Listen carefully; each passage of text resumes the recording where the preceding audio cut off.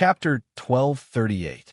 In the air, Irene, who was floating in front of all the damn magicians, suddenly raised her head and looked forward. There, a stream of light formed from flames suddenly flashed out from the void. It was like a meteor as it streaked across a smooth trajectory. Soon after, it came to a stop. When the flame dimmed, a figure standing on flames had already appeared in front of everyone's eyes. Seeing this, the magicians of Dim all raised the guns in their hands and aimed. Irene also tightened her grip on the laser lightsaber in her hand, and her purple eyes flickered slightly. "You finally showed up?" Efreet, Coterie lifted her head and swept a glance at the large group of magicians. She scoffed in a mocking tone. As expected of the Dim, they're taking full advantage of their numbers. Although I don't want to. Irene's face was emotionless. She wasn't affected by Coterie's provocation. But in order to complete the mission, Ike has also given the order. I will not go against it. Besides, if I don't seize the time to capture you, when your brother returns, it will be very troublesome on my side. Is that so? Coterie pursed her lips. If that's the case, why don't you send your Bandersnatch as well? We have no choice. Irene looked at Coterie coldly. The branch was destroyed by some infuriating elves. The Bandersnatch was destroyed as well. Without the facilities, we can't replenish the Bandersnatch, so we have to do it ourselves. Oh, Coterie chuckled. That's really good news, Coterie. A streak of light appeared out of nowhere and stopped next to Coterie. She was wearing a thick Sierra unit that was completely different from the Dim, and she was looking straight ahead. The Vice Commander sent me to support you. Take care of those small fries. Coterie gave the order without hesitation. As for the strongest magician in the world, leave him to me. This. Xianxia hesitated for a moment before nodding his head. His expression turned serious. You have to be careful. You might be an elf, but that woman isn't easy to deal with. You might. Don't worry. Coterie nodded. Is the battle conference over? We don't have much time left. Irene narrowed her eyes and raised her hand. Everyone, attack. Yes, ma'am. The magicians from Dim responded. At the same time, Xianxia also rushed out. In an instant, he was like a ferocious tiger that had entered a flock of sheep. Amidst the flames and cannon fire, he knocked down the magicians one by one. The Dim magicians were no match for Xianxia. It was impossible for them to be Xianxia's opponent. At best, they only had the advantage in numbers. Looks like our magicians are better. Coterie raised an eyebrow. If you don't help, you might get wiped out. It's fine. Irene picked up the laser lightsaber and replied concisely. From the very beginning, I didn't count them as part of my combat strength. To capture you, I alone am enough, Coterie chuckled. She narrowed her eyes, and a ball of fire erupted from her body, burning her clothes to ashes. Divine spiritual equipment? 5 times Elohimji wave R. Just like a phoenix spreading its wings, Coterie waved her hands, and an ethereal kimono appeared around her and covered her entire body. The sleeves of the kimono were burning with flames, and her twin ponytails had turned into long hair. A pair of horns adorned the top of her head, making her look both beautiful and domineering. Burning Demon Destroyer, Camel. A gigantic flaming axe appeared from the flames and landed in Coterie's hand. Coterie raised the axe that was taller than her and pointed it at Irene. Flames flashed in her red eyes. I have to say, you're unlucky. Irene? Mira? Mercer? Irene's expression changed. She asked in a deep voice, what's the meaning of this? You're recognized as the strongest in the world, yet you lost to my older brother on Hemi Island. Coterie looked at Irene with a cruel smile. I also lost to Natsuki when I was trying to capture Meijio. During the attack and defense battle at the DM Branch Company, I had to flee because my brother and Natsuki were present. This can no longer be described as unlucky, but pitiful. A hint of haze flashed past Irene's brows, and a cold expression appeared in her eyes. If you're trying to make me change my mind, you're going to be disappointed. No, you're wrong. Coterie lowered her head and looked up. I just want to say, you're unlucky right now. After all, unlike my brother and Natsuki, even if I can control my spiritual energy, and stop myself from going berserk, I still don't know how to show mercy. As soon as she said that, boom, an explosive sound suddenly sounded, accompanied by a violent flame that exploded over the entire Heavenly Palace city. The flame under Coteries' feet was directly crushed by her foot, and she turned into a flame meteor that flashed above Irene in the blink of an eye. What? Irene's calm expression changed. She looked up and saw Coteries' cruel smile. Her pupils shrunk, and she quickly raised her laser sword. At the same time, Coteries' eyes flashed with a terrifying light, and she swung her axe down. Boom! In the sky, a monstrous curtain of fire exploded like a waterfall. It was like a large red lotus that was blooming. Together with a deafening roar, it broke through the clouds and swept out in all directions with strong waves of wind and fire. The curtain of fire spread at an extremely fast speed, and it didn't take long for it to expand to a range of a few hundred meters. Below the curtain of fire, a charred figure with light smoke all over his body wrapped in a circular green protective shield flew out from it. His figure was in an extremely sorry state. Irene's expression turned ugly as she looked at the curtain of fire that engulfed her. Her heart was in turmoil. Could it be that even the Efreet possessed greater power than himself? That's impossible. There shouldn't be anyone stronger than him. Itoka Shido was an exception. Natsuki Minamiya was Itoka Shido's angel, so it was reasonable for her to be stronger than him. But now, how could there be an elf stronger than him? Irene recalled what Wu Yin said to her after her battle with Wu Yin on Haimai Island. Perhaps you were once the strongest in the world. But now, in this world, although there are less than 5 existences who can defeat you, there are indeed some who can. You are no longer the strongest in the world. Irene's heart shuddered at this thought, and her expression turned even uglier. Damn it! As she flew downwards, she stretched out her hand. The next moment, a heavy cannon extended from under her armpit and was held in her hand. Pierce through, Irene yelled, and a beam of pure mana shot out like a sword of light. It destroyed the curtain of fire in the sky and shot towards Coterie. But when the fire curtain was pushed away and light severance was shot towards Coterie, Coterie had already grabbed onto a heavy cannon that was surrounded by flowing flames and refilling its muzzle. Irene's pupils shrunk to the size of a needle tip. Flames flashed in Coterie's eyes, and she curled her lips into a cruel smile. Burning Demon Destroyer, Camel, Cannon, Megiddo. In response to Coterie's call, the flames that shrunk into the muzzle of the heavy cannon condensed into a beam of fire. The beam broke through the air and crashed into the remaining flames even more violently than the light magic interruption before crashing into the light magic interruption. Punk! In less than a second, Light Break collapsed. Then, the beam of fire shot towards Irene and landed on her body in front of her shocked eyes. Boom in the distance, Kurumi, Yagia, and Xianxia had just arrived at the scene. The scene of the fireball hitting Irene was imprinted in their eyes. Seeing Irene falling down like a plane, the 3 of them looked at each other and smiled. Era. Kurumi shrugged. Looks like we don't have to do anything. Chapter 1239. In the sky above the Heavenly Palace Square, Meijio stood there in a dazzling dress of light. A huge pipe organ floated behind her, and a keyboard of light floated in front of her. Meijio played rhythmically, ripples visible to the naked eye could be seen. Beautiful syllables undulated back and forth in this space, forming a beautiful song.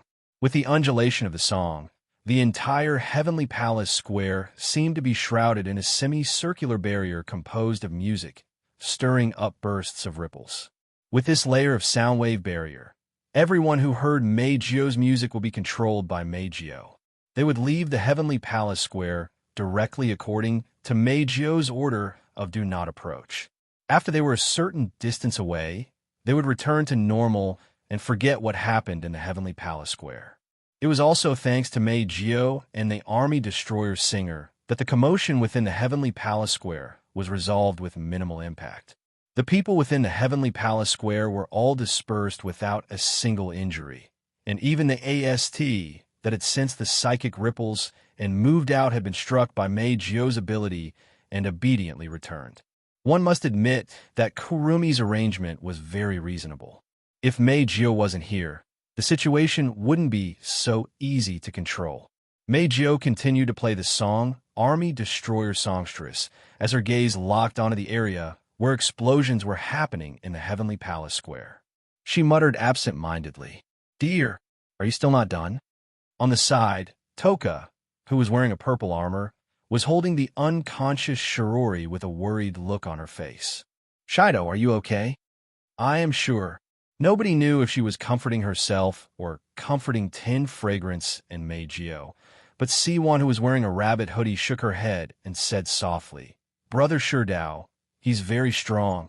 "You're right." Mei Jio's expression relaxed. "Dear, he's so strong. Even that Elaine? Mira?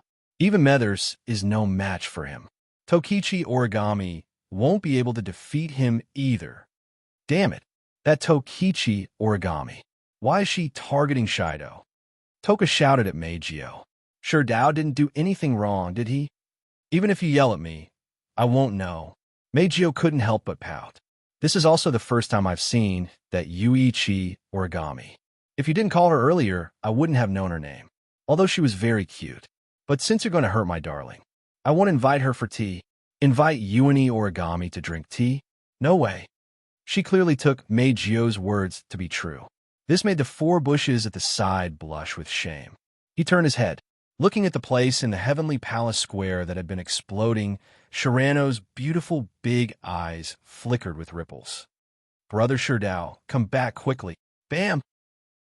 As a frenzied magical light beam cut through the atmosphere and landed on the ground of the Heavenly Palace Square, a series of continuous explosions shook the place once again, causing the space to completely turn into a world of fire and smoke that permeated the entire place. Yuichi Origami shrunk her territory to the size of her body and grabbed the heavy cannon in her hand. Then, a laser blade extended from the front of the cannon and was raised by Yuichi Origami. She raised it high above her head and swung it down at Wu Yin in front of her. Looking at the sharp sonic boom coming towards him, Wu Yin frowned slightly. He suddenly stretched out his hand, and a trace of magical energy surged out from it. Ding! In the crisp sound, Wu Yin used 2 fingers that contained magical energy to catch Yuichi Origami's laser blade. He ignored the intense sparks on the blade and looked at Yuichi Origami's cold face. "Still not planning to give up? You should have realized that you're not my opponent, right?" Hearing this, Yuichi Origami's eyes flashed, and her brain instantly sent out a command. Suddenly, a part of the laser blade in her hand suddenly twisted and extended like a python. It turned into the muzzle of the heavy cannon that Yuichi Origami originally held and aimed at Wu Yin. Bam, bam, bam, bam. In the next moment, the muzzle that was aimed at Wu Yin condensed magical energy and shot out a series of football-sized magical energy cannonballs at Wu Yin like a storm. Originally, Yuichi Origami's laser blade was directly caught by Wu Yan's fingers. The cannon that extended from the blade was naturally less than half a meter away from Wu Yan. Therefore, almost at the same time when the cannon fired, the magical energy cannonballs that contained violent magical energy all landed on Wu Yan's body. Bam, bam, bam, bam. Continuous explosions sounded one after another, sweeping up smoke and fire all over Wu Yan's body. Yuichi Origami used the propeller on her back to quickly leave the center of the cannon fire. She looked at the figure shrouded in smoke and fire and tightened her grip on the weapon in her hand. Through this first battle after her transformation, Yuichi Origami finally understood the extent of her strength. Powerful. He was truly powerful. She was far from being comparable to her previous self. In the past, even if he tried his best, he would not be able to withstand a single blow from an elf in its perfect state. But now, Koichi Origami had the confidence to fight one-on-one with any elf that he had once conquered, and they were evenly matched.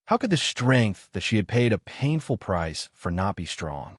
However, she was only a little stronger than Xianxia, not enough to be compared to Irene. Compared to Wu Yin, she didn't even need to think about it. Lying in the debris of the simulation shop stall, Kite Origami tried her best to raise one of her hands. She couldn't help but grit her teeth, and her heart was abnormally sad. Whether the injury was serious or not, it didn't matter to Kite Origami at all. Compared to the injury on her body, Kite Origami's heart was the real injury. Was this the power that she had exchanged for at the cost of her life? Was this what she relied on to defeat all the elves in Heavenly Palace City? In the end, wouldn't he be unable to take revenge for himself? In this case, even if she could defeat the other elves, what was the use? He looked at the hand that he had raised with all his might. Toichi Origami looked at the trembling bird and extended it into the air, as if it was a believer who had fallen into darkness and was pursuing the light. His originally bright eyes gradually dimmed. Power. He needed strength. He needed to be able to take revenge. The power to grant wishes. He had sacrificed the youth of the first half of his life, spending almost all of his time on what others would consider to be extremely cruel training was all for the sake of strength. He sacrificed a large amount of sleep to study the usage of equipment, to improve the control skills of the CR unit and undergo extremely dangerous combat training was also for the sake of strength. For the sake of power, Tokichi Origami had put everything he had into it. Now, she had even given up her life and dignity. She had even shown her inhuman side in front of the most important person in her heart. The power she had obtained was like this, the power he gained after sacrificing everything. In the end, he still couldn't defeat Wu Yin. He couldn't defeat his nemesis. In that case, what was the point of living in this world? Why am I alive? Tokichi Origami looked at the sky in despair. She lowered her hand and kept muttering, "Power, I need power. The power to take revenge, the power to grant wishes, power, power." Repeating the word power, Tokichi Origami's eyelids became heavier and heavier. She slowly closed her eyes. "You said you want power?" Just as Origami Kitsune was about to lose consciousness and fall into darkness, an inconceivable, unidentifiable male or female voice, like a very unique noise, rang out. The sudden sound caused Kita Origami, who was about to fall into darkness, to wake up. Her eyes instantly opened. Then Tokichi Origami saw. She saw an object that was even more inconceivable than a voice. No, rather than an object, it was more accurate to say that it was an existence. That's right, it was a pure existence. It was impossible to describe it as anything concrete. He could barely feel that it existed there, but he couldn't see it in its physical form. He could only see a group of mosaic-like things floating there, as if it was watching Kite Origami. "You," Tokichi Origami looked at it in a daze. "You are me?" It seemed to be laughing, but she didn't know what it was laughing at. After laughing, it opened its mouth and said, "I am an existence that can give you power." Power! Tokichi Origami's dim eyes suddenly lit up. "Yes, power," it asked with a seductive tone. "Do you want power? I can give it to you, and it's an extremely powerful power. Extremely powerful power." Tokichi Origami forgot to breathe and forgot to react. She just stared at it in a daze. There was only one word left in her heart, that is power. With Tokichi Origami's personality, even if she didn't treat it as an illusion, she wouldn't be so easily led by it and fall into its topic. She might even become hostile towards it because of her vigilance. But now, it appeared at the moment when Tokichi Origami's heart was at its weakest. Thus, Tokichi Origami used her subconscious to answer this question that she had decided on from the start. "Power. I want power." As if he had gone crazy, Yuichi Origami squeezed out his voice and used all of his strength to shout out, "No matter what price I have to pay, no matter what I have to sacrifice, give me power. Give me absolute power.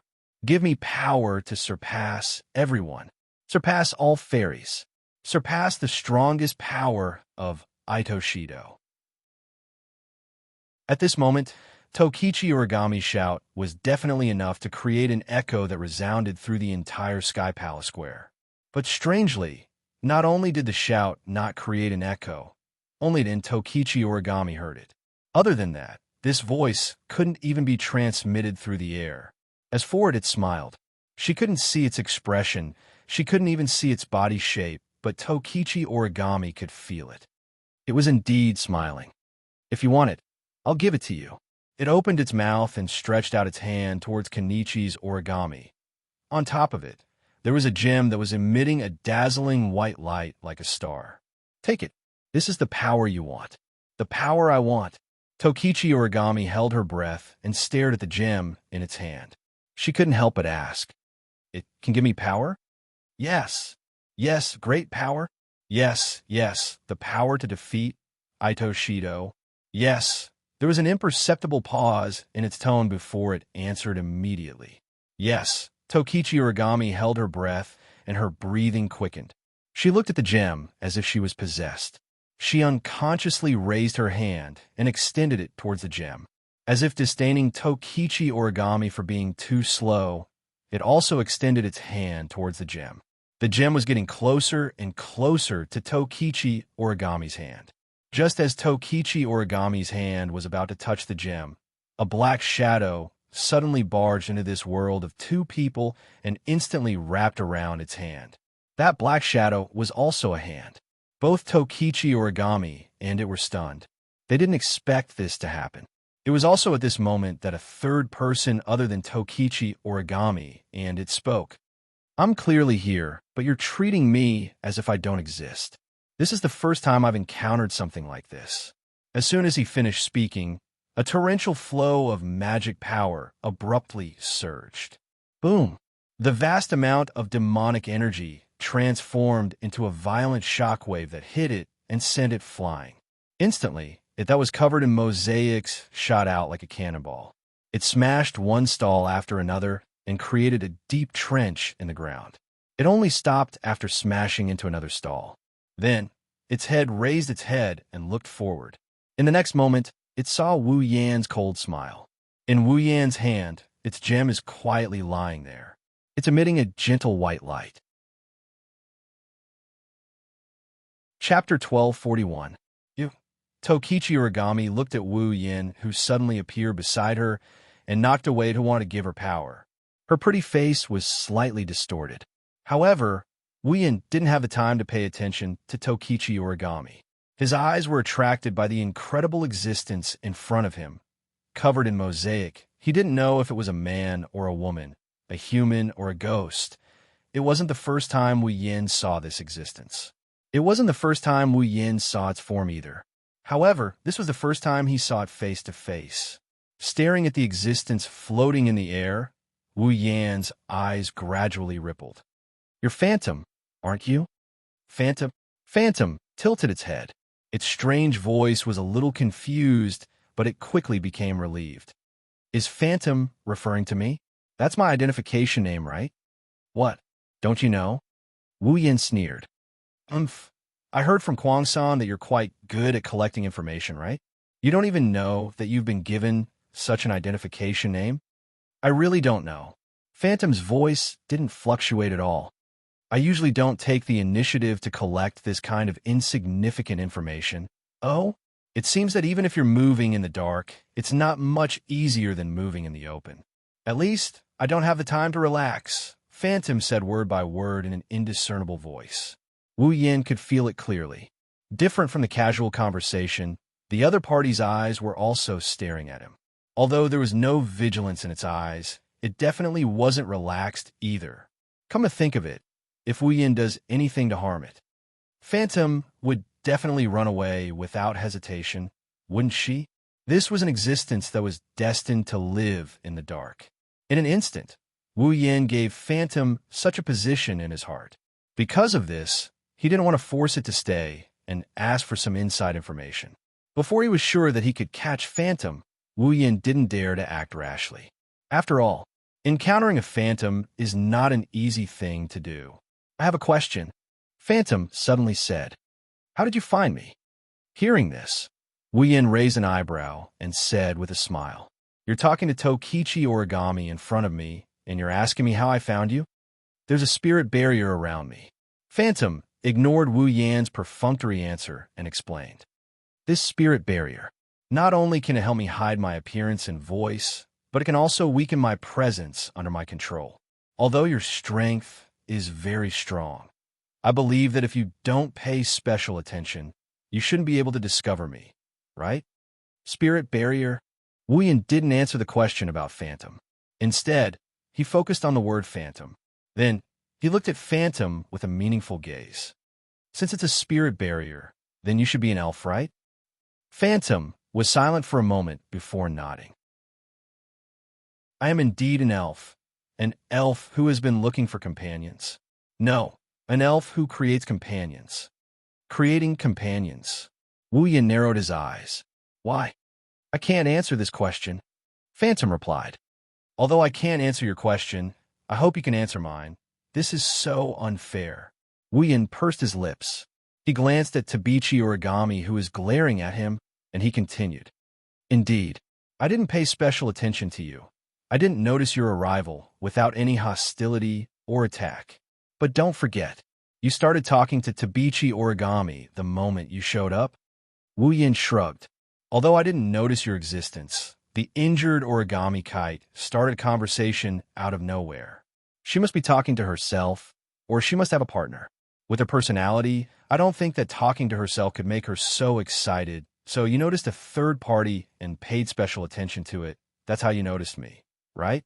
Phantom continued Wu Yan's words and muttered, "I see. I was careless and didn't take the child's actions into consideration.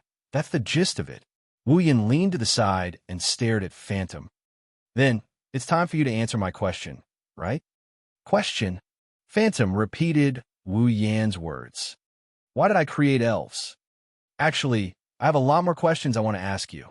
Wu Yan sighed. "But for now, let's just ask this. Then I'm sorry, but my answer is still the same. I can't answer your question." Phantom answered without hesitation. "I can only say that I have my own goal and wish." Wish. Wu Yan's gaze turned dangerous. "Then, will your so-called wish harm the elves?" Phantom was speechless. After a long while, she finally replied with this sentence. "I'm not sure if it will harm the elves, but I'm sure I have no hostility towards them." Wu Yan didn't say a word as he stared at Phantom. Phantom didn't speak either. No one could see what it was doing, but Wu Yan could feel it looking at him. Their eyes met, and the atmosphere became tense. Maybe it's getting impatient. Phantom shifted its gaze to Wu Yan's hand. To be more precise, it's looking at the gem that Wu Yan snatched from it. It spoke in a serious tone. "That seems to belong to me. Belong to you?" Wu Yan tossed the gemstone in his hand, and he chuckled mischievously. "Are you talking about this spirit crystal? Didn't you want to give it away? Why is it still yours?" That's right. That's right. Phantom didn't try to hide it. "If you can give it to that child, I'll be happy. Well, I don't object." Wu Yan looked at Origami again. When he saw the hatred and killing intent in her eyes, he smiled bitterly. "I don't object, but if I give it to her now, I'll be in big trouble." "Sorry, are you saying you want to take it by force?" Phantom's tone turned hostile as well. "I'll be troubled if you do this.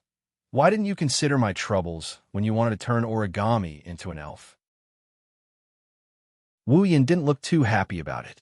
"Didn't you give away a lot of spirit crystals? Give this one to me then. With your strength, you still need a spirit crystal?" "I don't need it. Just because I don't need it doesn't mean others don't need it," Wu Yan said. "I'm giving it away anyway. I can choose who I want." Phantom was speechless. "I guess that's the only way. You're saying you agree?" Wu Yan laughed. "Thank you so much for your generosity. I just don't have the confidence to take it from you." Phantom turned around. "However, you have to remember that there's a limit to the use of the spirit crystal. The more compatible the attribute of the spirit crystal is with the target, the more powerful the elven power will be after the elven transformation. Kite origami is definitely a rare and suitable target for this spirit crystal. If you solve your problem, I hope you'll still give the spirit crystal to her. After all, I also want to see the birth of a powerful spirit." Phantom turned around and looked at Wu Yan. You have great power. Even I fear you. I don't know what kind of existence you are, but I don't want to be your enemy. You have a special relationship with the elves. Even that child Kurumi was moved by you. The elves that gathered around you all seem to have changed.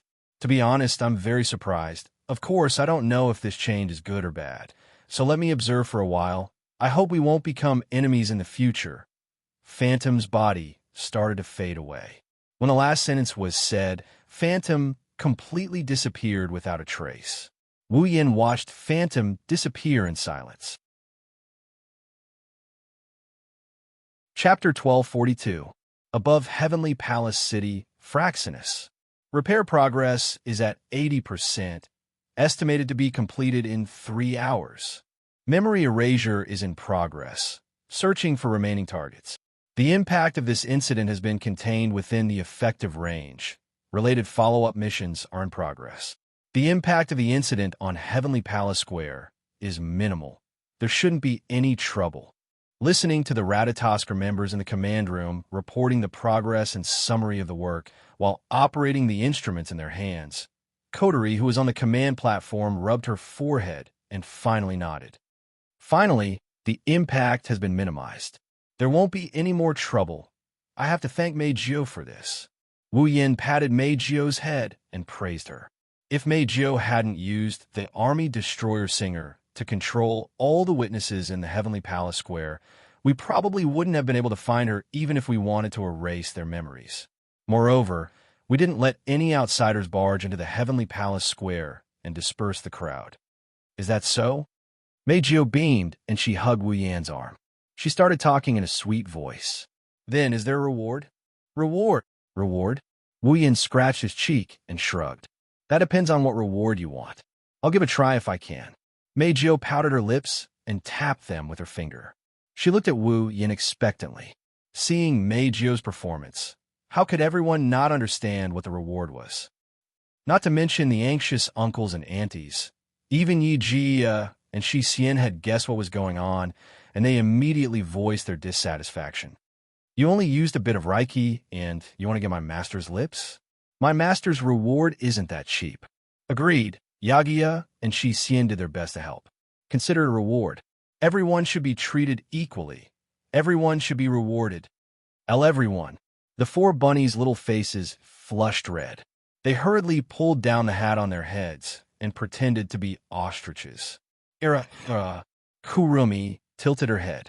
Her eyes curved into crescents. Even though Coterie had already taken care of the matter by the time I got here, it's still not over yet. But I also want to get a reward. Is this really a reward? Coterie snorted coldly. Don't turn your head. You're just benefiting others. What are you guys talking about? Sure, Xiang was the only one who was at a loss. What's the reward? What kind of reward would everyone want? Since everyone has one, I want one too. Can you stop arguing? His request for a kiss was interrupted by a group of girls. Mei Jiao couldn't help but feel displeased. Even if everyone wants it, they have to line up behind me. Why? Do you want me to be behind you? Refute. Xianxia believes that first come, first served isn't calculated like that. I'm fine with that. I have share too. The group of elven girls voiced their opinions one by one. Some were as dissatisfied as Mei Jiao, some were indifferent and just wanted to join in the fun, and some were still in a state of confusion. There were even some who almost fainted from shyness. For a moment, the entire command room was filled with the noisy voices of a group of elven girls. Sigh. Wu Yan and Coterie looked at each other and sighed. The commotion at the Celestial Palace Plaza has been quelled. The midnight ritual has been postponed to tomorrow due to an unknown incident. I'm pretty much done with wrapping things up. There shouldn't be any problems. Wu Yan pursed his lips as he looked at Coterie. Everything should be fine here, right? What could possibly happen? Coterie pursed her lips. Irene? Mira? Aftermath was taken down by me. The rest of the DM magicians weren't even worth mentioning. They couldn't even escape because of the arrival of Kurumi, Yakuya, and Xianxia. They were all captured. Coterie glanced at Wu Yan. Including the strongest magician in that world, even Irene was captured. Wu Yan flinched for a bit before he started gloating over his misfortune. That Will Scott must be like a cat on a hot tin roof right now. What? I don't know what happened to Will Scott, and I don't want to know. What I want to know is what happened to Tabichi Origami. Kodori frowned. Why did she come to you? It doesn't look like it's because of the DM's order. Do you think Tabichi Origami joined the DM? Wu Yin smiled bitterly. Well, it's not impossible, but that's not the point. The point is, Tabichi Origami seems to think I'm the one who killed her parents. How's that possible? Kodori chuckled. Tabichi Origami's parents died 5 years ago. How long have you been in this world? Others might not know Wu Yan's background, but Kodori, as Wu Yan's summoner, knew better than anyone else. Wu Yan has only been in this world for about half a year. How could he be the killer of Tabichi Origami and her parents who died 5 years ago? She must have been tricked by the DM and used as a pawn. Kodori's guess made Wu Yin smile bitterly again. Even if she's tricked, she'll have to come up with something to trick her. Otherwise, with Tabichi Origami's personality, she won't believe a one-sided story if there's nothing to prove I killed her parents. Wu Yin sighed and looked at Kodori. How's Tabichi Origami? She's still recovering, Kodori replied nonchalantly.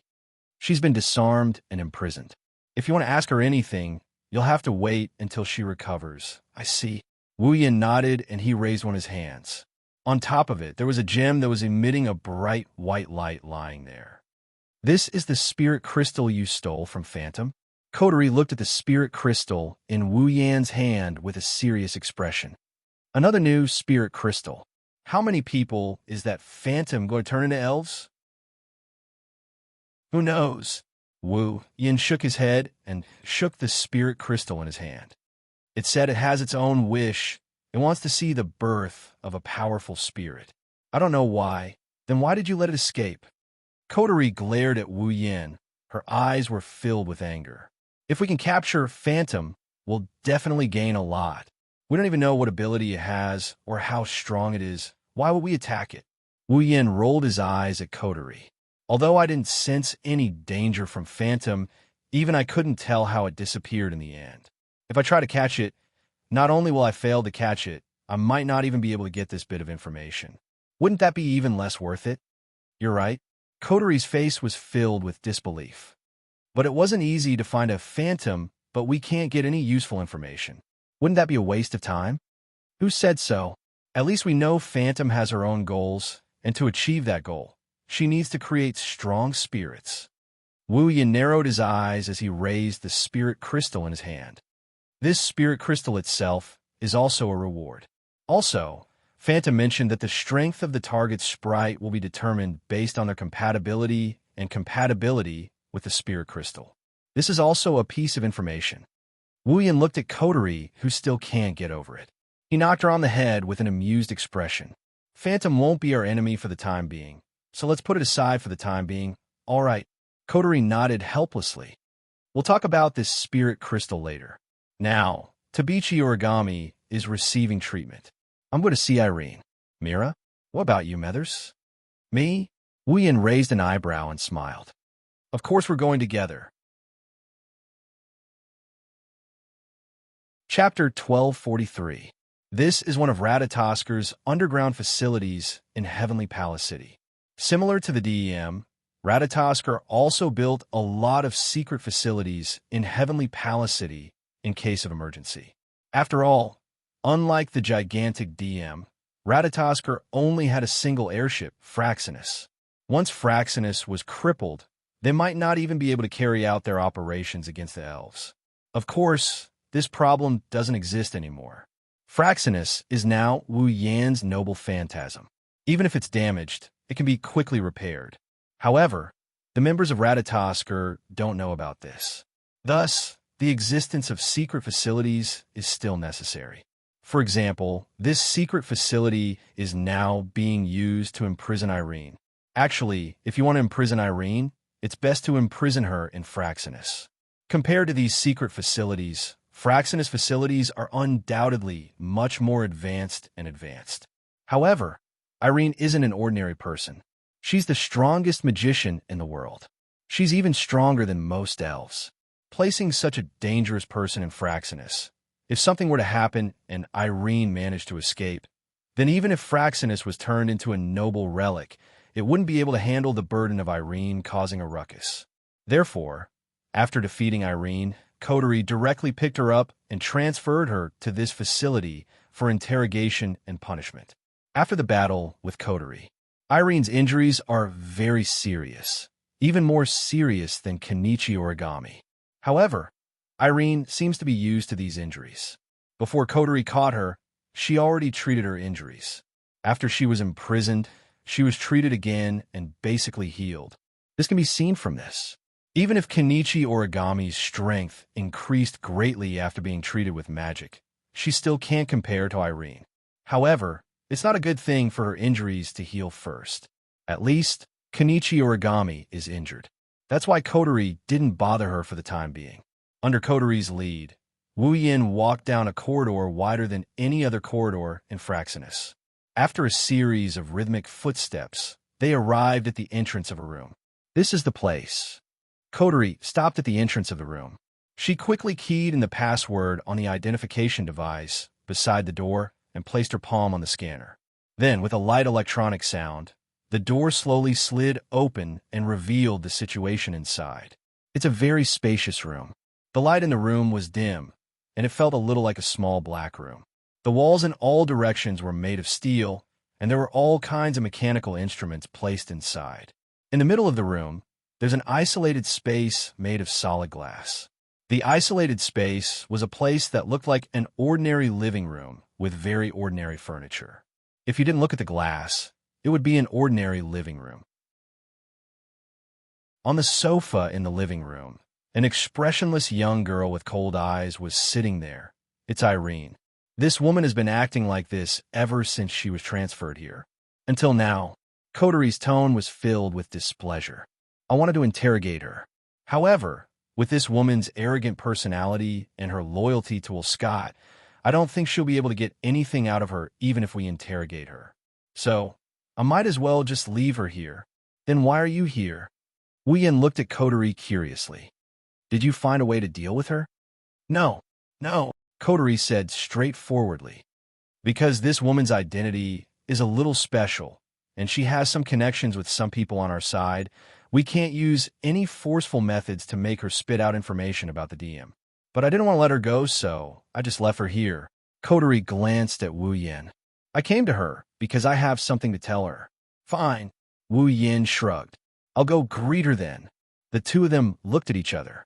Then, both of them lifted their feet and walked toward the isolated space. Inside the hall, Irene turned around when she heard the door open.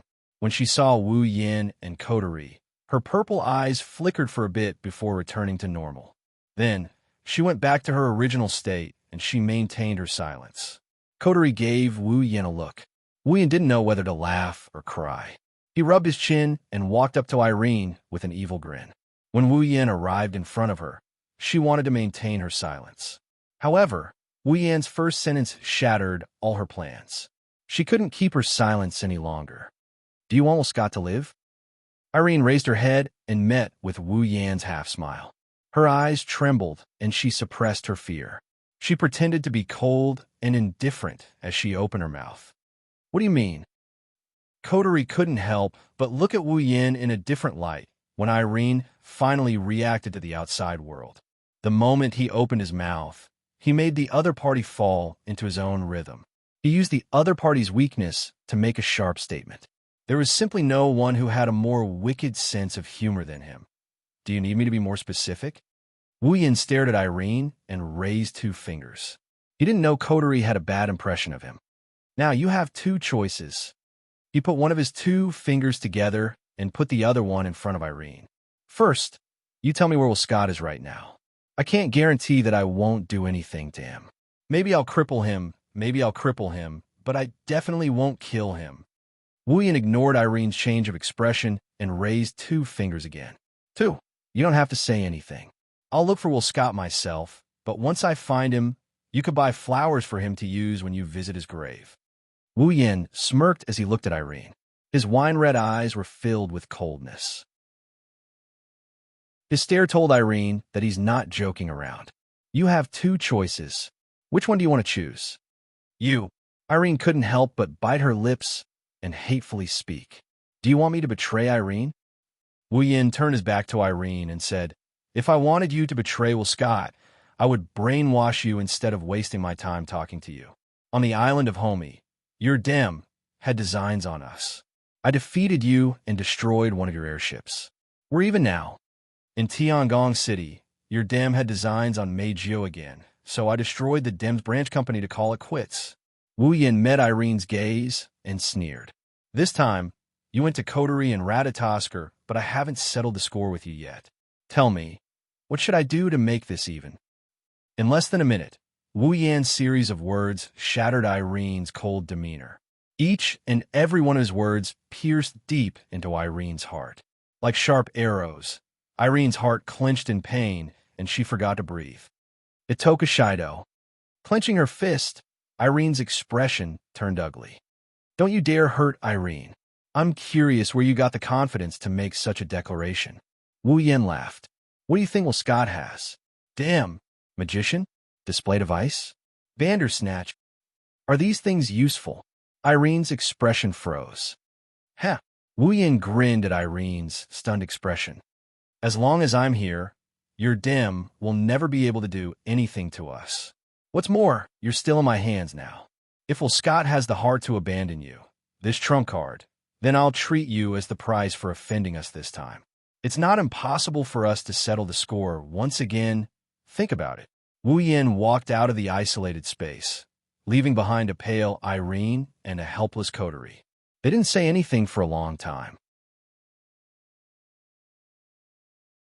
Chapter 1244. In the sky above Tiangong City, Fraxinus, inside an isolated ward, Tabichi Origami, who is wearing a hospital gown, is lying on the bed. She glared at Wu Yan, who is standing beside her bed with a hateful expression. Wu He, sure Dao. Looking at how Tabichi Origami looked like she wanted to pounce on him and bite him. To be honest, Wu Yan felt a lot of pressure. Obviously, Tokiichi Origami had completely regarded him as the enemy who killed his parents. But Wu Yan didn't do anything. The feeling of being wrongly accused was really too unpleasant. What's even more annoying is that the person who wronged him is a cute girl. Moreover, she was a cute girl that he was more or less acquainted with. How can Wu Yan feel good about being wronged by a cute girl? He can't beat her up, and she won't believe him. Rubbing his aching forehead, Wu Yan looked at Tabichi Origami with a mentally and physically exhausted expression. He enunciated each and every word that came out of his mouth. Listen up, I didn't kill your father, nor did I kill your mother. Tabichi Origami's expression didn't change in the slightest when she heard that. Her face is still filled with hatred. Obviously, she didn't choose to believe Wu Yan's words. Sigh. Wu Yan sighed helplessly. What should I do to make you believe me? I won't believe you. Without even thinking about it, Yuichi Origami bit her lips. Her voice sounded like it was squeezed out from the depths of her throat as she looked at Wu Yan coldly. I saw everything with my own eyes. Where did you see it? When did you see it? What did you see? 3 questions popped out in a row, perfectly displaying Wu Yan's frenzied mood. Even if you think I'm your enemy and you want to kill me, you should at least let me know what happened. I didn't do anything. Why are you so sure I did it? You should at least give me an explanation. That's right. Toka stood up and shouted at Tabichi Origami. Shido would never do something like that. Yakuya snorted. He crossed his arms in front of his chest. Master, if he killed someone, he would definitely admit it. Plus, you can't do anything to him even if he admitted it. There's no need to pretend. I agree. Shixian raised her head slightly, closed her eyes, and nodded heavily. I believe Master. Since Master said he didn't do it, then he didn't do it. That's right. Mei Jio chimed in.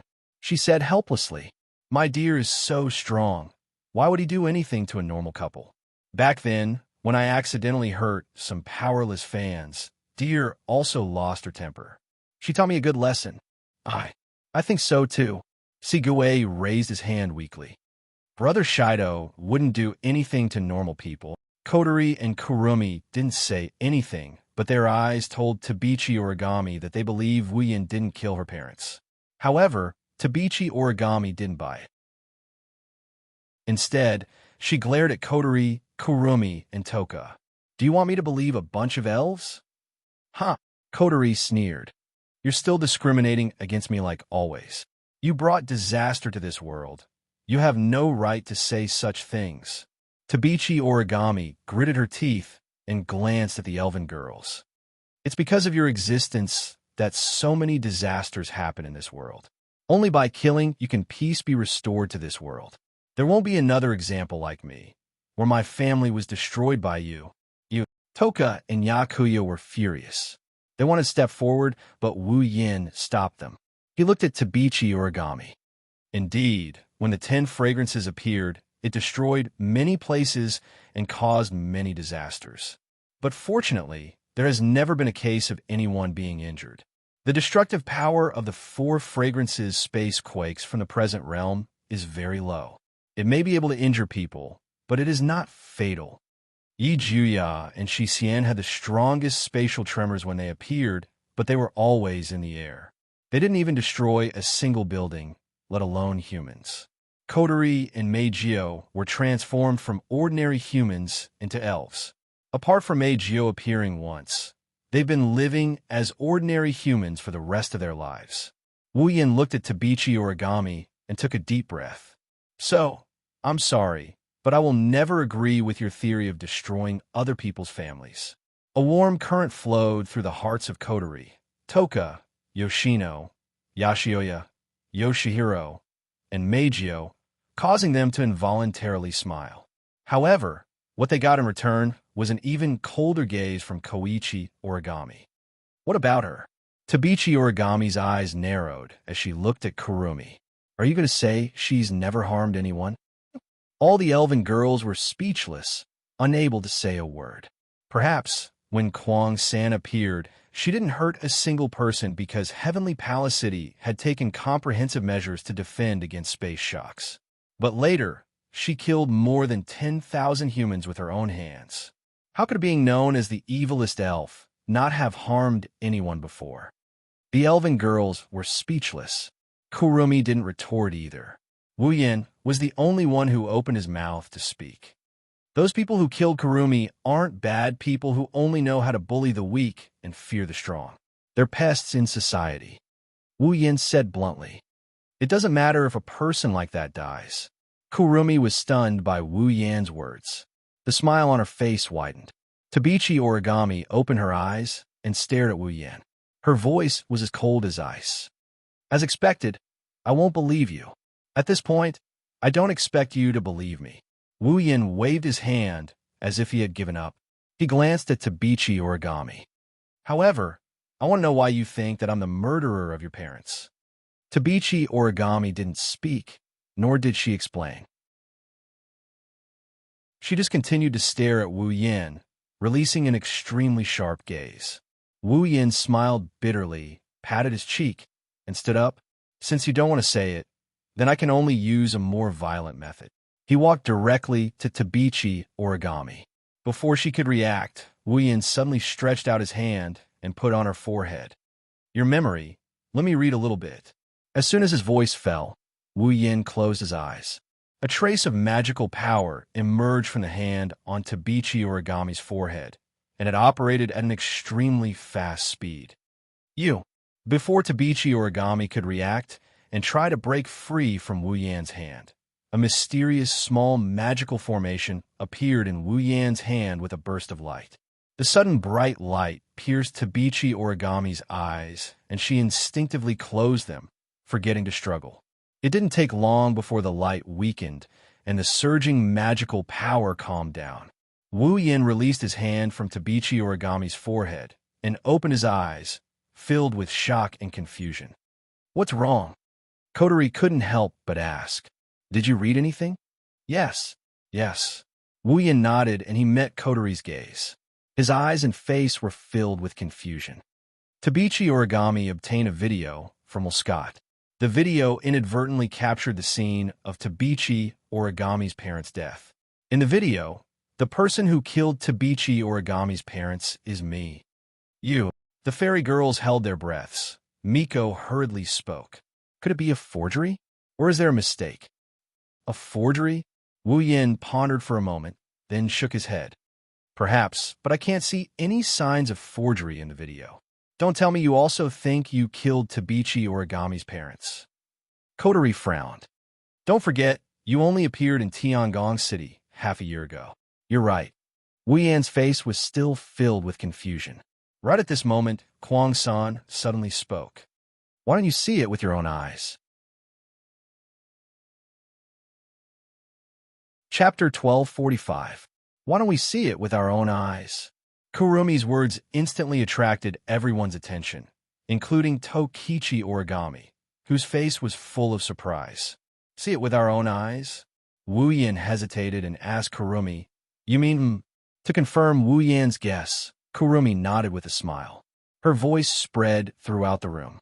Using the power of Zafkiel, the last bullet of 12, YOD, bullet of 12? Go back to 5 years ago and prove it with your own eyes. Hearing this, everyone present subconsciously held their breaths and looked at each other. Except for Tokichi Origami, who had never dealt with Kurumi before, the rest of the people present all knew about Kurumi's ability. She was the spirit of time. She had the ability to manipulate time. Her angel, the Zafkiel, could use every ability that represented time in the form of a bullet to be fired. Among the 12 abilities that represented time, the last one was also the most heaven-defying one. It was the bullet of 12 YOD, the power of bullet of 12. Time reversal, the ability to go back to the past. It was because of the power of bullet of 12. That was the power of the realm of gods, which was why everyone forgot to breathe for a moment. Going back to the past. Who had ever experienced such a dreamlike thing before? Wu Yan was able to travel back in time to 5 years ago due to his battle with Kurumi. But because he had experienced it himself, he felt it was unreal. No matter what, traveling through time and returning to the past was a dreamlike thing. Even though they knew Kurumi had such an ability, they couldn't help but have such a reaction. Even those who were familiar with Kurumi's abilities were shocked. Needless to say, Origami, who had just learned of Kurumi's ability for the first time, was even more shocked. He was so shocked that even his mind went blank. Finally, Wu Yan, who had experienced going back to the past, reacted first. He scratched his cheek and frowned. Using the power of bullet of 12? Using the power of bullet of 12 to go back to the past to confirm something, isn't that making a big deal out of nothing? I don't think so, but Kuang-san, on the other hand, disagreed. I recall that my husband once told me that an accident occurred during our battle, and we were transported back in time to 5 years ago. That was also when Kotori's power was sealed, right? Wu Yan nodded. Kurumi's expression turned serious. Then, is it possible that it was at that time? What if my husband accidentally killed Origami's parents? That's impossible. Kotori refuted before Wu Yan could say anything. You should have seen the memory that was erased by Phantom, right? Before my brother disappeared, he had always been by my side. How could he have killed Origami's parents? No, I wasn't by your side when I first appeared, Wu Yan said calmly. At that time, I first appeared in other places. Later, I found Kotori, and before I found Kotori, I was always alone. In other words, Meijio covered her mouth to suppress the shock that surged up in her heart. Dear, did you really kill Tokichi Origami's parents without knowing it? That's impossible. Wu Yan rubbed his forehead in distress. From the time I returned to 5 years ago to the time I came back, I don't remember what kind of attack I launched. How could I have unintentionally killed Tokichi Origami's parents? The fairy girls looked at each other blankly. They didn't know what to say. Let's confirm it ourselves. Kurumi smiled at Wu Yan. Even if it's not to confirm whether Lore Husband killed Origami's parents, it's still necessary to confirm what Lore Husband did when he went back to 5 years ago. But is that okay? Wu Yan hesitated. Use bullet of 12, Yod? Isn't the price of a bet very high? If that's the case, Kurumi, don't worry. Kurumi put her index finger on Wu Yan's lips. Bullet of 12, Yod? There are also conditions for the cost of using the bet. Depending on how long you want to go back in time, this part of the cost will change. The longer the time you want to go back in time, the longer it will take. With Lord Husband here, you don't have to worry about not having enough time at all. But didn't you say it before? Unlike other abilities, Bullet of 11 Yod, both the Bullet of 12 and the Bullet of 12, not only does it cost a lot of time, but it also costs a lot of Reiki, right? Wu Yin frowned. The direct manifestation of fairies' power is the amount of Reiki they have. If they use too much Reiki, they might lose their lives. If it's just Reiki, we should be able to help, right? On the side, Yajuya quickly said, with so many of our Reiki, isn't it enough to let Master go back to 5 years ago? Agreed. Xianxia can also provide Reiki. Me too. I can do it too. Dear, if there's a need, I'll do my best. Xianxia, Toka, Yoshino, and Meijio also made their own declarations one after another, causing Kurumi to chuckle and shake her head to refuse. Although I'm very grateful for everyone's kindness, there's no need to worry. Indeed, I still need to consume a lot of spiritual energy, but the amount of spiritual energy I use depends on how far back in time I go. Perhaps it would be very, very dangerous to go back to 30 years ago, but if it's just going back to 5 years ago, I alone will be enough. After saying that, Kurumi recalled the Bullet of 12 Yod again. Reiki. Of course, depending on how long the target stays in the past, a certain amount of Reiki will be consumed. The longer you stay in the past, the more Reiki you have to pay. However, it happened before Kotori's Reiki was sealed. It's not that long, so it's more than enough for me to pay. This time, everyone present was silent. All right, Wu Yin helplessly looked at Kurumi.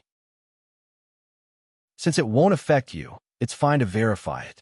But don't be reckless, Kurumi mischievously blinked her eyes and said with a smile. Although I'm very happy that hubby is so concerned about me, it's just to verify one thing. There's no need to be reckless. Good. Wu Yin exhaled. He lifted the sealing bracelet on his hand, and he removed the seal on Kurumi. Feeling the Reiki returning to her body, Kurumi pursed her lips and smiled. She turned around and black and red Reiki equipment appeared on her body. At the same time, 2 ancient matchlock muskets and a huge clock face appeared. Then, Kurumi held the rifle in her hand and pointed it upwards. Zafkiel, Bullet of 12 Yod, Reiki. Following Kurumi's call, the huge clock behind her suddenly shook and flashed with an unprecedented amount of light. The black and red light instantly enveloped the entire area, and dense black shadows burst forth. If one looked carefully, they would discover that the black shadows were all bursting out from the Roman numeral 12 on the huge clock dial. The black shadow flowed into the rifle in Kurumi's hand like a violent stream of air.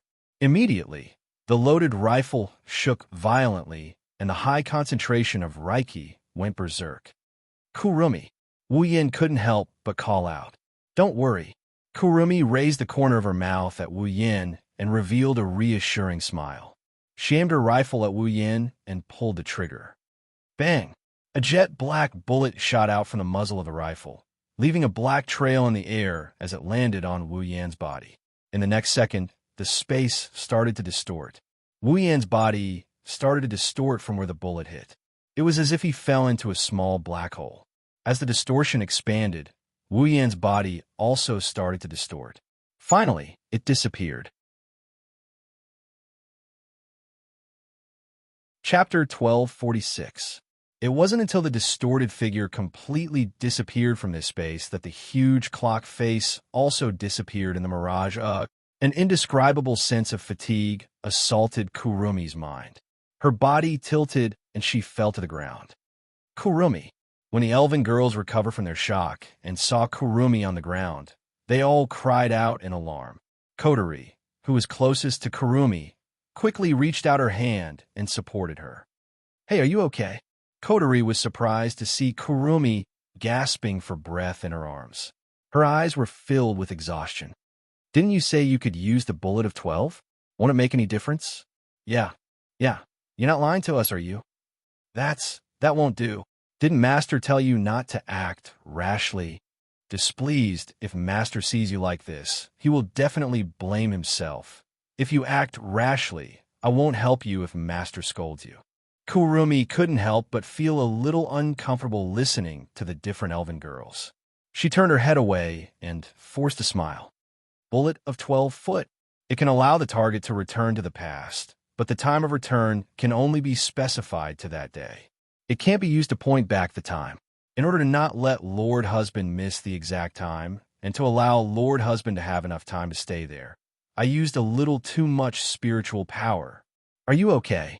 Coterie pursed her lips in dissatisfaction. There are so many elves here. You have plenty of spiritual energy, but you just had to mess around. Fortunately, Big Brother left. Otherwise, if he knew about this, you would definitely be scolded. That's true. Who told Master Darling to be so gentle? Kurumi bitterly smiled and shook her head. She took a deep breath and broke free from Coterie's embrace. She retracted her spiritual energy, and the black and red spiritual equipment disappeared from her body. I'm just a bit tired. I'm fine. Hearing this, the group of elf girls carefully sized up Kurumi. When they didn't find any abnormalities other than tiredness, they relaxed their tense faces. Xianxia walked over to where Wu Yin was standing. He touched the air there, as if he was checking if Wu Yin is still there. He clicked his tongue. Did Master really return to 5 years ago? If I remember the time correctly, Kurong Sin calmed down her breathing. She tidied up her clothes and hair. Coterie turned into an elf and engulfed the entire heavenly palace city in a sea of fire. August 3rd, Yuichi Origami, who was lying on a hospital bed, suddenly raised her head. Her eyes were shining with a terrifying light. There was no hatred or coldness in her eyes. Instead, her gaze was so bright that it shocked everyone present. August 3rd, 5 years ago, right? Tabichi Origami said as she shifted her gaze to Coterie.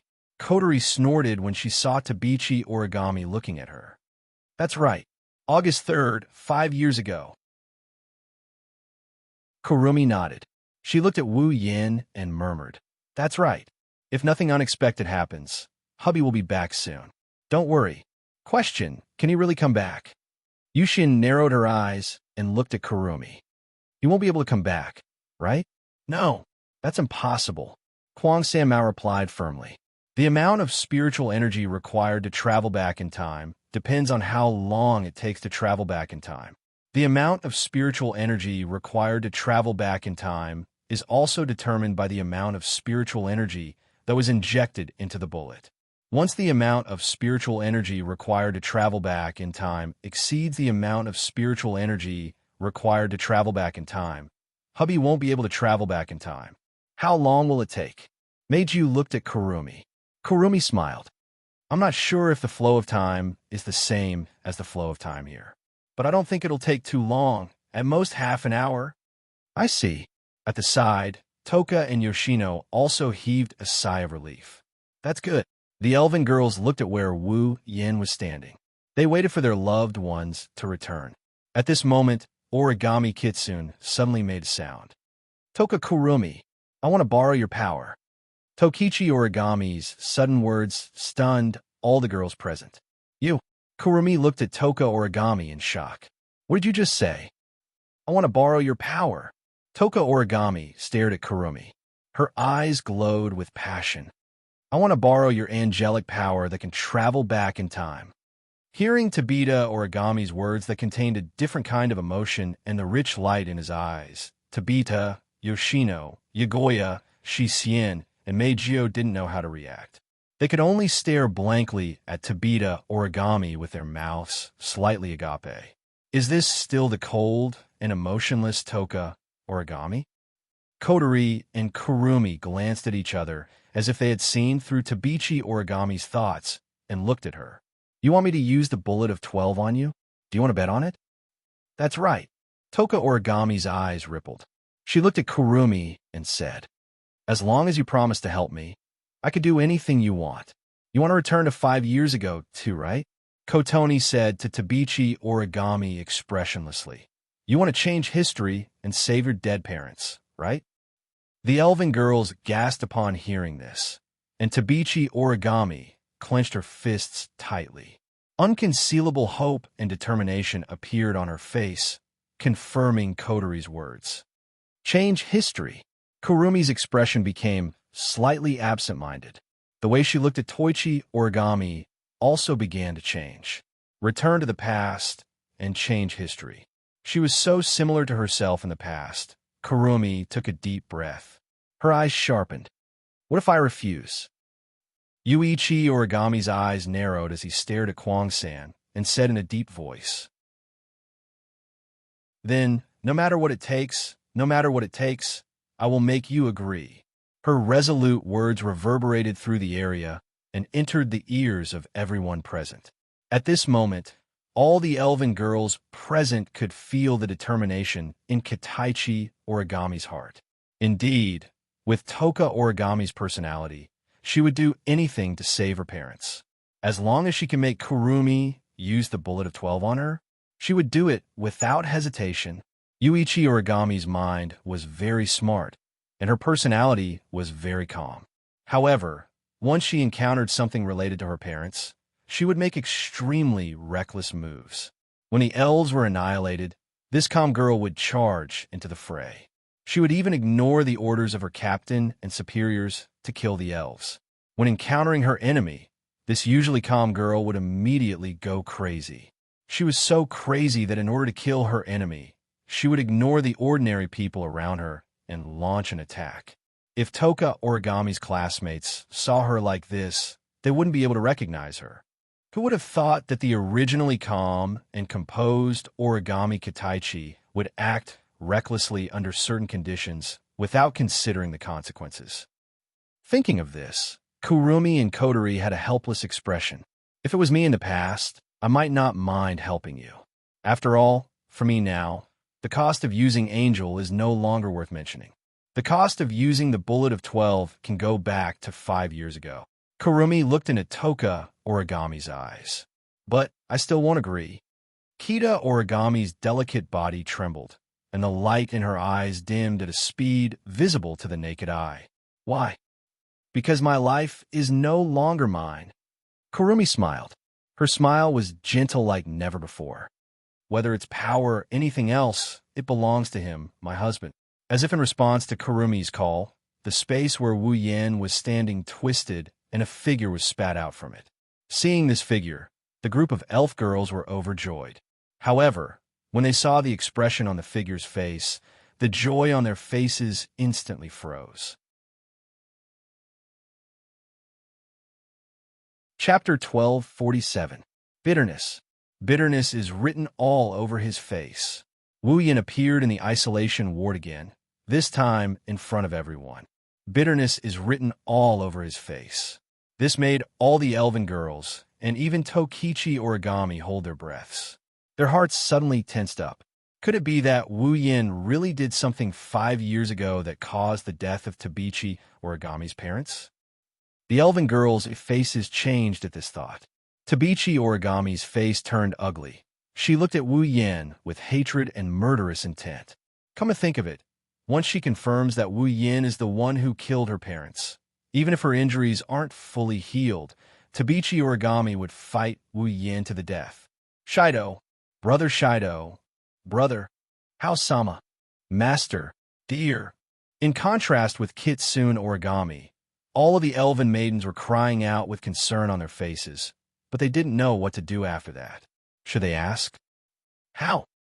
Were they supposed to ask if the most important person in their hearts had gone berserk and killed an ordinary couple? How could they possibly ask that? With such thoughts in mind, the elven girls stood rooted to the spot and panicked.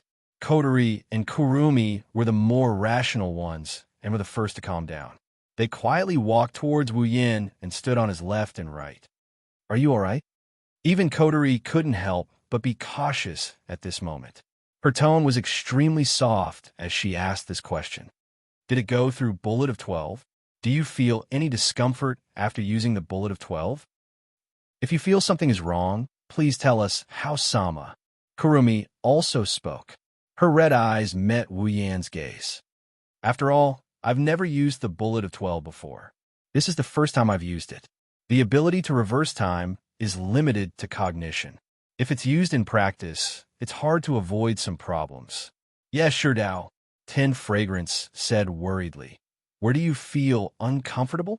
You must tell me, even if you are the master of the 8 dance of the hurricane. It's hard to avoid being plagued by illness. Xianxia tried to lighten the heavy atmosphere with a humorous tone. He raised his head and puffed out his chest. He pretended to be arrogant. Don't worry. You are my master. I won't laugh at you. I'm concerned. I hope that master will not hide it from me. Xianxia also opened her bright silver eyes and stepped forward. He approached Wu Yan. Otherwise, Xianxia will be very worried. Fourth aunt didn't say anything. Instead, she came to Wu Yan's side and held his hand. Her beautiful eyes were filled with unconcealable worry. Mei Jiao directly hugged one of Wu Yan's arms. Her beautiful face was filled with gloom. Seeing the unconcealable worry on the faces of the elven girls, Wu Yan's heart warmed.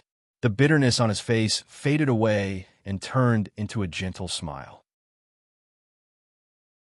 All right, don't worry.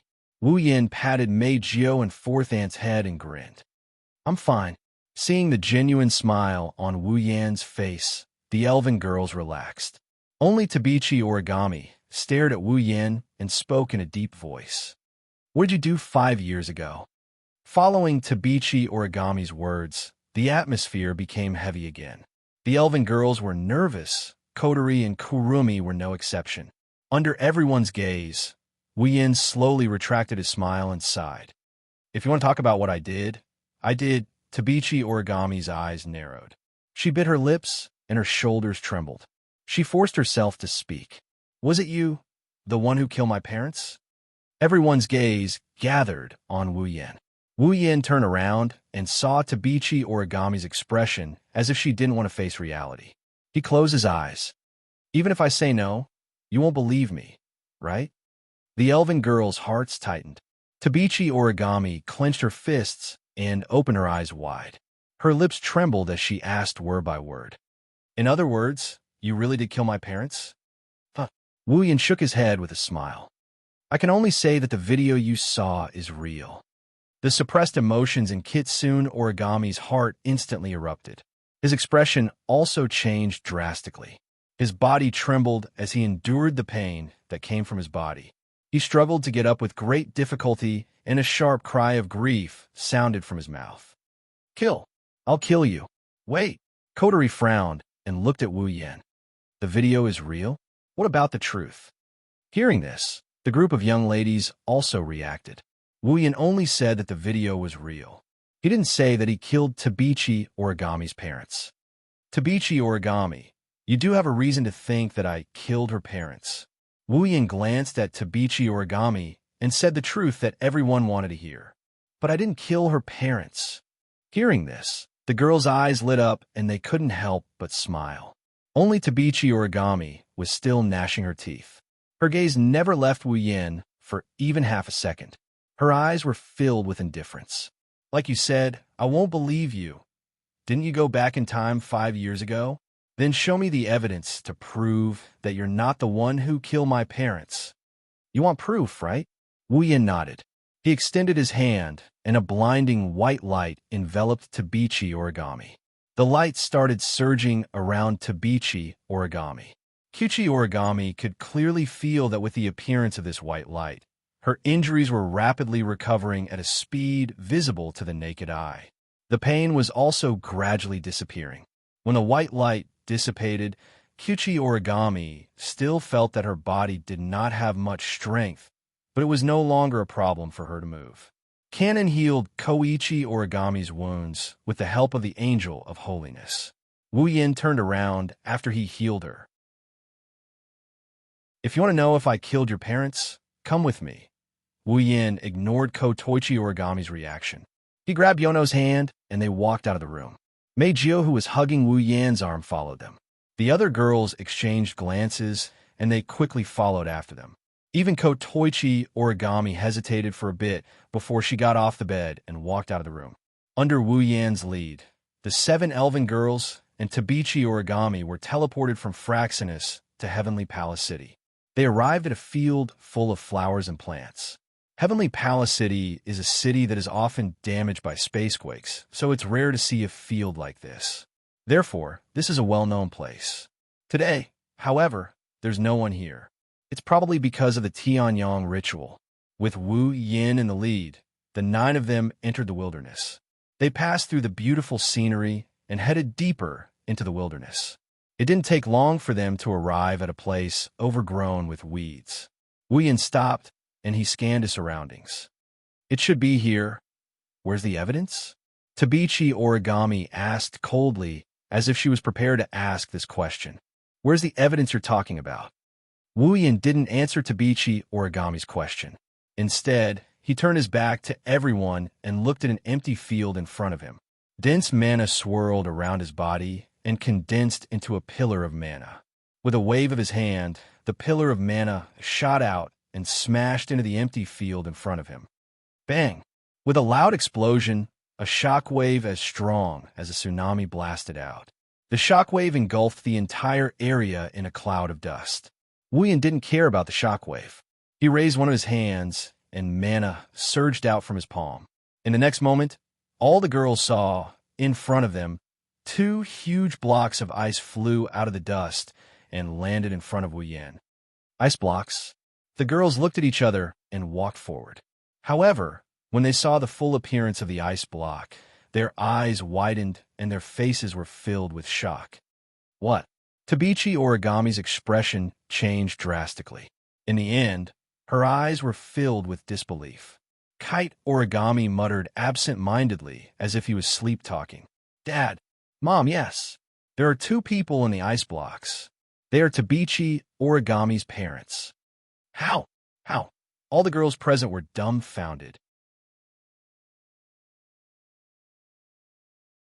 Chapter 1248. Wu Yan's vision blurred. He felt the bullet hit him. The moment he was hit, he lost consciousness for a brief moment. Now that he regained his consciousness, the first thing he felt was dizziness.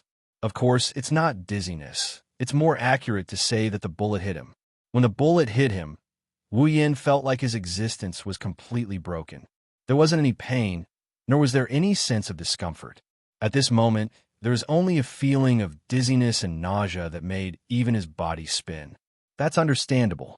That's because Wu Yin is in the air, bound by the strong gravitational force. It fell down at an extremely fast speed with its head facing down.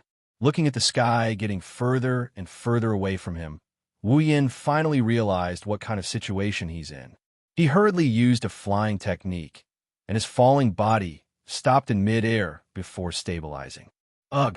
Wu Yin shook his groggy head as he floated in mid-air. He looked down and he frowned. Where is this? Opening his wine-red eyes, Wu Yin started observing his surroundings. The first thing he saw was a sun that was emitting a golden radiance. It's almost as red as blood. Sunset? Wu Yin scratched his cheek. So it's evening? Wu Yin came to this conclusion. Under the sunset, in a city full of buildings, shadows are elongating, people's shadows, objects' shadows, and building shadows. Wu Yin carefully observed the city below. He can see the shadow of Tiangong City, but it's not exactly the same.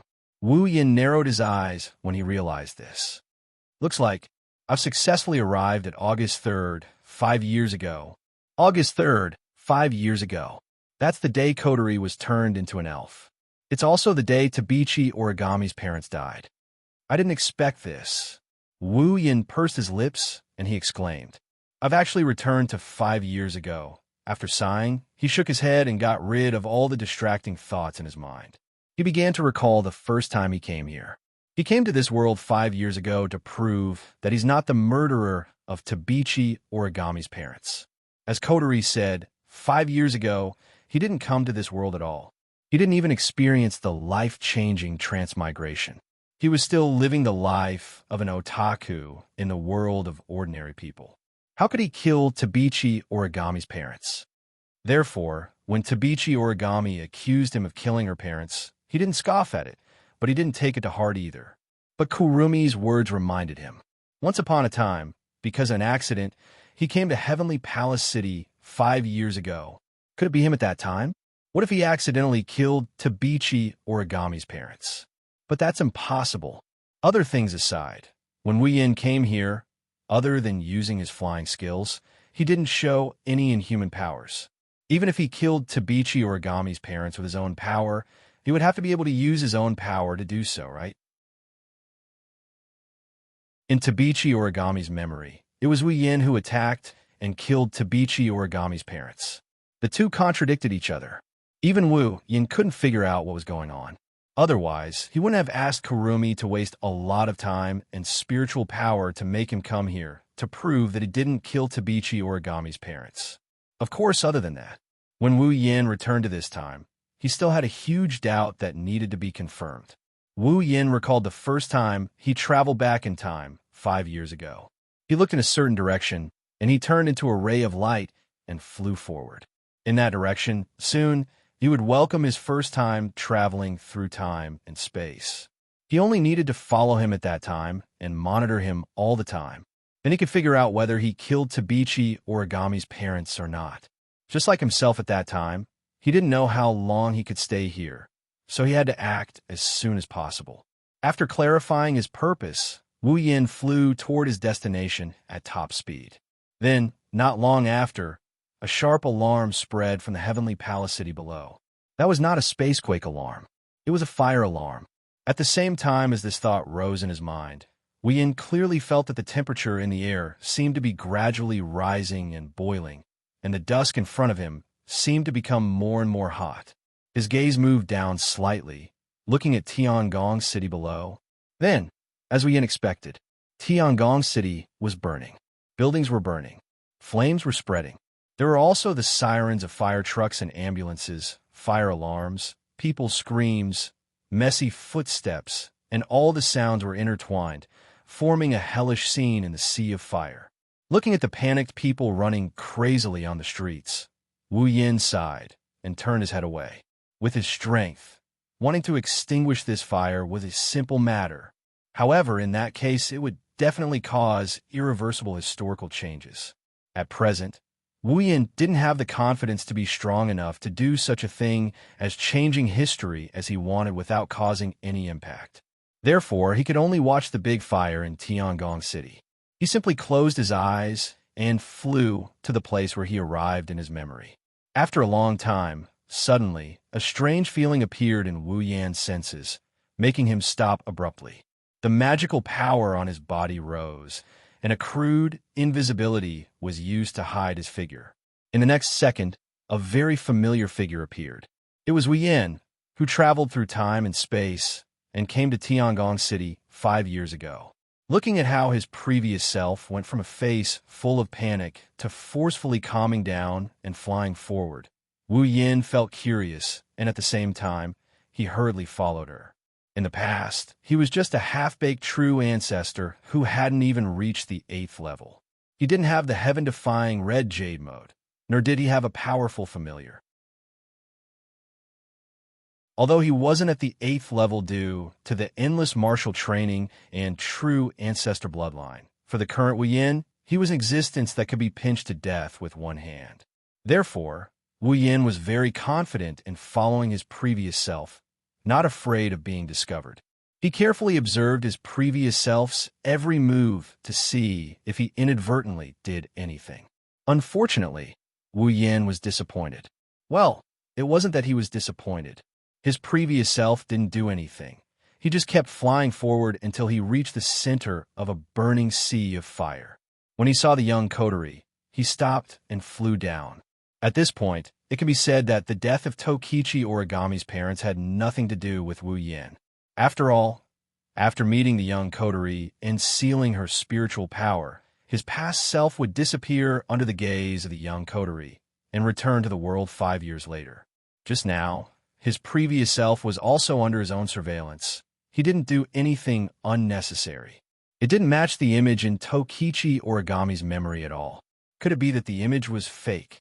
With this thought in mind, Wu Yin observed his past self. He comforted Coterie, who was crying because she turned into a fairy. Then, he gave her the sealing bracelet. Then, he floated into the air amidst Coterie's cries and screams before disappearing into thin air. Nothing out of the ordinary happened during the whole process. Wu Yin watched his previous self disappear in midair and a part of Coterie's memory erased by the phantom that appeared in the center of the sea of fire. He sighed and frowned. The suspicion of him killing Tokichi Origami's parents can be cleared. However, Wuyin wasn't happy at all. How did Tokichi Origami's parents die? How should he solve the other question in his mind? Wuyin turned his head, and he looked in a different direction. He turned into a ray of light, and he continued flying forward. Chapter 1249. Toichi Origami is a pitiful and sad person. She was clearly living a happy and peaceful life. But one day, not only was the place where she lived corroded by a sea of fire, even her parents couldn't escape death. How cruel was this for a little girl who was at most 11 or 12 years old? Of course, no matter how cruel it was, the death of Toichi Origami's parents was an established fact. No matter how sad Toichi Origami was, this fact could not be changed. If this matter ended here, Toichi Origami would only be a person who met with misfortune in life. But the saddest thing is, Toichi Origami didn't let herself become a pitiful person. The saddest thing is, she witnessed the entire process of her parents' death. She even witnessed the person who killed her parents. Thus, from that moment onwards, this pitiful young girl embarked on a pitiful path. Hatred. These two words became Koichi Origami's life for the next 5 years. For the sake of revenge, such an ordinary girl walked on a completely different path from ordinary people and became a magician who surpassed human beings. For the sake of revenge, such an ordinary magician invested all his time into cruel training, just to have the power to support the hatred in his heart and avenge himself for revenge. She could use any existence that could be called a monster as the target of her venting. For the sake of revenge, she sacrificed time and space, allowing herself to embark on a pitiful path. But this isn't the saddest part. Wuyin, who knows the original plot, knows something else. This girl who only had vengeance in her life had always been seeking revenge. The target of her vengeance wasn't the elves who she hated the most, nor was it Kotori who she hated the most, nor was it her current self who she hated the most. That's right, Toichi Origami herself. She herself was her own enemy. Wuyin still remembers. In the original work, Koichi Origami, who was searching for power, encountered a phantom at a certain point in time, just like the previous time. He was given a spirit crystal and became an elf. After becoming an elf, Toichi Origami went to find Kurumi and asked her to use her bullet of 12. The power of Bet sent her to the day her parents died. By killing the phantom, whom she mistook as the enemy who killed her parents, she changed the history of her parents' deaths. At that time, Toichi Origami walked on a path of no return.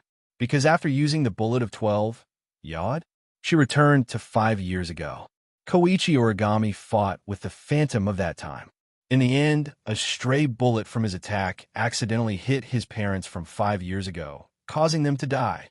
In other words, she used the bullet of 12. The power of return to 5 years ago, and Origami Kite, who had turned into a fairy, was the culprit who had killed his parents. This is the most cruel experience of this pitiful and sad girl's life. How could Origami Kitsune know that she was actually her enemy? In that situation, Toichi Origami treated the death of her parents as the hatred in her heart for 5 years and used it as the motivation to survive, fight against the elf, and pursue power. How desperate must Toichi Origami be? That's easy to imagine. Because of this, when Wuyin noticed Phantom coming into contact with Koichi Origami, not only did he beat her back, he also took away the spirit crystal that he was planning to give to Koichi Origami. He didn't want to let this pitiful girl suffer the same fate as Koichi Origami. But Wuyin didn't expect that he would become Toichi Origami's enemy in the end. What was going on here? Without the power of the elf, without the help of Kurumi, without the help of the Bullet of 12, and without the power of Bullet of 12. 5 years ago, logically speaking, Tabichi Origami's parents should have died in an accident, or maybe they didn't even die.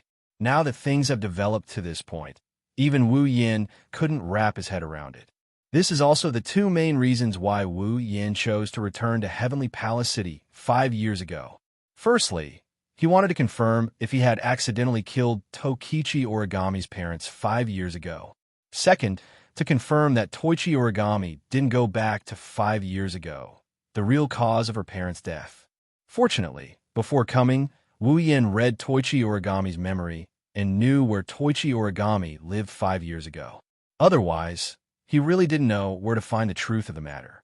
According to the memory in his mind, Wu Yin, who turned into a stream of light, crossed the air at an extremely fast speed, separated the thick smoke caused by the burning fire, and shot out like an arrow, rushing to Toichi Origami's former home. Although Heavenly Palace City is still quite big, Wu Yin's speed is also very fast. It didn't take long for him to arrive at the place in his memory and look at a building below. That was Toichi Origami's former home. However, this former home is now covered by flames. Only vague black shadows and billowing smoke can be seen. Other than that, only the fiery red flames are left. Suspended in the air, Wu Yin could clearly see that in the almost burned building, a middle-aged man was hugging a young woman, hiding from the raging fire and running towards the exit. Those are Toichi Origami's parents. Seeing this, Wu Yin couldn't help but breathe a sigh of relief. Fortunately, Toichi Origami's parents are not dead yet. Just when Wu Yin breathed a sigh of relief, below, an accident happened. He saw that in the building, a heavy object that was originally hanging at the top suddenly lost its support under the burning flames and fell down. And under the heavy object, Toichi Origami's father was hugging his wife and escaping there in a panic. Seeing this, Wu Yan's heart tightened. Without time to think, he waved his hand, and an invisible force suddenly blew away the heavy object that was falling towards Toichi Origami's parents. Unfortunately, it was a bit too late to make a move now. The falling heavy object was deflected by an invisible force. The heavy object that was supposed to fall on the heads of Tokichi Origami's parents rolled and landed on the backs of the parents who were passing by. After a loud, muffled sound, Toichi Origami's parents fell to the ground on the spot and fainted. It's unknown whether they are dead or alive. His wine-red eyes suddenly trembled. Wu Yan's body reflexively leaned down, planning to save Toichi Origami's parents who fainted in the building. However, when he moved, Wu Yan realized something. If he saved Tokichi Origami's parents, would that be the reason why they were killed by the elves? If he didn't save them and let them die in the sea of fire, it would only be an accident, right? In that case, Toichi Origami wouldn't have any enemies and wouldn't have to live in hatred anymore. Thinking of this, Wu Yin was a bit shaken.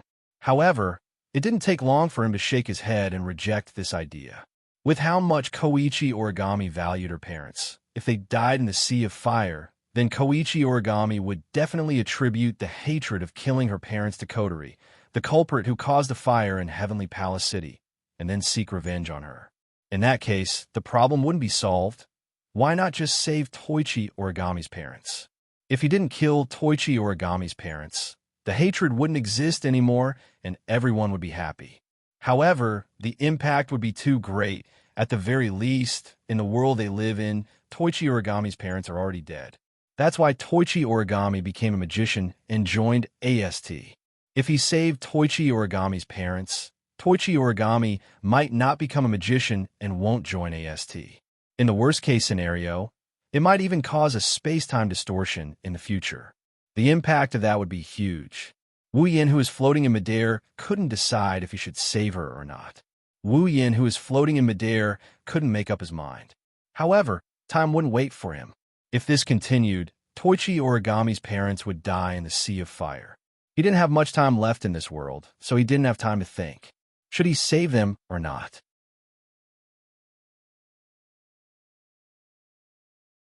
Chapter 1250.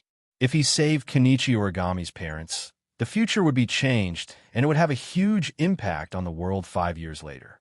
It is even possible that Wu Yan's past with the elven girls would be completely negated, and everything would become chaotic.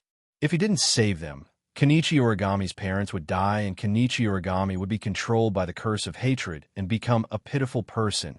No matter which option he chose, the result would be something Wu Yan didn't want to see. Compared to Wu Yan's relationship with the elven girls, Kenichi Origami's future didn't matter at all. After all, Tabichi Origami is Wu Yan's classmate. Due to their identities, they are like fire and water. Normally, they wouldn't even greet each other when they see each other. They might even fight each other. Comparing Tabichi Origami's future with Wu Yan's and the other elf girls' futures, Tabichi Origami's future is incomparable. But if possible, Wu Yan still wanted Kenichi Origami to be saved. You could say that he was overflowing with sympathy, or that he was just putting on an act. In any case, to let him helplessly watch such a pitiful young girl walk down a path without a bright future, he admitted that he really couldn't bear to watch. Looking at Kenichi Origami's parents who were lying in the middle of the sea of fire, Wu Yan finally made a decision: save. But he couldn't just save them without any consideration. He had to save Yuichi Origami's parents under the condition that it wouldn't affect the future. Thinking until here, Wu Yan's mind instantly turned, and he focused on the current state of Kenichi Origami's parents. He also started to look for a feasible solution. Let the target be hit by the bullet of 12 yang. Power can't be maintained forever. According to the amount of Reiki given by Kurumi, it will determine how long Wu Yan can stay in this period of time. Wu Yan didn't know how long he can stay in this period of time, but it definitely won't be too long. Finding a solution during this period of time won't affect the future. Finding a way to save Kenichi Origami's parents isn't an easy task. Wu Yan pondered while paying attention to Kenichi Origami's parents. He couldn't help but bitterly smile. If Yukari was here, she would be able to find a solution in an instant, right? No, Yukari doesn't have to be here. Even if Shokuho Misaki was here, she would be able to find a solution in time. Not only won't affect the future, but he also has to save the people who were supposed to die. What should he do? Clenching his fists, sweat started dripping down his forehead as he tried his best to suppress the impatience in his heart. He tried desperately to think of a solution. If he doesn't affect the future, then he will have to make Kenichi Origami's parents in the next 5 years. Moreover, he had to make Origami mistake them for elves and kill her parents. Thinking, Wu's Origami's parents' Misaki Origami's parents' misfortune. Also, Kenichi Origami's parents' death must be witnessed by an elf. Then, 5 years later, Kenichi Origami's parents' reappearance. That way, he can save Kenichi Origami's parents without affecting the future and reunite them. But how should he do it? Wu Yan has a way to make Kenichi Origami's parents disappear in the next 5 years.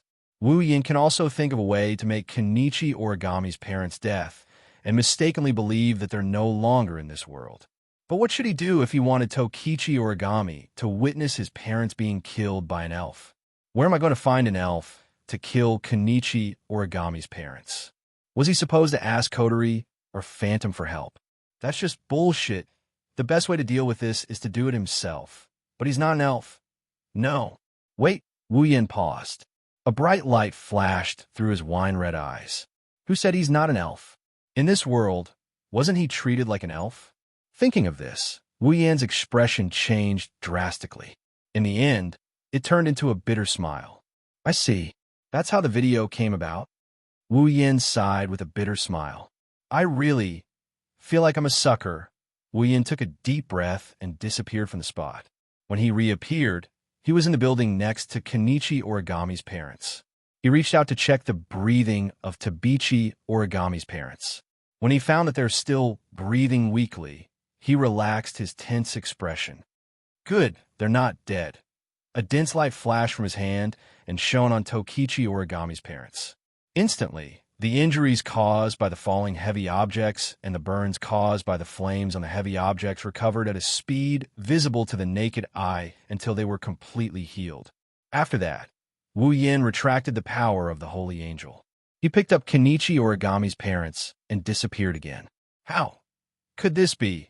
Outside the house that was covered in bright red flames, a little girl of about 11 or 12 years old stood there in a daze. Her white hair was pinned up to her shoulders with a hairpin. She watched as her house gradually turned into black charcoal. Her expression was gradually covered by despair. Daddy, Mommy, Kenichi Origami's petite body trembled as she screamed at the top of her lungs. She was hoping for a response. In the future, she would have charged into the fire without hesitation. However, she was only a child and didn't have the courage to do so. "Daddy! Mommy!" Kitsune Origami could only continue to shout. The more she shouted, the more her body trembled. The expression on her face also became more and more desperate, until a certain moment, a loud sound suddenly rang out, covering her voice. It was the sound of the house's door being kicked open from the inside. Kenichi Origami saw her sweaty father holding her mother's shoulder as he rushed out of the house. He was in a sorry state. "Daddy! Mommy!" Origami's face lit up with joy. Just as she was about to rush towards where her parents were, a beam of fire fell from the sky and entered her eyes. Bang! With a loud explosion, the beam of fire fell where Kenichi Origami's parents were. It caused a violent shockwave and blew Kenichi Origami away. Up, under the attack of the shockwave, Origami Kite fell to the ground not far away.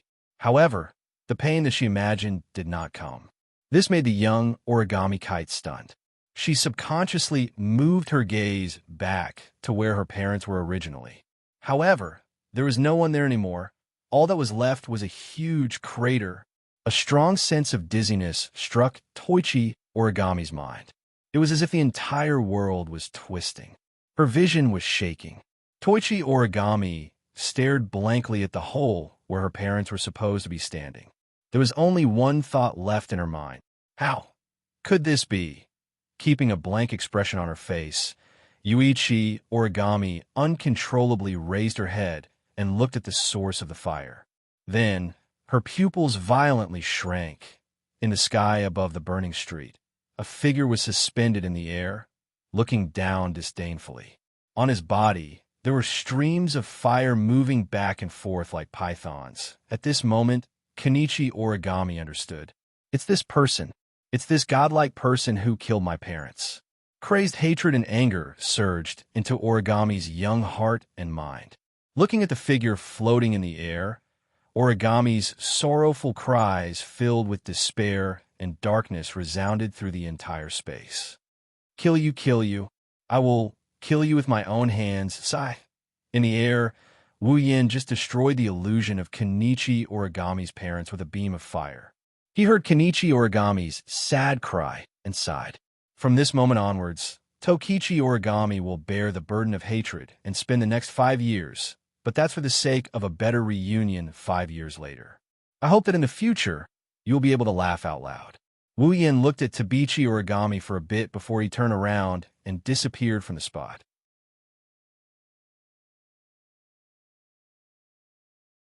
Chapter 12:51.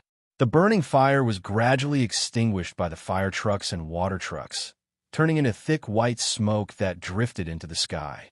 The bright red color had slowly faded from Heavenly Palace City, but Heavenly Palace City was still in chaos. Even though the fire had been controlled, this inexplicable fire had almost turned the entire Heavenly Palace City into scorched earth. The buildings had almost been burned down, and the streets were also scorched black. Thinking about it, after the fire was extinguished, it would not be so easy to restore Heavenly Palace City to its previous state, even with the help of the display device. While Heavenly Palace City was in a mess, the wilderness far away from the city was very lucky to escape the disaster. It did not turn into scorched earth, nor was it visited by the flames. Although it could not be said to be completely preserved, at least the scorched color was almost invisible here. It was such a wilderness that happened to meet Wu Yan's conditions and was chosen by Wu Yan.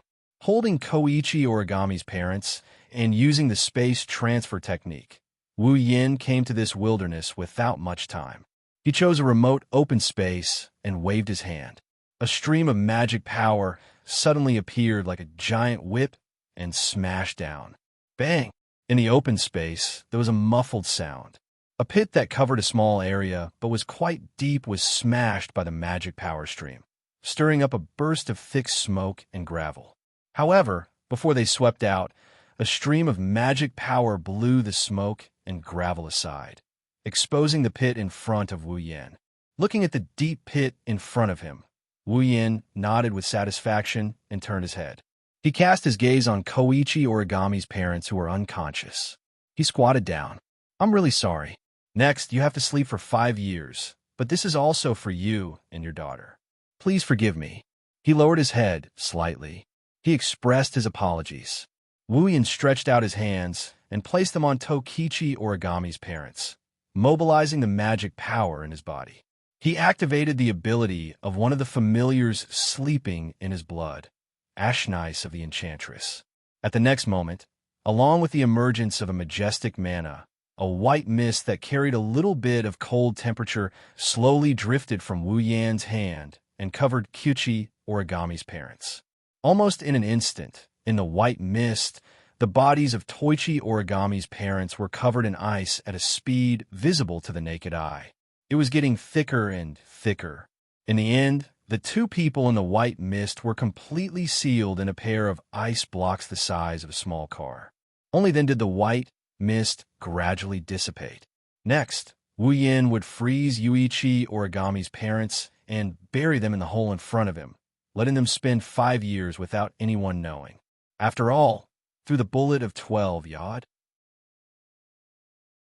Wu Yan, who came to this world 5 years ago with the power of the bullet of 12 yod, will sooner or later be exhausted by the power of the bullet of 12 yod. Returning to the world 5 years in the future due to the exhaustion of the power of the bullet of 12 yod is an irresistible phenomenon. He can't directly bring Yuichi Origami's parents back 5 years in the future, so he can only use this method. When Yuichi Origami's parents wake up again, it should be 5 years later when Yuichi Origami's parents are brought back to this world again. With that thought in mind, Wu Yan used his mana to lift the 2 huge ice blocks in front of him into the hole. Then, the mana used to lift the 2 ice blocks surged into the hole. With a forceful sweep, all the dust and stones were pushed into the hole, covering the hole with the ice blocks. After doing all this, Wu Yan slapped the ground hard. The space in front of him wriggled a few times and returned to its original state. No one would have thought that there's a couple sleeping in the ice blocks that can't be melted here. After setting up several defensive and concealment barriers around the space to prevent this place from being accidentally destroyed by the space-time quake or other accidents, Wu Yan sighed in relief. He wiped the sweat on his forehead and bitterly smiled. Next, I have to go back and explain clearly. With a bitter smile on his face, Wu Yan used up the power of the bullet of 12 yod. The power of the bullet of 12 yod began to twist like a whirlpool until it finally disappeared. That's how it happened.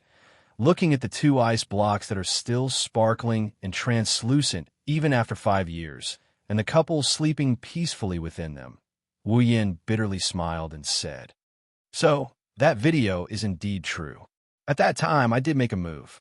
This is an indisputable fact, but it was only 2 illusions that were killed, right?" Even Kotori couldn't help but sigh. You really put a lot of thought into this. In the end, even if you go back to the past, history can't be changed. Kurumi muttered with an inexplicable tone.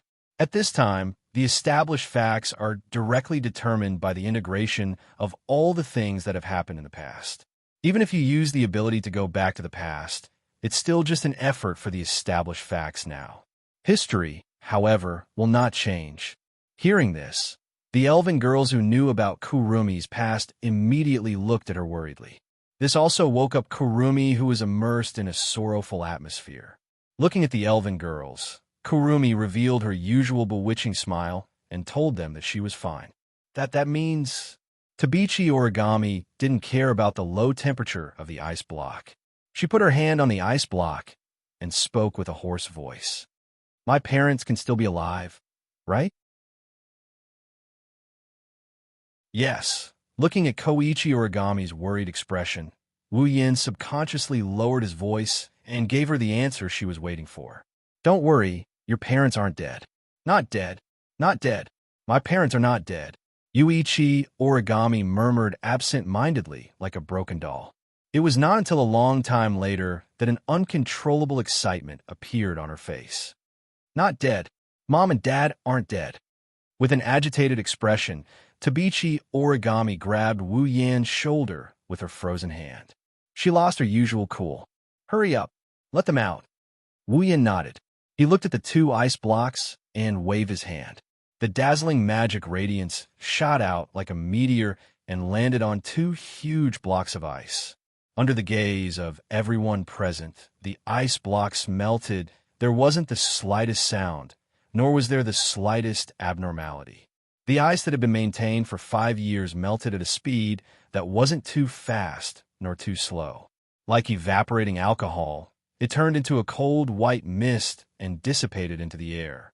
The white mist gradually drifted and the ice blocks slowly disappeared. When the man and woman in the ice blocks were completely exposed, the white mist and the ice blocks disappeared. Wu Yan waved his hand again. This time, a dazzling white light shot out and landed on the man and woman. Soon after, everyone saw it. The man and woman's eyelids moved.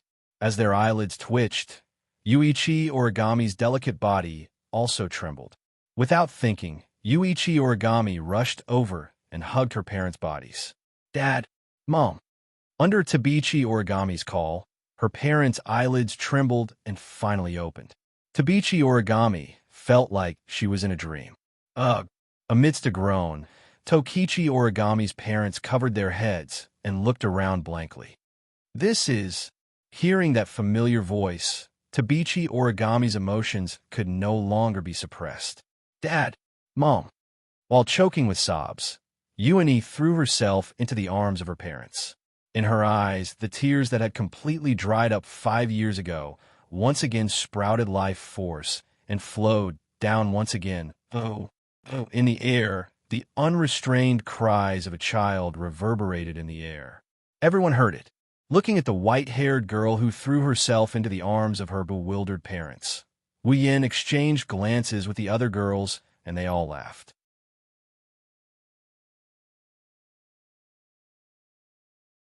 Chapter 1252. See you on the top floor of the Central Plaza in the evening of the Afternight Festival. Looking at the message on his phone, he scratched his cheeks and sighed as he made his way to the Central Hall. It had already been 3 days since Yuichi Origami unreasonably made a move on the square of the Heavenly Palace. Wu Yan had a hard time in the past 3 days. He was attacked in the square of the Heavenly Palace, encountered a phantom, and was attacked by Dem. After that, he had to clean up the mess, control the impact of the incident, and go through a round of Bullet of 12, YOD. He had to go back to 5 years ago to save Tabichi Origami's parents. It's only been 3 days, but Wu Yan has been sighing and groaning for a long time due to all the things that have happened. Ever since Tabichi Origami reunited with her parents, they were brought back to Fraxinus by Coterie. She hasn't seen Wu Yan since. That's why he was invited out by Tabichi Origami. To be honest, Wu Yan was very surprised and even a bit nervous. He didn't know what that icy beauty would do next. For Wu Yan, these 3 days were very hard to bear. For the students of the 10 high schools, these 3 days weren't very relaxing either. They didn't have any memories of the elves and magicians. Zhen Na, Yi Yu, and the rest of Ratatoskr, led by Ratatoskr, had erased all of these students' memories. However, they still retained their memories of the Tianyang ritual. Due to an unknown explosion, the last day of the Tianyang festival was canceled, which caused all the students to protest. After 2 days of hard work in the Tianyang sacrificial ceremony, the last day of the night sacrificial ceremony, which only belonged to the students, had been canceled just like that. How could anyone be willing to accept it? Therefore, the group of students burst out with unimaginable enthusiasm. They protested fervently. The elven girls were also unwilling to let it go. They kept bothering Coterie. She had no choice but to use her connections with Ratatoskr. She cooperated with the students. The Afternight Festival was postponed for 3 days. It was held once again. The students were very satisfied with the result. Therefore, even though it was postponed for 3 days, today, the students were still as if they weren't affected at all. They were happily celebrating the night sacrifice. It was almost evening now, and the clamor could be heard everywhere. This was the best evidence. After passing through the lively streets, Wu Yan arrived at the Central Hall. The doors to the central hall were already closed. Even the staff had been evacuated. There was no place to enter. Wu Yin circled around the central hall, but still couldn't find an entrance. In the end, he had no choice but to use space transfer and teleport to the rooftop. The sun was setting in the west, and the dazzling radiance sprinkled down. On the rooftop of the central hall, a beautiful girl with an extremely conspicuous white shoulder-length hair, wearing a short-sleeved inner shirt and shorts, stood with her back facing the entrance. She stroked her hair that was fluttering in the wind with one hand while looking into the distance, elongating the shadow behind her. Standing under the radiance, it formed an extremely beautiful scene. At first, Wu Yin thought he saw an angel and lost himself for a split second. When he came back to his senses, the beautiful girl under the setting sun had already turned around and looked at him. Her pretty face was as calm as an ancient well, but her pair of blue eyes were sparkling with a radiance that made one's heart flutter. It was still the same face and the same performance as before. However, looking at Kite Origami's expressionless face, Wu Yin felt comfortable all over. This was because he could clearly feel that even though that face was still as expressionless as before, the haze that could be hidden behind it had completely dissipated like the clear sky after the rain. Instead, it was replaced by a refreshing feeling that made people unconsciously feel comfortable. This was the current Kite Origami. She had completely gotten rid of the past, got rid of the hatred, and also got rid of the sad path. The perfect Kite Origami. If there was anything that made people feel unsatisfied with the current Kite Origami, it was probably that on that beautiful face, there had never been a smile. Wu Yin and Kite Origami looked at each other. Kite Origami didn't say anything. The two of them looked at each other quietly. They actually had a feeling that they could see through each other's thoughts. If outsiders saw them looking at each other like this, it would be hard for them to imagine that 3 days ago, they just had a one-sided battle to the death. After some time, Kite Origami finally broke the silence and walked in front of Wu Yin. She then bent down and deeply bowed to Wu Yin. Thank you, and sorry, gratitude and apology. This was the most realistic portrayal of Kite Origami's current mood. As for what she was thanking and apologizing for, there was no need to mention it again. Kite Origami has now been reborn. Wu Yin clearly realized this and couldn't help but smile and shake his head. You don't have to take it to heart. You saved me. Kite Origami looked into Wu Yin's eyes. I won't forget this. Wu Yin scratched his cheek. I think I saved your parents. To me, the person you saved is me. Toichi Origami used the simplest words to express her true feelings. I was redeemed because of you. Is that so? Even Wu Yin felt a bit embarrassed at being asked this way, but he still asked anyway. How are your parents? Yes. After a checkup, they have completely recovered to the level of a normal person, but because they slept for too long, their bodies are too stiff. It will take a lot of time for them to move normally. Kite Origami's face was expressionless, but her eyes were bright. She was clearly in a good mood. Ratatosker has already used the excuse of being in a coma for 5 years as an accident to let mom and dad adapt to the world 5 years later. When they return to normal, they will be able to move freely. Then, are you okay on your side? Wu Yin teased. You were originally a little girl, but suddenly became a beautiful girl. Your parents must be very uncomfortable. Yes. Compared to that, they're not used to my expression. Kite Origami replied, making Wu Yin laugh. Then you have to smile more often in the future. Don't let others think that you've developed a weird habit. No. Kite Origami said without hesitation, even if my personality is bad, mom and dad will still treat me well like before. Then they're really great parents. Wu Yin praised. No wonder you are so attached to them. Yes, they're the best parents in the world. When Yuichi Origami said this, she tilted her head. There was no smile on her face, but there was an unusually cheerful wave in her eyes. Kite Origami looked at Wu Yin and suddenly said, I have decided to leave AST and join Ratatosker. Wu Yin paused and frowned. Is this okay? I can't leave my current life. Kite Origami shook her head. Although I want to live a normal life, I won't be able to get used to it without my magician skills. Kite Origami put her eyes in front of Wu Yin, as if she was speaking with her eyes. Coterie also invited me to join Ratatosker. She said she didn't want to let go of me, who is better than the real one. I also want to repay you, so I agreed. This Coterie. Wu Yin smiled bitterly. He hesitated and asked seriously, "Have you really decided? In order to obtain power, my body underwent a magical treatment that is even stronger than the real thing. After a thorough examination, I have less than a year left." Tabichi Origami didn't answer Wu Yan's question directly. Instead, she changed the subject. Coterie said, "You have a way to restore me to normal. I don't want to lose the chance to spend my life with Mom and Dad again, so I can only work for you. From now on, I am yours." With this sentence as the conclusion, Yuichi Origami bowed again. "Please help me one more time so that I can repay you." Wu Yin looked at Kite Origami, who kept her head down. He rolled his eyes at her helplessly. "Don't regret it. I have a lot of trouble." "Yes." A monotonous response echoed in the air. There was a trace of undetectable joy hidden in it as it echoed under the setting sun.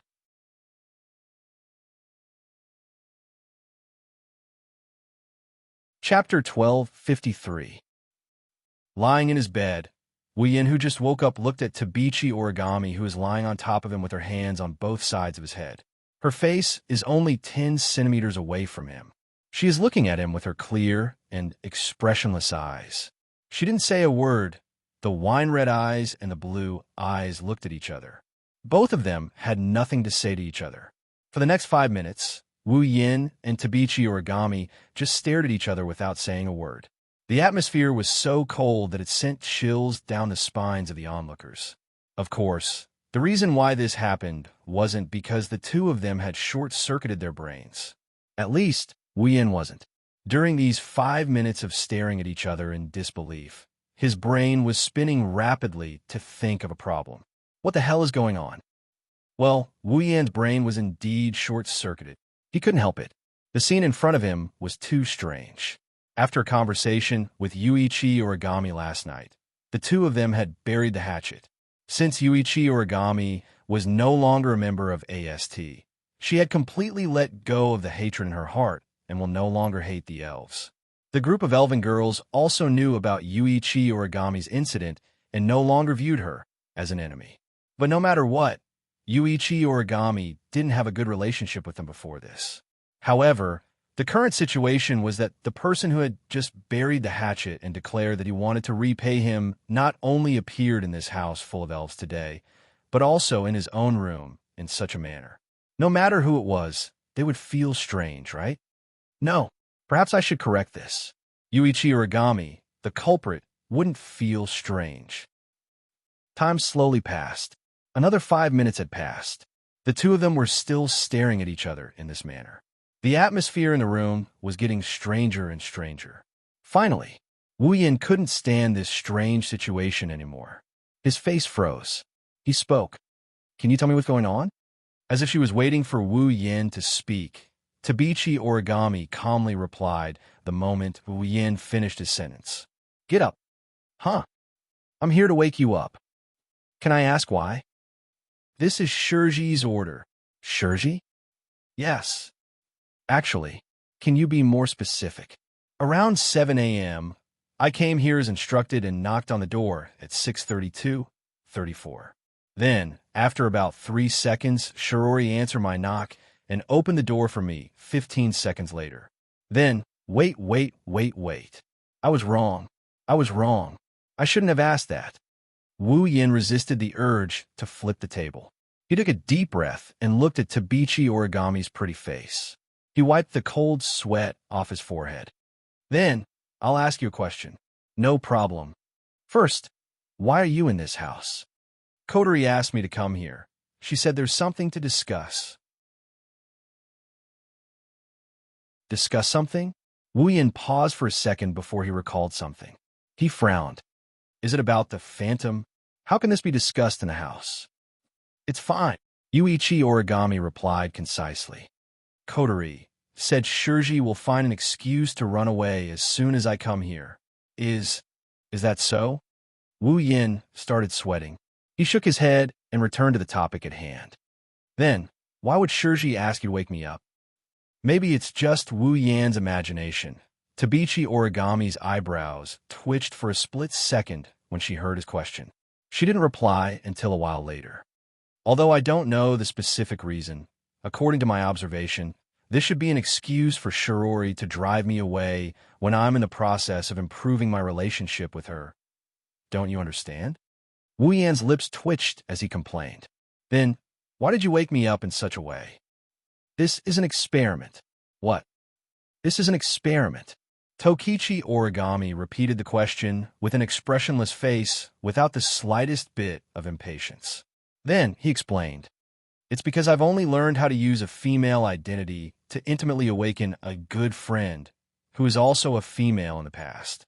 I don't understand what's the best way to awaken a man, so I tried to do this experiment. Can I ask where you learned this from? From a book. Yuichi Origami answered without hesitation. A book that's only available for rent in a very special store. I know that without you telling me. Wu Yin felt like all his energy was drained away by Tabichi Origami's emotionless words. He felt like he was out of energy. In conclusion, now that Shirji has run away because of you, you still followed Shirji's order to wake me up, but you didn't know what method to use. As a result, after experimenting one by one, when I woke up, I experimented with one of them, and the result became like this. Is it like this? Correct. Well then, let me ask. Wu Yin forced a smile as his expression turned unnatural. If I don't wake up, what will you do next? Yuichi Origami was silent for a moment before replying with a blank expression. According to the book, a certain part of a man's body will be particularly energetic in the morning. I'm going to stimulate that part and let you get up comfortably. Cough, cough, cough. A breath rushed into Wu Yan's heart and throat, almost choking Wu Yan to death. Fortunately, as a true ancestor, Wu Yin couldn't die. His face turned green. Let me ask again, how are you going to stimulate it? Lick. With her usual cold expression, Yuichi Origami said something that couldn't be ignored. Although there are many other ways to stimulate that part of the mind, according to statistics, licking is the most suitable and most comfortable way. Wu Yin didn't know what expression to use to respond to Yuichi Origami's answer. Excited? Of course there is. After all, a super beautiful girl was planning to wake him up by licking him. Regretful? Of course there is. After all, I woke up at the right time, right? But what was this feeling of being unable to let go of this feeling in his heart? Wu Yin looked at Yuichi Origami with a conflicted expression. After a long time, he finally said something. Aren't you afraid that Shirji will misunderstand our relationship? It doesn't matter. Once again, Origami answered without hesitation. Love has nothing to do with gender or quantity. I will use my actions to move Shirji. The problem is, your actions have scared Shirji away.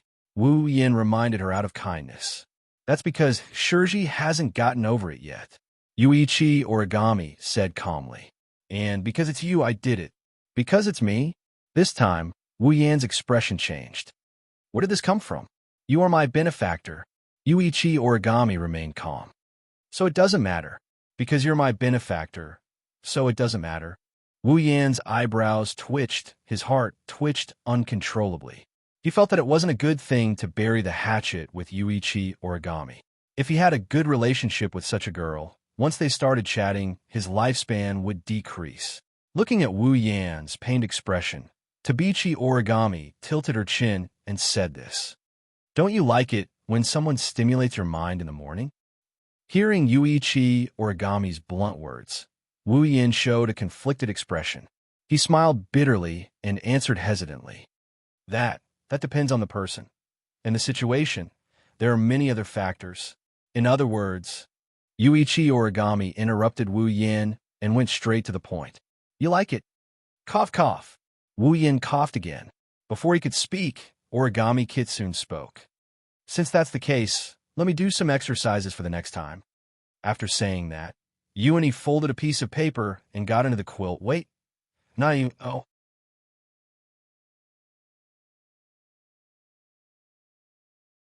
Chapter 1254. Kotori sat on a sofa in the living room. She glanced at Tabichi Origami, who is sitting opposite her, with an unapproachable expression. Then, she looked at Wu Yin, who is sitting on the sofa beside them. Wu Yin looked like he's in a trance. She frowned. Did something happen between the two of you just now? Or did I miss something? Wu Yin and Tabichi Origami's eyelids twitched. One shook his head, while the other remained expressionless, as if he couldn't be bothered to explain himself. Kotori narrowed her eyes and snorted. Forget it. I'm too lazy to care about what you guys did just now. Pulling out a small notebook and a pen from her pocket, Kotori twisted the pen tip and opened the notebook. Her expression turned serious. Then, it's time for us to start the question and answer session. About the Phantom. Phantom. Tabichi Origami raised her eyebrows and looked at Kotori. The Phantom you're talking about is the one who appeared in front of me the other day. The one who was covered in mosaics and whose body and voice couldn't be seen, right? Yes, that's right. Kotori perked up. That day, Phantom took the initiative to come into contact with you. Until he was defeated by his brother, there was a period of time. You two must have had a conversation, right? Kotori stared at Tabichi Origami. I want to know the content of that conversation. Kotori added solemnly. Everything. Hearing this, Yuichi Origami raised her eyebrows for a moment. She immediately lowered her head and pondered for a while. While recalling the contact with the Phantom that day, she slowly simulated the entire process and conversation. She used to be a member of AST. Due to Tabichi Origami's personality, her explanation of the encounter with Phantom was concise and accurate. She tried her best to make the entire process as clear as possible. She even included the conversation between Wu Yin and Phantom at the end. Kotori wrote something in her notebook as she listened to Tabichi Origami's narration. Just like that, the two of them went back and forth, repeating the events of that day one after another. Wu Yin felt a bit bored at this point. Just like Kotori said, Shirori found an excuse when Tabichi Origami came to visit. They escaped from the house and brought all the elven girls with them. Now, only the three of them were left in the Five River house. Ignoring Wu Yin, Kotori and Tabichi Origami continued their investigation of the Phantom. As time went by, the investigation was completed. However, the frown on the two girls' faces deepened as the investigation progressed. First, we induced the Phantom with language. Then we gave the spirit crystal. Kotori tapped the notebook in her hand and said with displeasure, "That's basically the same as when I was with Meijio. It's useless to investigate like this.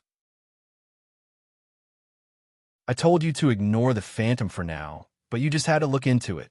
Wu Yin mocked her in a sarcastic tone. "See, we didn't get anything in the end, right? Don't talk like it has nothing to do with you." Kotori raised her eyebrows and yelled at Wu Yin. "If you hadn't let Phantom go, we would have been able to get more information. We might have even been able to find out the real identity of Phantom." "I don't think so." Wu Yin pursed his lips. "Although I don't know exactly how strong that Phantom is, since she was able to hide her existence when I didn't pay attention to the surroundings, silently contacted Origami Kyuchi, and even had a conversation with it. In the end, if it weren't for her carelessness, I might not have noticed her appearance until the end. Just this hidden ability alone is enough to make our gains close to zero." Wu Yin narrowed his eyes, and his lips curled into a grin. "I think, unless Phantom comes to us herself and makes contact with us, with her cautious attitude and unusual concealment ability, it'll be difficult to find her. I feel like the Phantom has been watching us from the dark." Kotori bit the lollipop in her mouth and clicked her tongue. The more compatible the target of the spirit crystal is with the spirit crystal, the more powerful the spirit crystal will be after it is transformed into a spirit crystal. In other words, before the spirit crystal was given to me, Meijio and Kite Origami, Phantom already had a certain understanding of us and had been paying attention to us in a certain way, right? Kotori subconsciously looked around and her red eyes flashed. Could it be that the Phantom has been with us all this time?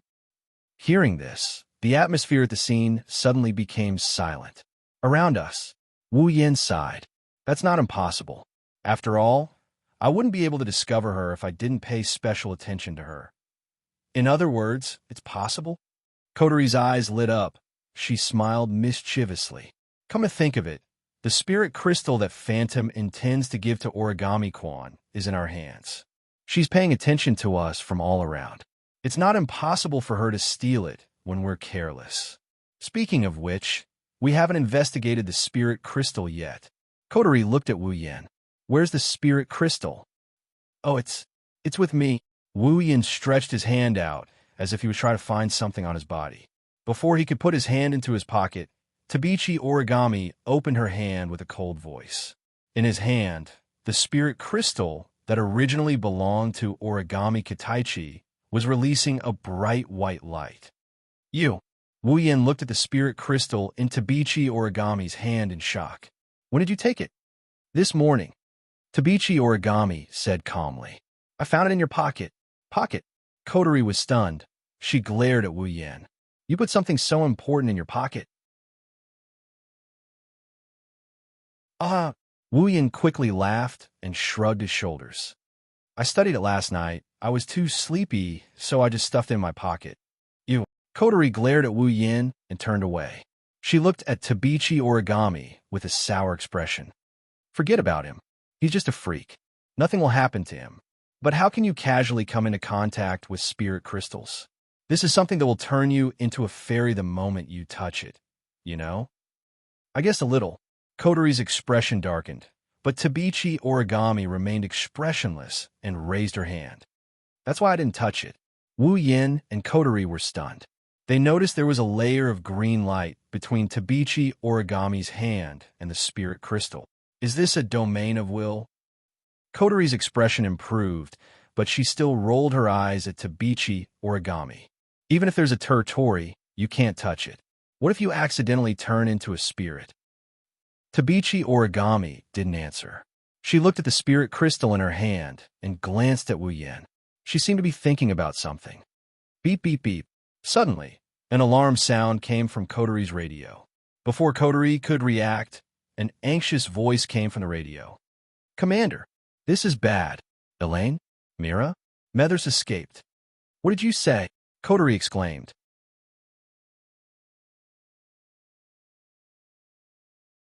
Chapter 1255. Heavenly Palace City, on a certain street. On the busy street, a slender figure passed by the pedestrians at an astonishing speed. The surrounding pedestrians widened their eyes in surprise as they rushed towards their destination. This person was none other than Irene, who had tried her best to escape from Ratatasker's secret facility. Irene's goal was to head to the AST base where Weiss Court was stationed.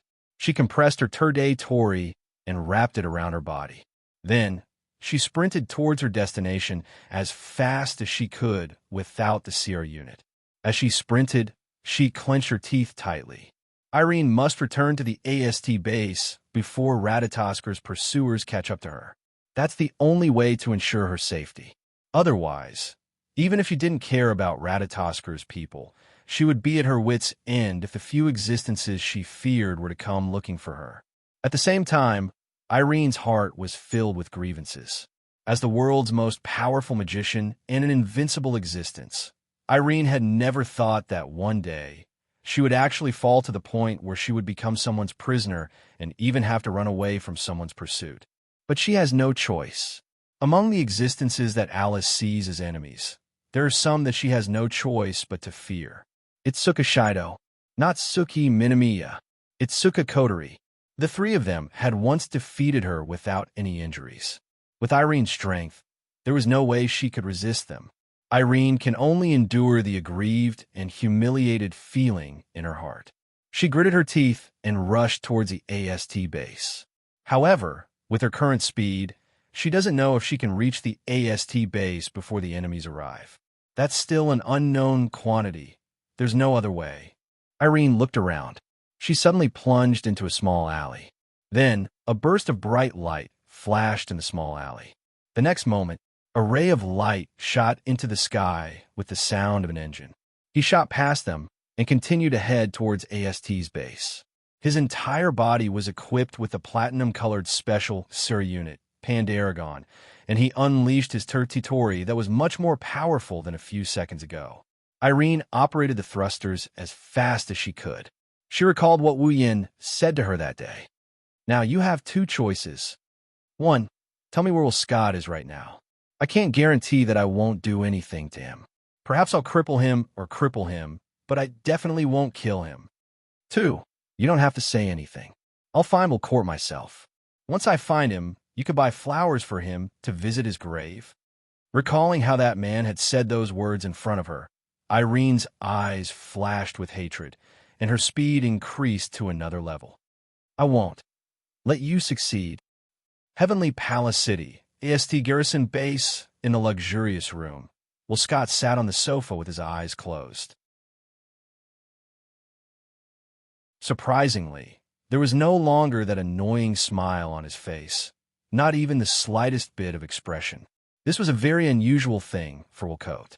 However, it was no wonder that his most capable assistant, who could also be said to be his strongest trump card, was captured by Ratatasker's men. This was too unexpected for Will Court. It was too much of a blow. Fortunately, Will Court was quite capable. He did not lose his composure at all. He still did what he was supposed to do, but it was inevitable that he would behave differently from usual. If anyone who was familiar with Will Scott was here, they would know that the Will Scott who didn't do anything was the most unusual Will Scott. One could only imagine how Will Scott was feeling right now. But it was a pity that his mood didn't last long. Shortly after, as though he sensed something, Will Scott opened his eyes abruptly and gazed at the door. His lips curled into a sharp and disgusted arc as usual. Almost at the same time, the door was violently flung open, and Irene strode into the room. Her face was still cold, but her forehead was covered with sweat. It was clear that she had exhausted a lot of energy just now. Oh, you're back. Will Scott's eyes narrowed into slits as he spoke in a mocking tone. As expected of you, even Itsuka Shido was unable to imprison you. No, Itsuka Shido only came to talk to me once. He didn't interfere with my imprisonment. Ike took a deep breath and forced herself to calm down. However, Ike, I must tell you a piece of bad news. Is it about Itsuka Coterie? Will Court leaned back on the sofa with a calm expression. The magicians who escaped reported to me. I didn't expect Itsuka Coterie to have the power to defeat you. Irene was silent for a moment before she sighed and spoke. Ike, what should we do now? Irene bit her lips as she looked at Will Scott. Whether it's Itsuka Shido, Itsuka Coterie, or that angel Natsuki, their power is beyond the realm of elves. They are beyond our reach. Can we really capture them? That's right. Indeed, this is very unusual. Will Scott narrowed his eyes. There was a sharp glint in his eyes. The strength of the elves around Itsuka Shido seems to be beyond our expectations. This must be related to Itsuka Shido. Irene nodded silently and agreed with Will Scott. It's not like the DM hasn't fought fairies before. Irene didn't only encounter fairies in Heavenly Palace City. However, compared to the fairies she encountered before, Wu Yin, Coterie, and the others are way too strong. They're so strong that they shouldn't be the only fairies that can handle them. This made Will Court and Ike suspect that Wu Yin is the cause of this. With the power of Dem, they knew that whenever elves appeared, Wu Yin would take the initiative to contact them and seal their spiritual energy. They even found out about Ratatasker's existence. Now, whenever the DM gets involved with Wu Yin, all sorts of things will go wrong. How can Will Scott and Irene not suspect that Wu Yin is the culprit behind all this? Looks like that man is a bit special. Will Court stroked his chin. An excited smile appeared on his face. If only I could know his secret. Irene raised her voice slightly, and there was a trace of helplessness in it. I know what you're thinking, but that man is too dangerous. With our power, we can't do anything to him. You're right. Will Court sighed helplessly, but he soon smiled. However, from another perspective, isn't such a powerful sprite exactly what we're after? This. Elaine opened her mouth as if she wanted to refute. However, when she thought of what Will Scott had done, she immediately shut her mouth. Don't worry. Seeing Irene fall silent, Westcott smiled as if he was comforting her. Human nature has a lot of weaknesses. The same goes for the elves. Even if we can't find them now, it doesn't mean that we won't be able to find them in the future. No matter what, we have a lot of advantages over them. Even if they have Ratatosker behind them, it's still the same. Let's wait. Westcott stood up and turned his back to Kieran as he came to a conclusion. His voice echoed clearly in the area. We just don't have a chance now. We're at a disadvantage. Sooner or later, there will be an opening. We'll make our move then. Anyway, I'm used to waiting. Just as Scott finished his sentence, a mocking voice rang out. Too bad, I don't have that much time to play with you.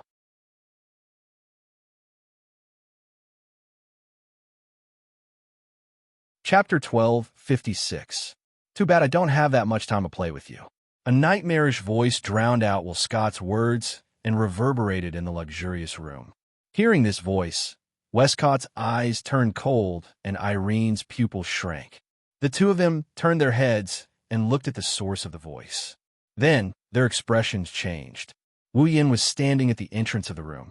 He was wearing a black shirt, black pants, and a black jacket. He had black hair and red eyes. His arms were crossed in front of his chest. He had an inexplicable smile on his face. Irene was expressionless. Her shoulder-length hair fluttered even though there was no wind. The temperature in the room dropped to freezing point. Irene was the first to react. She leaped up and arrived in front of Scott. A golden light flashed on her body, and her special Siri unit, the Pendaragon, appeared and covered her body. She pulled out the sword-shaped equipment from her back and issued a command in her mind. A laser beam shot out from the handle of the sword-shaped equipment. Irene pointed it at Wu Yan. Her expression was full of vigilance. When did you? Don't be nervous. Wu Yan revealed a half-smile that Irene feared the most. He shrugged. I just got here. I have no intention of eavesdropping. Although, I can more or less guess the content of your conversation. Do you think I'll believe you? Irene heard Wu Yan's words. She did not let down her guard. Instead, she glared at him.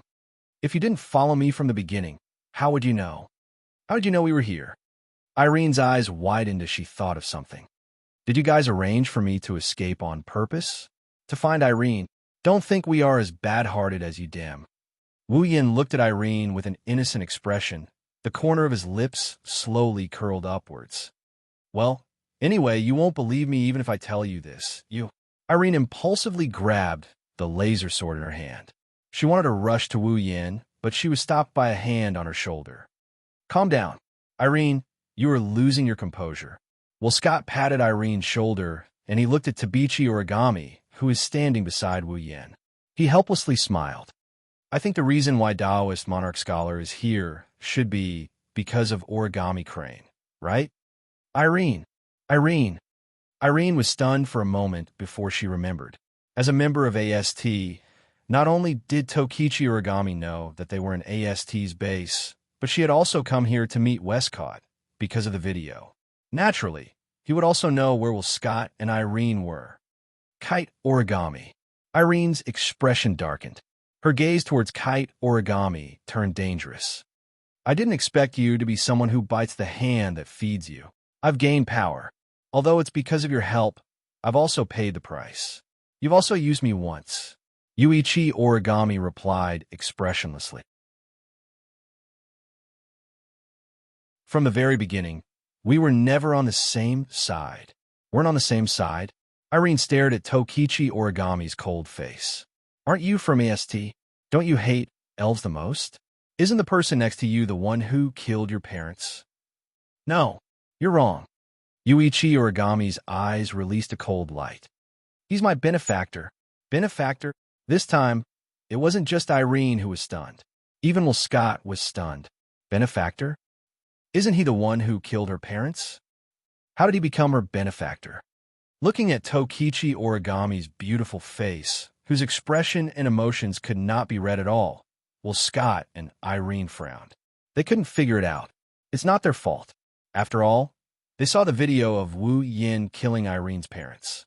It's natural for them to react this way. Looks like something out of our expectations happened again. Scott looked at Tabichi Origami for a long time before he looked at Wu Yin. He shrugged without a hint of nervousness. Taoist Lord, sure, you're really special. It would be great if we could be friends. I'm sorry. Wu Yin smiled meaningfully. The first time we met, you threatened to attack the people around me. I intimidated you. The second time we met, you did attack me, and I destroyed one of your branches.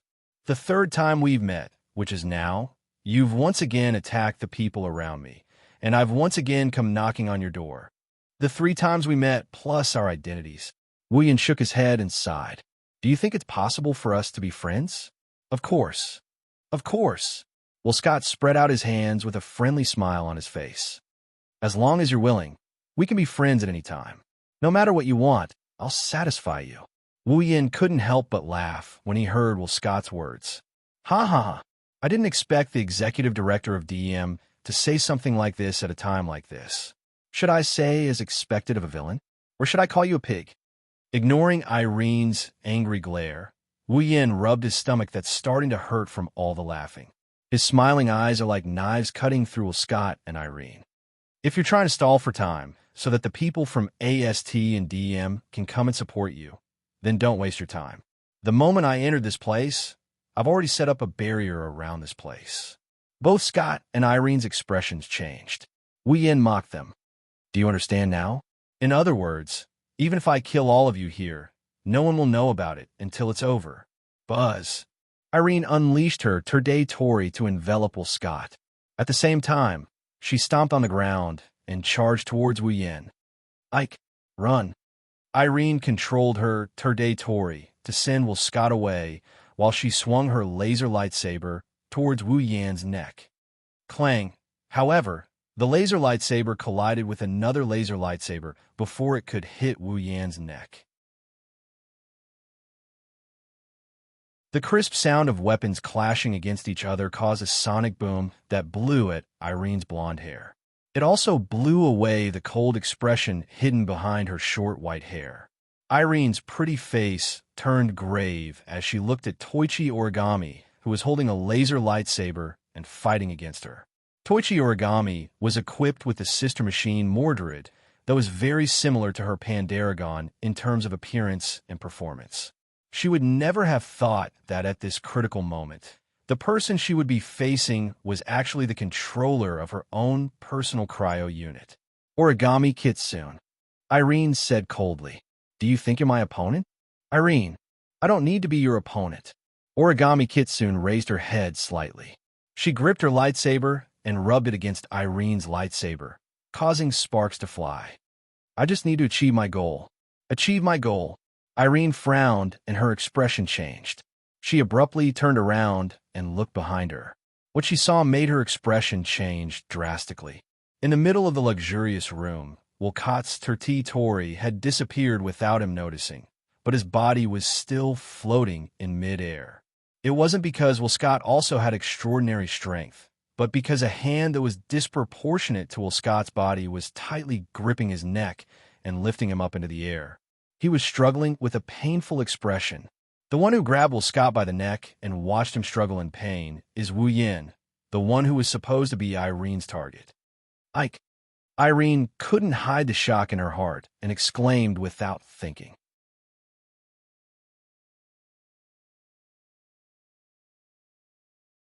Chapter 12:57.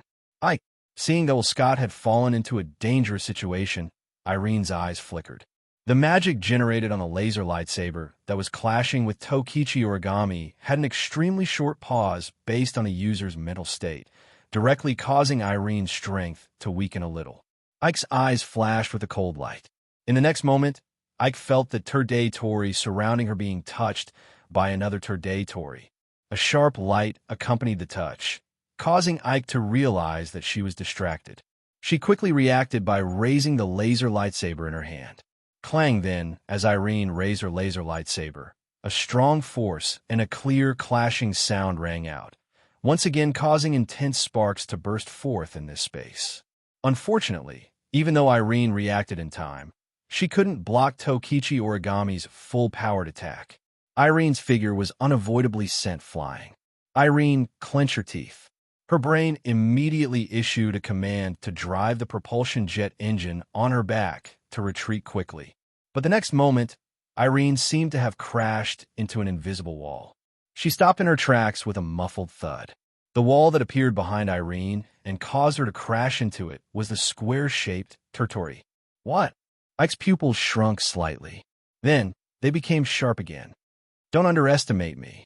Abruptly, Elaine expanded her territory by several times. Like another wall, it hit the territory standing behind her and sent her flying. This was also the reason why Irene was defeated. It's over. A cold voice reverberated in the air and entered Irene's ears. Irene raised her head abruptly and looked forward. Immediately, the engine behind Kite Origami's back was fully activated. She swung her laser lightsaber and slashed the territory around her with a sonic boom. Ike's eyes fell on it. Ike's territory precision is the highest among all magicians in the world. Logically speaking, Ike's strength is lower than Ike's. Even if Ike's full force attack was caught off guard, it was unlikely that it could break the territory around her. However, the strange thing was that Irene had expanded her territory. There was a fundamental characteristic of the territory. That is, the smaller the range of the territory in use, the greater the precision. The higher the defense, the higher the defense. On the other hand, the bigger the territory used by a magician, the higher the precision. The lower the precision, the lower the defense. Naturally, the lower the defense. In the face of Irene's full-powered territory, domain of will, if it was maintained to a certain extent, then Ike's origami equipped with Mordred would not be able to break it. Ike's territory expansion couldn't block Ike's attack. Therefore, by the time Irene reacted, Tokichi Origami's laser lightsaber, which had just cut open her territory, was already placed on her neck. The world's strongest magician finally lost to Ike's origami, who is also a magician. This fact caused Ike's expression to change. She was in disbelief. You were careless. Ike's origami didn't concede. She expressionlessly stated the reason why Ike lost. I didn't think that the world's strongest magician would be distracted during a battle. You should be the stronger one, but you've exposed your weakness so obviously. I'm not so kind as to let you go. Ike was a bit agitated. She wanted to resist, but a piercing pain and coldness came from her neck. Ike's origami slightly moved the laser sword and cut her neck. You can't even control your emotions after losing, Ike's origami said coldly. But please don't move. Please calm down. Otherwise, you'll embarrass yourself. A trace of hatred flashed through Ike's eyes. However, she didn't dare to act rashly. She turned her gaze to Will Scott and stared at Wu Yan. Her body tensed up. If this continues, forget Will Scott. Ike won't be able to protect herself. Ike was anxious when she saw Will Scott in more and more pain. Wu Yan suddenly let go of Will Scott's neck and let him fall to the ground. Cough, cough, cough. Holding his neck, Will Scott coughed out of anger. However, before he could cough a few times, a foot stepped on his chest and stepped on him. Ike's eyes were about to pop out of their sockets. Her heart felt like it was bleeding. Ever since she followed Will Scott and protected him, Will Scott didn't even get hurt when he was threatened. But today, with her by his side to protect him, not only was Will Scott almost strangled to death, he was even trampled under someone's foot. Ike's mind was on the verge of going crazy. She failed in her duty. Oomph. Will Scott let out a muffled groan. He felt as though a mountain was pressing down on his chest. The feeling of being unable to breathe caused his shrewd face to turn red. Even his eyes were bloodshot. However, he was smiling, and it was a very happy smile. This feeling, I feel like I could die at any moment. Will Scott forced a voice out of his throat while maintaining his smile. He looked up at Wu Yan. A painful and joyful smile appeared on his face. How many years has it been since I last met you? How nostalgic. Wu Yan raised an eyebrow. He looked at Ike's origami gloomily.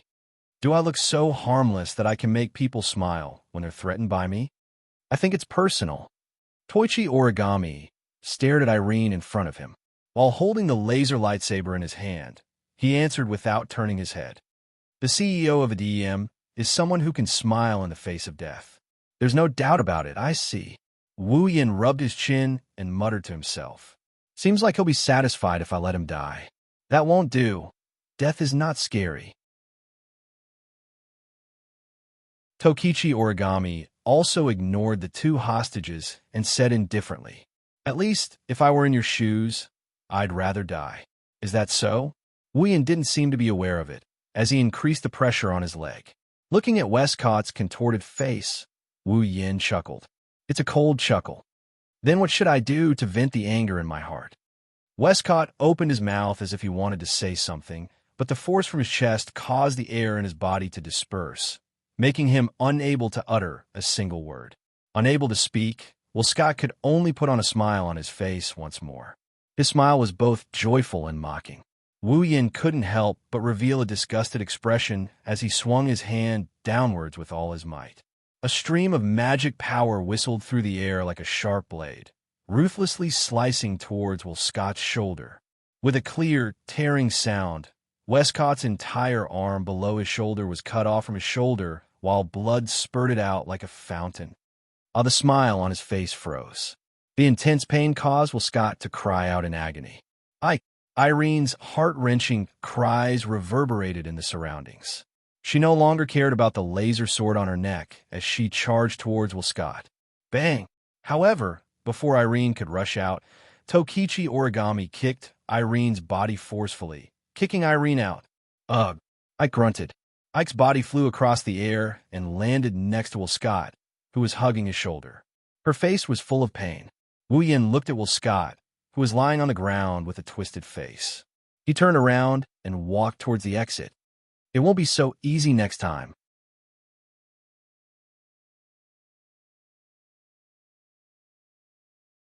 Chapter 1258. Like a loyal guard. Almost as soon as Wu Yin left, Yuichi Origami followed behind him without saying a word. The two of them walked along the corridor of AST's base as if they were entering a deserted area. They didn't hide, nor did they sneak around. Instead, they walked openly. To be more precise, Yuichi Origami was just following Wu Yin. After all, Wu Yin had directly used spatial transference to bring Origami Kitsune to where Scott and Irene were. Since Wu Yin didn't plan on using spatial transference to leave this place, Origami Kitsune could only follow. Although Tokichi Origami felt that AST might have become her enemy, since Wu Yin was AST's enemy, Tokichi Origami decided to follow Wu Yin for the rest of her life to repay the kindness of being reborn. This was the Origami Kite. He could lead a twisted life because of hatred, but he could also become the enemy of the whole world because of a favor. It didn't matter if Kite Origami was honest, reckless, or even stubborn.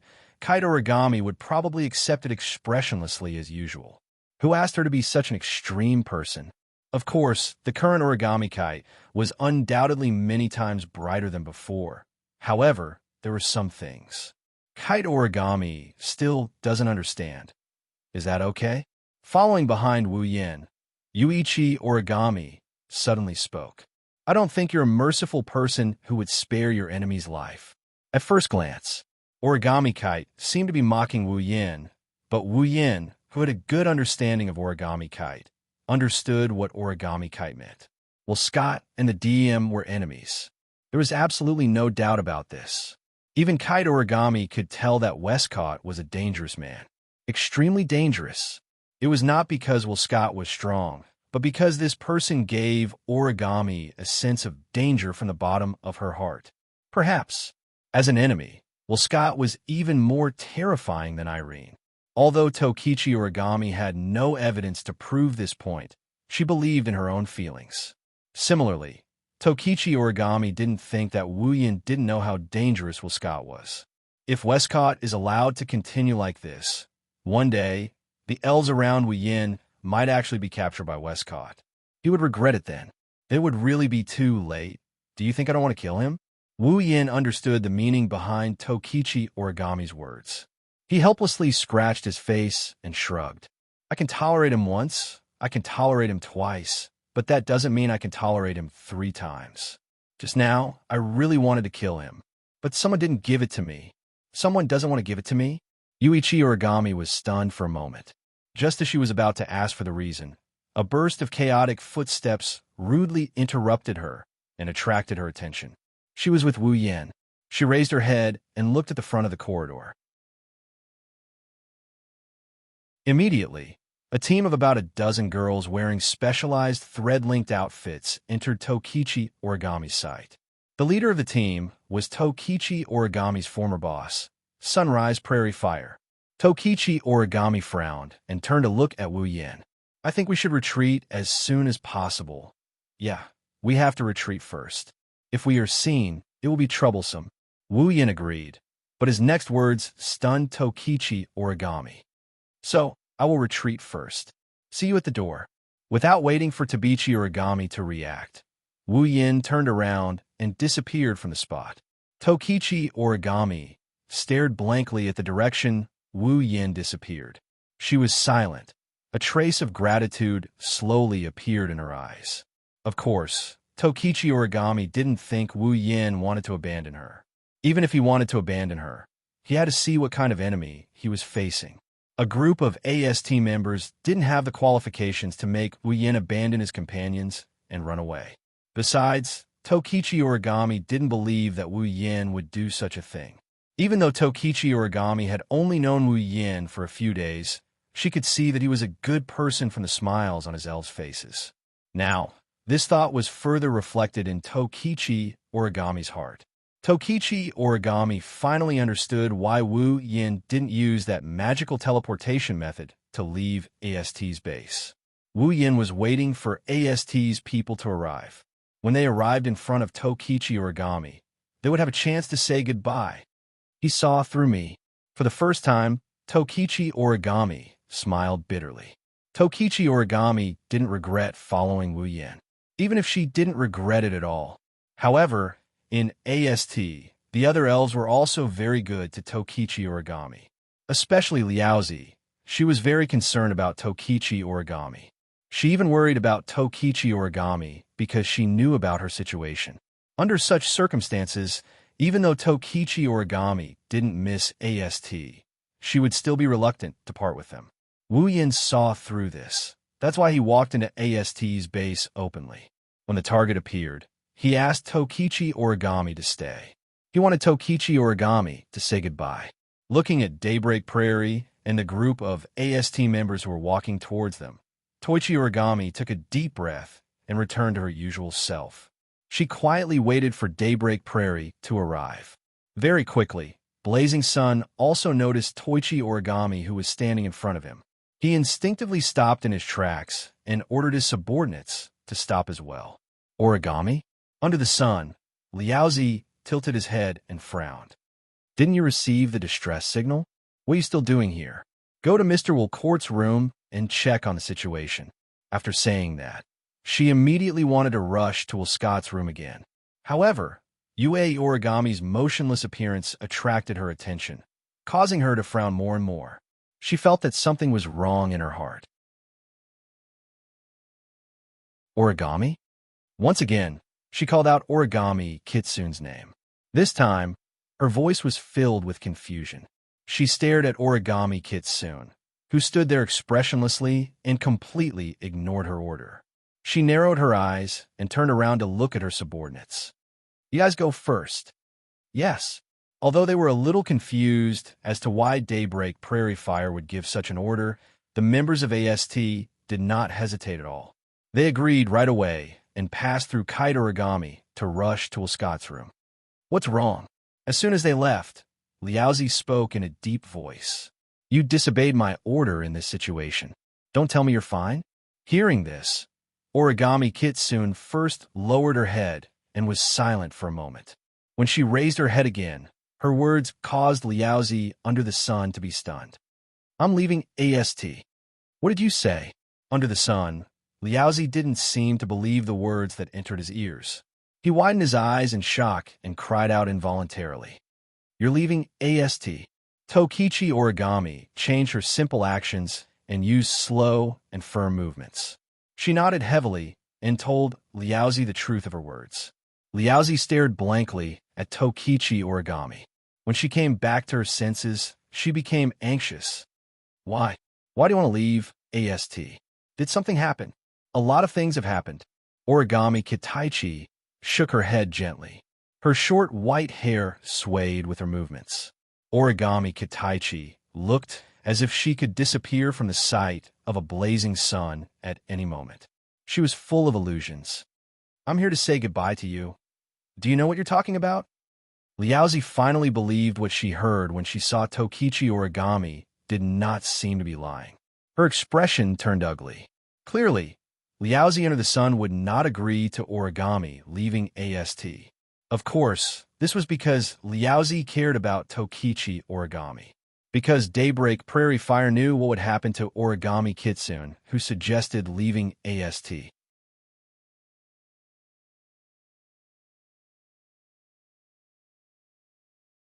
Chapter 1259. AST was the Elven Army. It was a special force that specialized in killing the elves. In order to deal with the elves that could threaten the world with their very existence, AST was granted the right to use the manifestation device and CR unit, allowing the members of AST to transform into superhuman magicians to face off against the powerful elves. Every member of AST was carefully selected from masses. They were special members who had the talent to become magicians. After going through training and tests, they were confirmed to be proficient in controlling CR unit. Only then could they join AST. After all, if they couldn't control the CR unit, how could they fight against the elves? As for those who didn't join the AST and become a member of the Magician Army, their memories must be erased with the display device so that they would forget everything about the AST and the display device and return to the life of a normal person. AST, the display device, and the elves were secrets that couldn't be revealed to the common people. Otherwise, it would bring chaos to the world. Therefore, AST wasn't something that could be easily joined. Naturally, Origami couldn't leave just because she wanted to. Of course, Origami could raise her request to the higher-ups of AST. AST would not force Tabichi Origami to stay, even though a good magician was hard to come by. However, AST wasn't a black-hearted company like DM. It was a legitimate self-defense force of the country. They wouldn't force anyone to leave. However, once Toichi Origami requested to withdraw from AST and received approval, the people of AST would erase Toichi Origami's memory of AST and the display device as part of their obligation. They would let her return to her normal life. In other words, not only would Origami Kite have to forget everything about the display device, he would also forget everything that happened in the AST, including her former companions and her boss, Sunrise Prairie Fire. By then, Origami would be the captain of the Elven Army who could only operate in the dark, while Sunrise Prairie Fire would be a normal citizen of Heavenly Palace City. Origami and Sunrise Prairie Fire would never cross paths again. So, after coming to the conclusion that Origami wasn't joking, Sunrise Prairie Fire's expression turned ugly. Because when Origami Koichi said this sentence, it was no different from breaking off all ties with her forever. Are you serious? Sunrise Prairie Fire stared at Origami with a solemn expression. You should know that once you leave AST, your memories will be erased, right? You don't have to worry about that. Origami gave the most concise answer to Sunrise Prairie Fire's threatening words. My memories won't be erased. What do you mean? Sunrise Prairie Fire frowned at first. Then she thought of something and showed an expression of disbelief. Are you planning to go against AST's system and escape? Hearing Daybreak Prairie Fire's words, Origami Kite was speechless.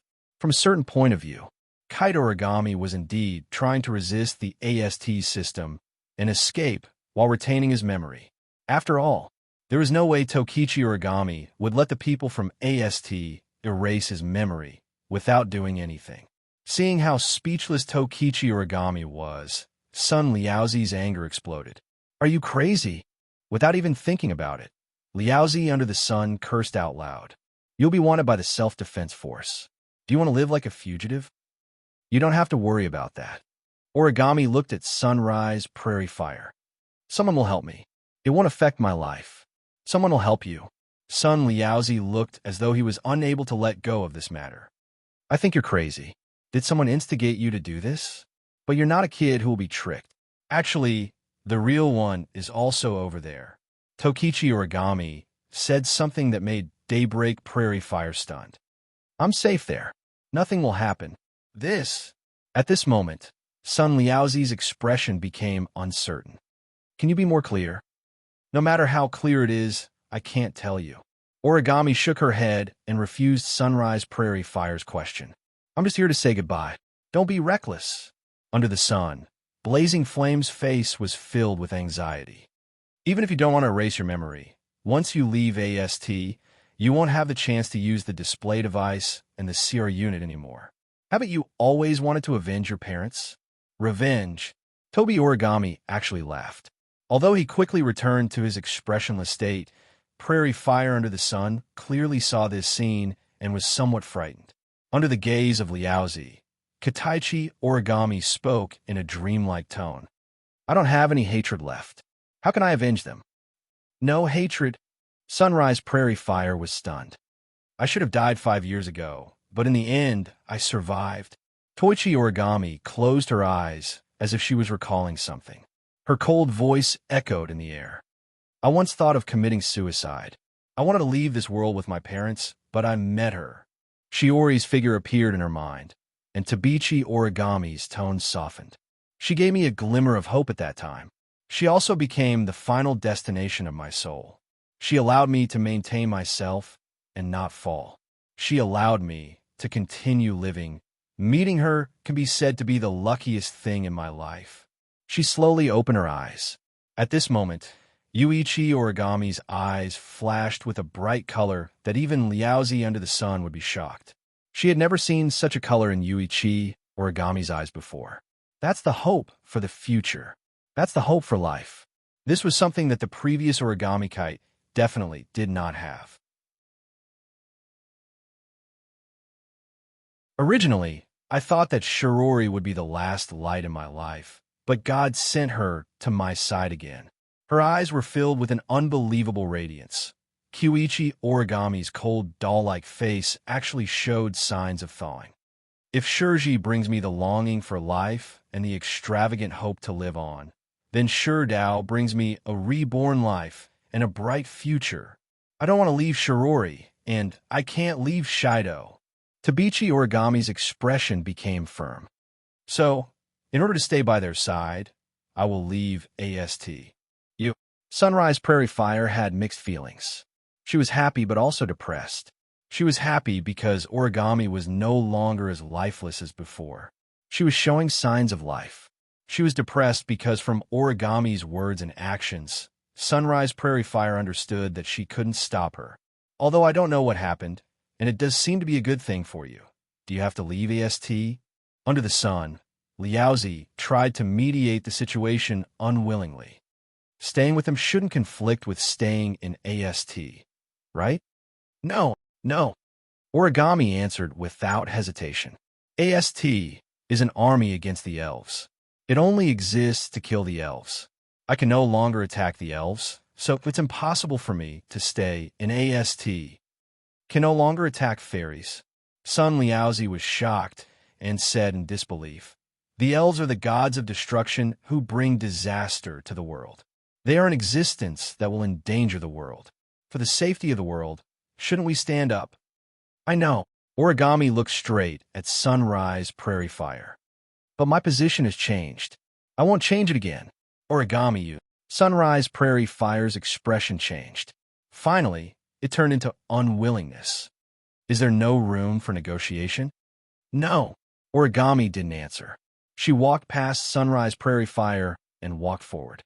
She silently told Sunrise Prairie Fire the answer. Sunrise Prairie Fire lowered her head. After a long time, she sighed. Forget it. I hope you can live a good life in the future. Tokichi Origami stopped, turned around, and bowed to Blazing Under the Sun. Soon after, he stepped forward and left the scene. Sunrise Prairie Fire looked in the direction Origami left. After a long time,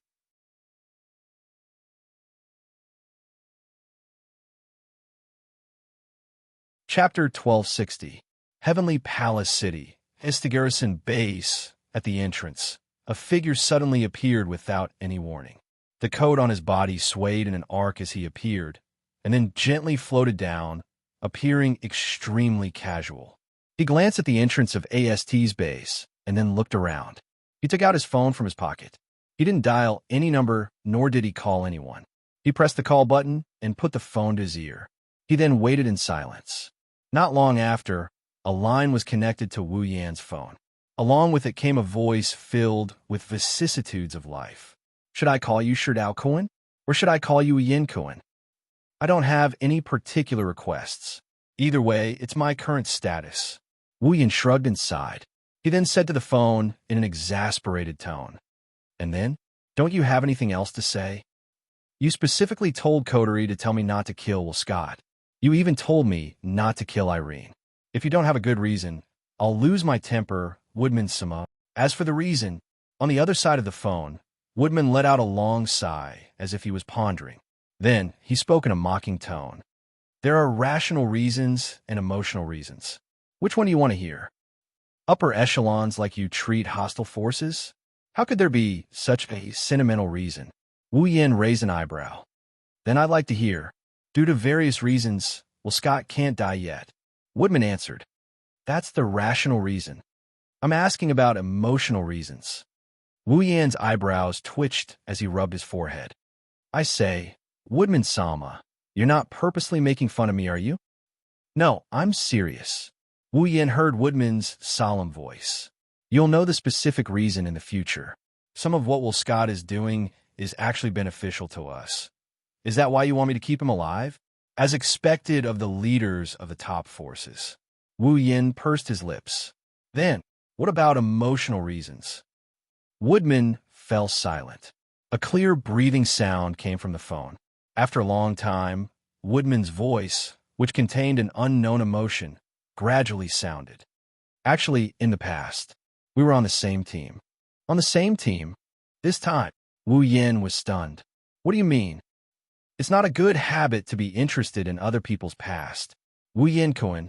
Woodman chuckled before he sighed. "Just think of it as an old man trying to be merciful. A merciful heart." Wu Yan chuckled. "Just think of it as that." Listening to Wu Yan's disbelief, Woodman didn't try to explain himself. Instead, he laughed. "Sparing Will Scott's life shouldn't be a problem for you, Wu Yan Kuan, right?" "Not for me," Wu Yan retorted.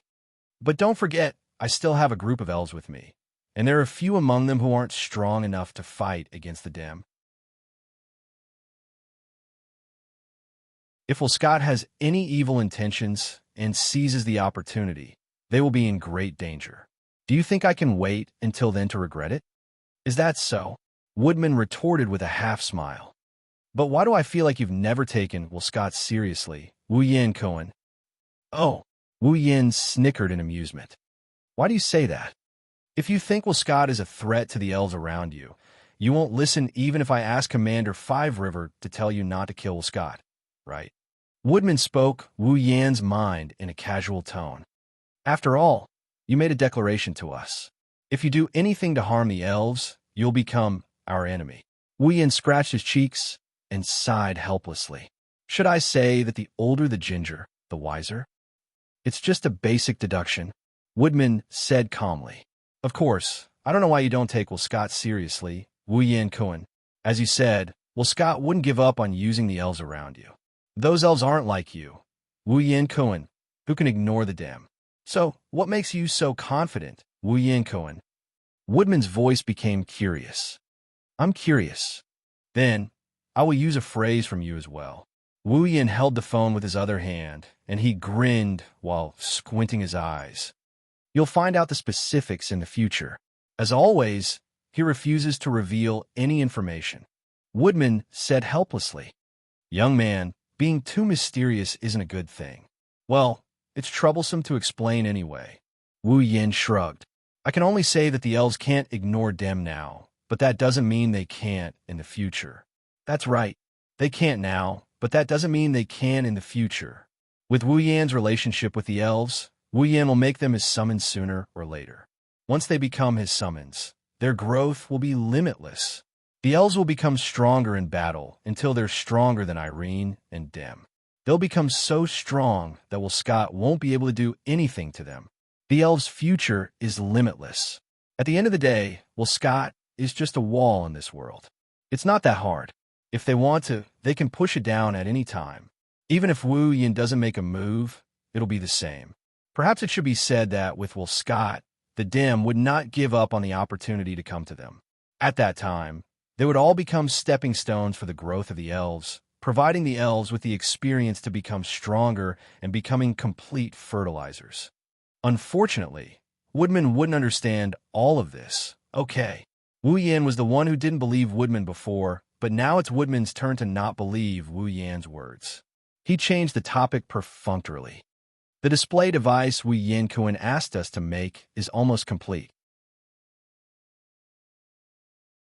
I think it will be finished soon.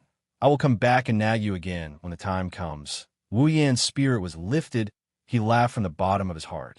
Then I'll have to trouble you. We'll do what we promised. Plus, the budget Wu Yan Kuan left for us is still quite good for us. Woodman casually gave a reason. Well then, I look forward to our next meeting. That's it then.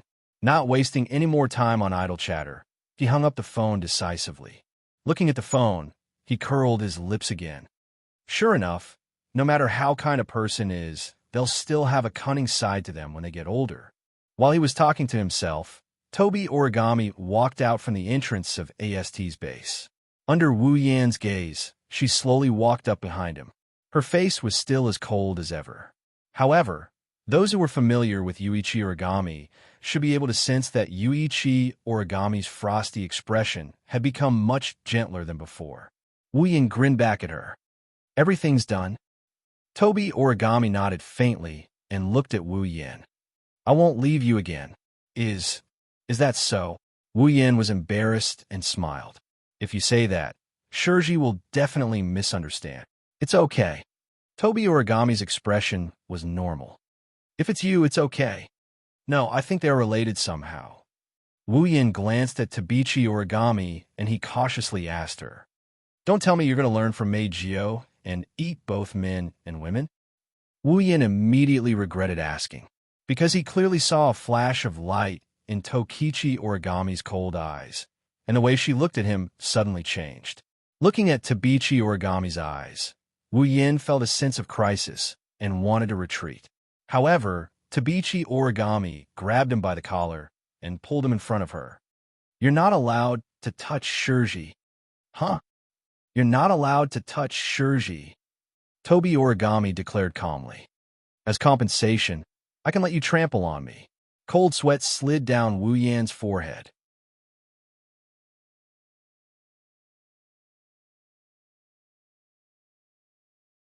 Chapter 1261. Heavenly Palace City, Itsuka's house. Outside the window, the clouds were dyed with a bright sunset glow.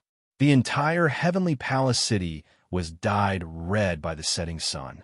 In the hall of a typical living room, plates of freshly cooked dishes were placed on the dining table. Steam was rising from the dishes while their aroma permeated the air, filling the entire room.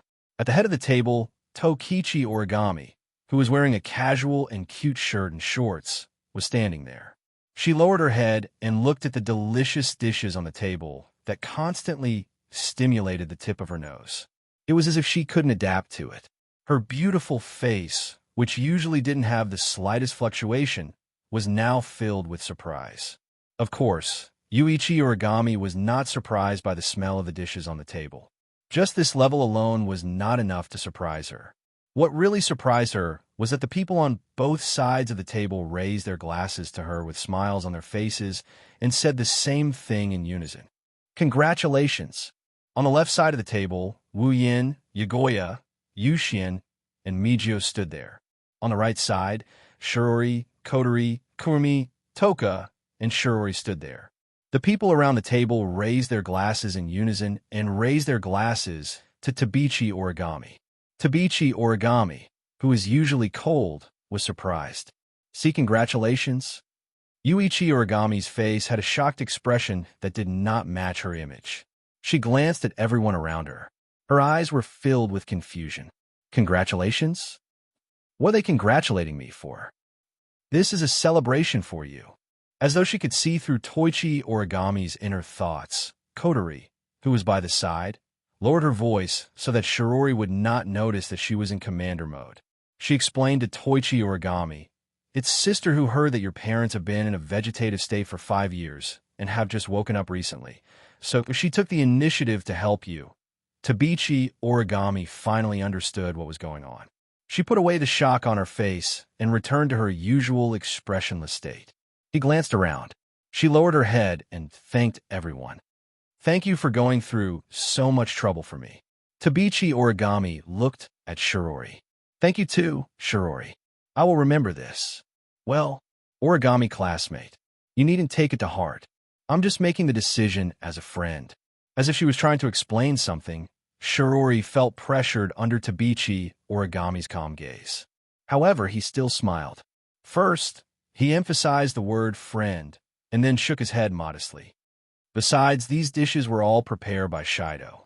I only came up with an idea. If you want to thank me, you should thank Shido." "What are you talking about, Shirji?" Wu Yin looked at Shirji with a faint smile. "You only heard about the Origami parents by accident, but you were so worried that you ran all over the place asking about this and that. When you found out about the Origami family, you immediately decided to hold a celebration banquet. This is the proof that you have always been concerned about the Origami family, isn't it?" Hearing this, Tokichi Origami immediately turned her gaze to Shirji. Her eyes clearly didn't have the slightest ripple, but Shirji felt that the gaze on her body was scorching hot enough to burn the clothes on her body into charcoal. She was so scared that her heart fiercely jumped, and she hurriedly laughed. "Let's not talk about that anymore. Today is a celebration for Origami classmates' parents. Although Origami classmates' parents aren't here, it's still something worth celebrating for Origami classmate. Hurry up, everyone, let's eat." Oh, can we finally eat?" Shirori, who had been silently swallowing her saliva, had a bright gleam in her eyes. As soon as she heard Shiori's words, she immediately extended her chopsticks towards the dish. However, her chopsticks were slapped away by another pair of chopsticks. "This is the celebration banquet Shido and Shirji prepared for me." As if declaring her sovereignty, Tabichi Origami changed her gentle temperament and became aggressive. Her gaze was like a knife cutting through Shiori's body. "You should go eat dog food." Dog food. Shirori was about to get angry at Tabichi Origami when she heard what Tabichi Origami said. "What is dog food? Is it delicious?" "Dog food. That's the best delicacy in the world. It's also the most suitable existence for you. It's a perfect match for you." Koichi Origami answered without hesitation. "I strongly recommend you eat dog food." "Really?" Shiori's eyes widened as she looked at Wu Yin with excitement. "Shido, I want to eat that. Make it for me." "Uh-huh." Wu Yin laughed dryly. "I know how to make it, but this is the first time I've been asked to make dog food. It feels wonderful. As it turns out, even though Kite no longer hates the elves, he still needs to make progress in his relationship with 10 fragrances carefully. They are definitely enemies on par with Mikoto and Shokuho Misaki. Ugh, this is delicious." On the other hand, Meijio had already started eating. She seemed to be enjoying herself. "As expected, my dear, you're so good at cooking." "Umph, my master's cooking isn't something that mortals can compare to." Next to her, Yajuya continued to work while puffing out her chest proudly. It was as if she had done everything herself. Xianxia, on the other hand, turned her head strangely and looked in Meijio's direction. Xianxia has always wanted to know why Meijio is here. "Yes, my dear invited me here." Meijio raised her head proudly. "It's a celebration. Of course, the more people there are, the merrier." "Sister Meijio?" She brought ingredients. Yoshino tugged at Xianxia's sleeve and reminded her. Sister Shirori saw the ingredients and thought of holding a celebration. Allah! Kurumi blinked her eyes and put her finger on her cheek, making a cute gesture. "So you're saying that Meijio wanted to bring ingredients to our house before we decided to hold a celebration?" "Yes, what's wrong with that?" Meijio looked at Kurumi and said angrily, "Only you guys get to eat my deer's cooking every day. You're too cunning." I want to try it too. This is already our family's signature dish. Coterie pouted. Outsiders don't have the right to enjoy it. Then it's fine as long as it's someone from your family, right? Mei Jio wasn't angry. She was happy. She yelled at Wu Yan. Aye, my dear. Let me marry you and become a member of your family. Cough, cough. Wu Yan almost spat out the soup in his mouth. He coughed a lot. Shido, I say, you should restrain yourself. Shiori's eyes twitched, and she glared at Wu Yan. Even if you're a playboy, there should be a limit. Wu Yan's lips moved. He wanted to explain, but Wu Yan didn't. He held it in for a long time, but that was all he could say. That a force majeure. Toka is a force majeure. Tokasaki-san is a force majeure. Yogi Aro and Yuxian are also a force majeure. Now even Sayaki-san is a force majeure. Shiori's eyes were filled with disdain. Then, who is the next force majeure? Who knows? Well, who knows? Wu Yan rubbed his nose in embarrassment. Maybe it's Coterie. Before he finished, two murderous gazes shot at Wu Yan like arrows. Wu Yan froze. One of them was from Coterie, who was pretending to be a good girl. She didn't dare to show her anger. The other one was from Shirori, who was glaring at him coldly. Aye, Shido, Shirori said with a smile. Don't tell me you want to lay your hands on your own sister? Wu Yan's hair felt numb and like a broken doll. He shook his head with a kacha-kacha sound as if his neck was rusted. That's what he got from her. You Lilicon. Wu Yan almost spat out his saliva. Why? Why do you have so many questions when a woman is angry? Shirori fiercely threw out such a sentence. She reached out and grabbed Wu Yan by the collar and pulled him in front of her. Like an angry King Kong, she warned him in a menacing manner. Listen up, it's your business to mess with so many girls. I can't do anything about it. But you're not allowed to lay your hands on Coterie and Yoshino. Do you hear me? Wu Yan's face was covered in tears. He wanted to say that a few hours ago, Tashichi Origami did the same to him. But now, she's the one he's not allowed to lay his hands on.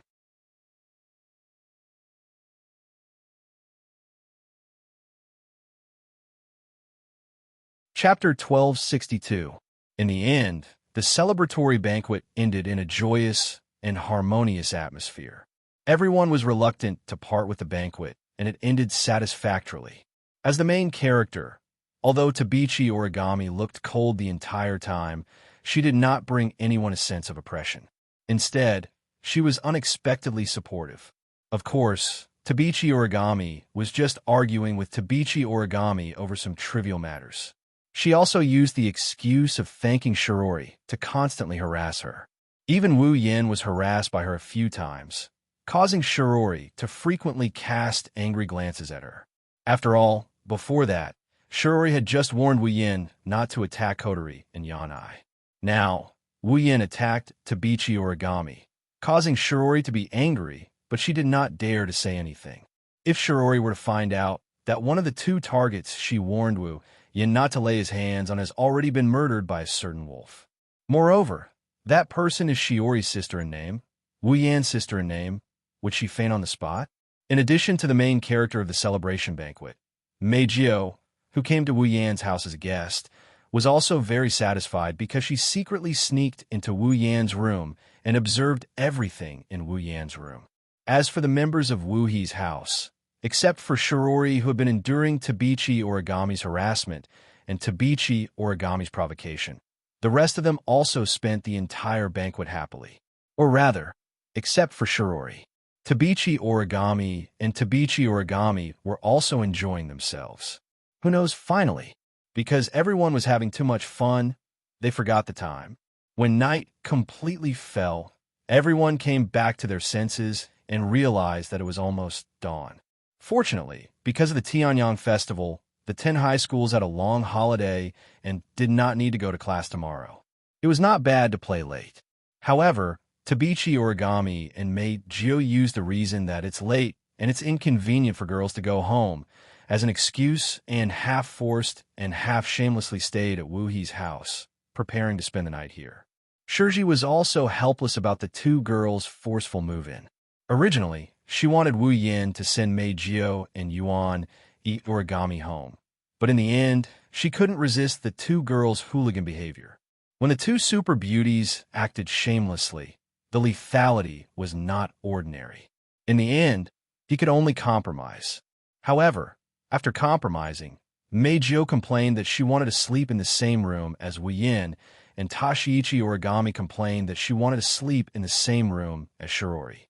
In the end, Shirori, who realized that a certain wolf would ruin her family's reputation, and also realized that her own chastity was in danger, resolutely objected and forcefully suppressed the two girls. After a period of chaos, the final decision was made.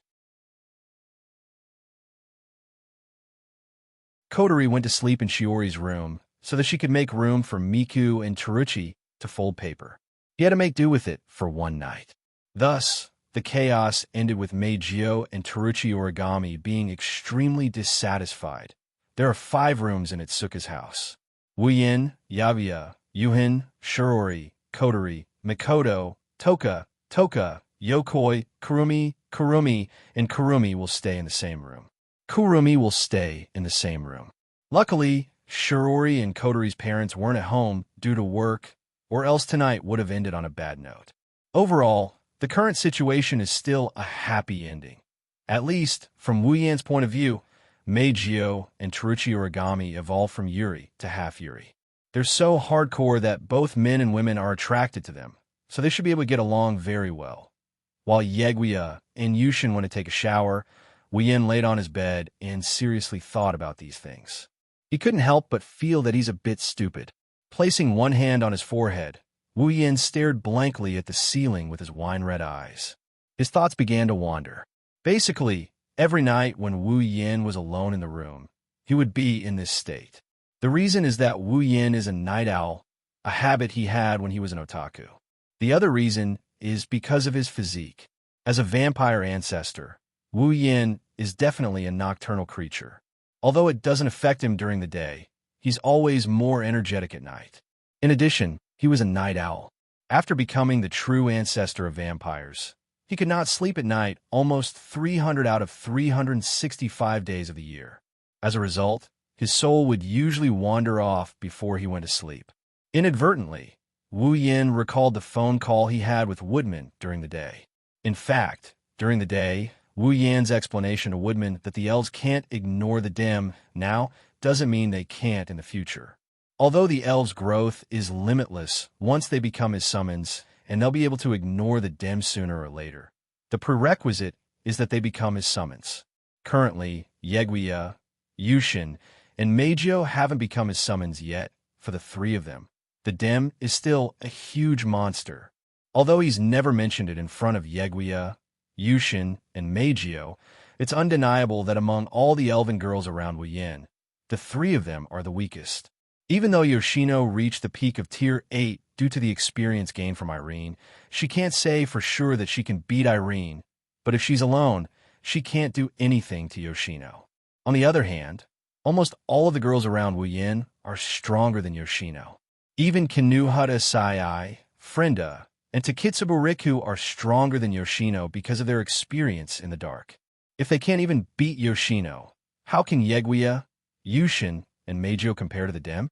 Moreover, the Dem seems to have some very powerful trump cards. It's possible that even Kurumi, Yoshino, Kotori, and Toka will have a hard time against it. For example, when they attacked the Dem's branch last time, if the beam wasn't aimed at Wu Yin, but at Kurumi, Yeguya, and Yushin, the result would be terrible.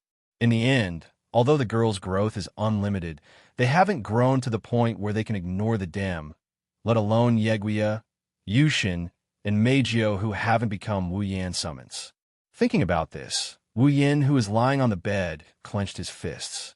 His main purpose in coming to this world is to obtain the display device that can make his sister stronger and strengthen the base. Now, Woodman also said that the creation of the display device was almost complete. Then, it's not too early for them to leave this world. Isn't it time to explain our situation to Yi Juya and the others? Wu Yin muttered to himself. While he was muttering to himself, the soft sound of the door opening woke him up and attracted his attention. He turned his head and looked at the door carefully. The next moment, the door slowly opened. Through the crack of the door, Mei Jiu, who had a head of shiny violet hair and wore thin pajamas that reached her knees, sneaked into the room like a thief. Her sexy figure was completely exposed. Meijio. Wu Yin was startled. Why are you here?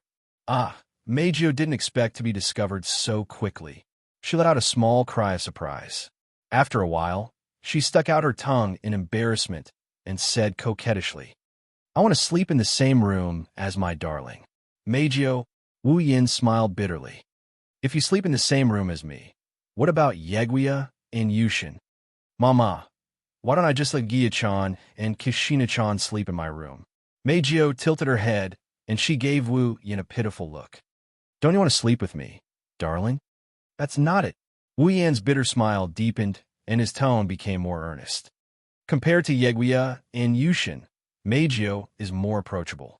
She'll be more comfortable sleeping with Origami, right? You don't have to worry about that. Meijio smiled.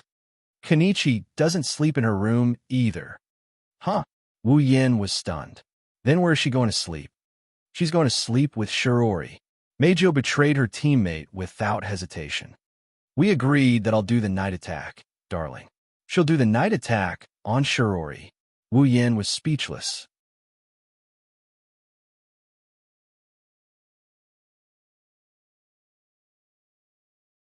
Chapter 1263. No, absolutely not. There's no room for discussion. Yakuya rejected Meijio's request without hesitation when he returned to the room with Xianxia. The right to enter the dreamscape with our master is the spoils of war that we obtained from our sacred duel with those two rude servants of ours. How can we just give it away? I agree. Xianxia nodded fiercely. Her narrowed eyes were filled with indignation. Xianxia believes that Meijio's idea of reaping without sowing is wrong. She must be strongly condemned. So what? Meijio puffed up her cheeks angrily when she heard Yakuya and Xianxia's merciless rejection. Yakuya and Xianxia can sleep with our dear master every night. What's wrong with giving me one night? Not every night. Yakuya corrected her seriously with one hand on his waist. Didn't we just say that? That's the right to sleep with someone else after a sacred duel. It's not easy for us sisters to obtain this opportunity. In conclusion, Yi Geia and Xianxia had to go through a lot of hardships to be able to sleep in the same room as master. Xianxia casually said, as though she was stabbing a knife into his heart. Meijio, on the other hand, is reaping without sowing. We feel that it's unfair. We won't give up the right to sleep with our master. Reaping without sowing?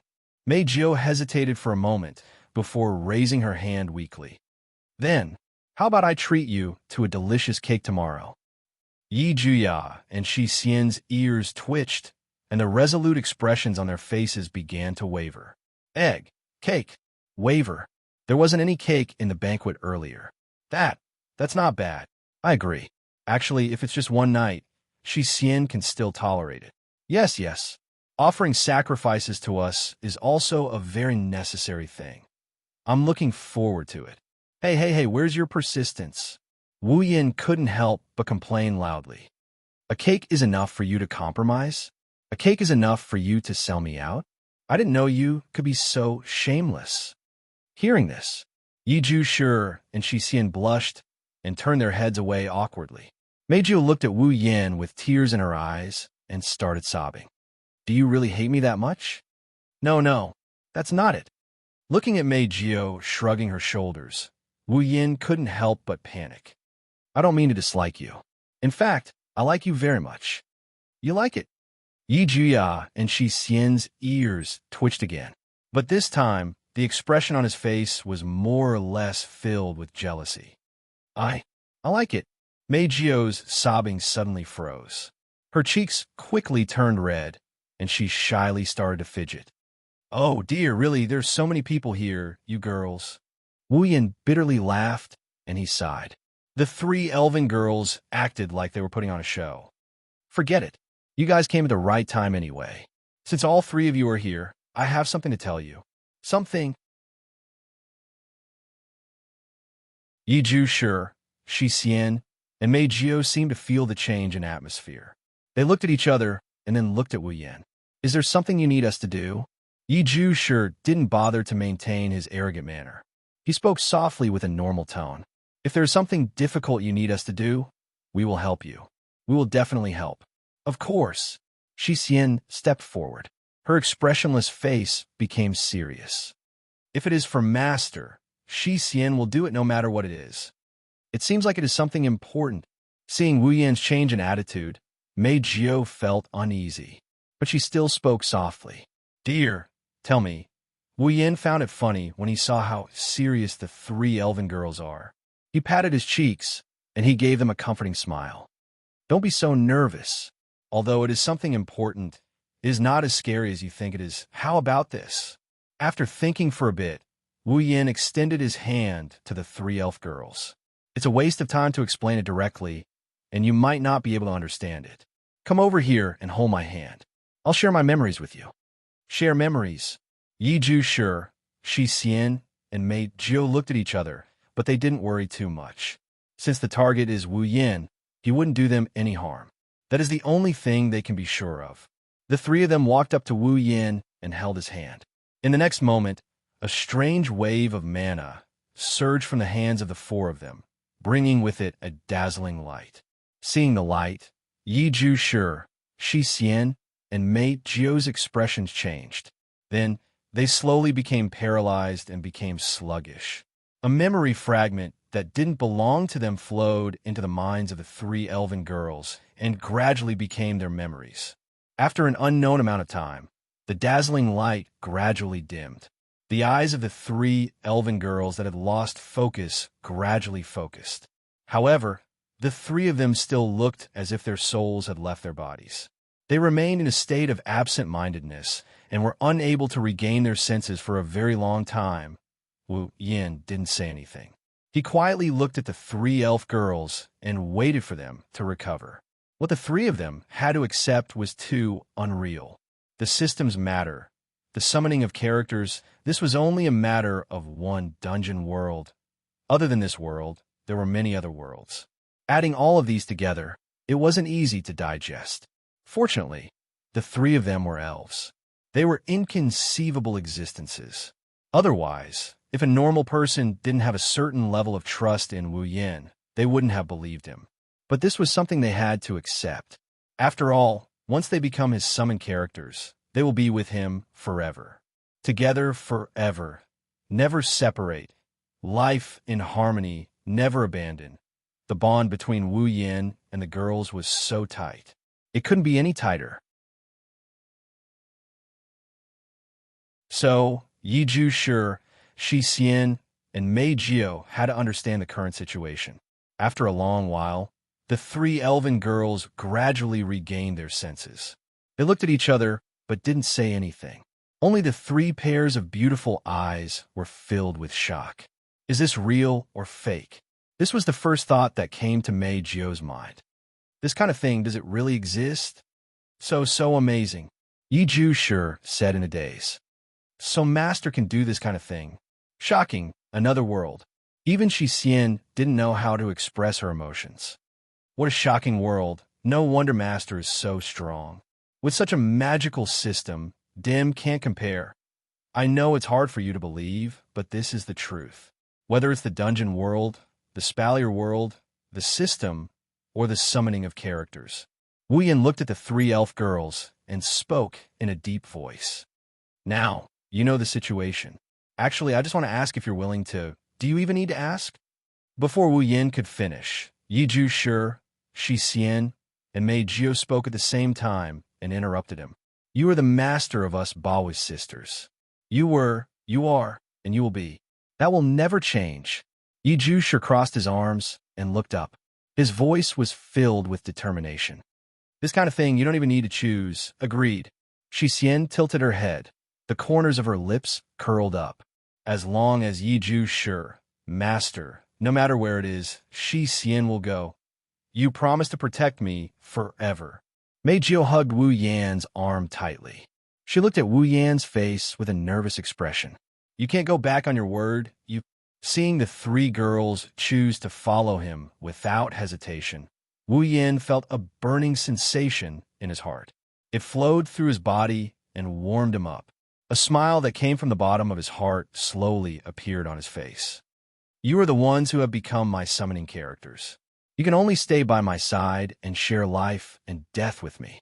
You can't go back on your word. We won't go back on our word. Their gazes met, and the 4 people present all laughed. Just then, count me in.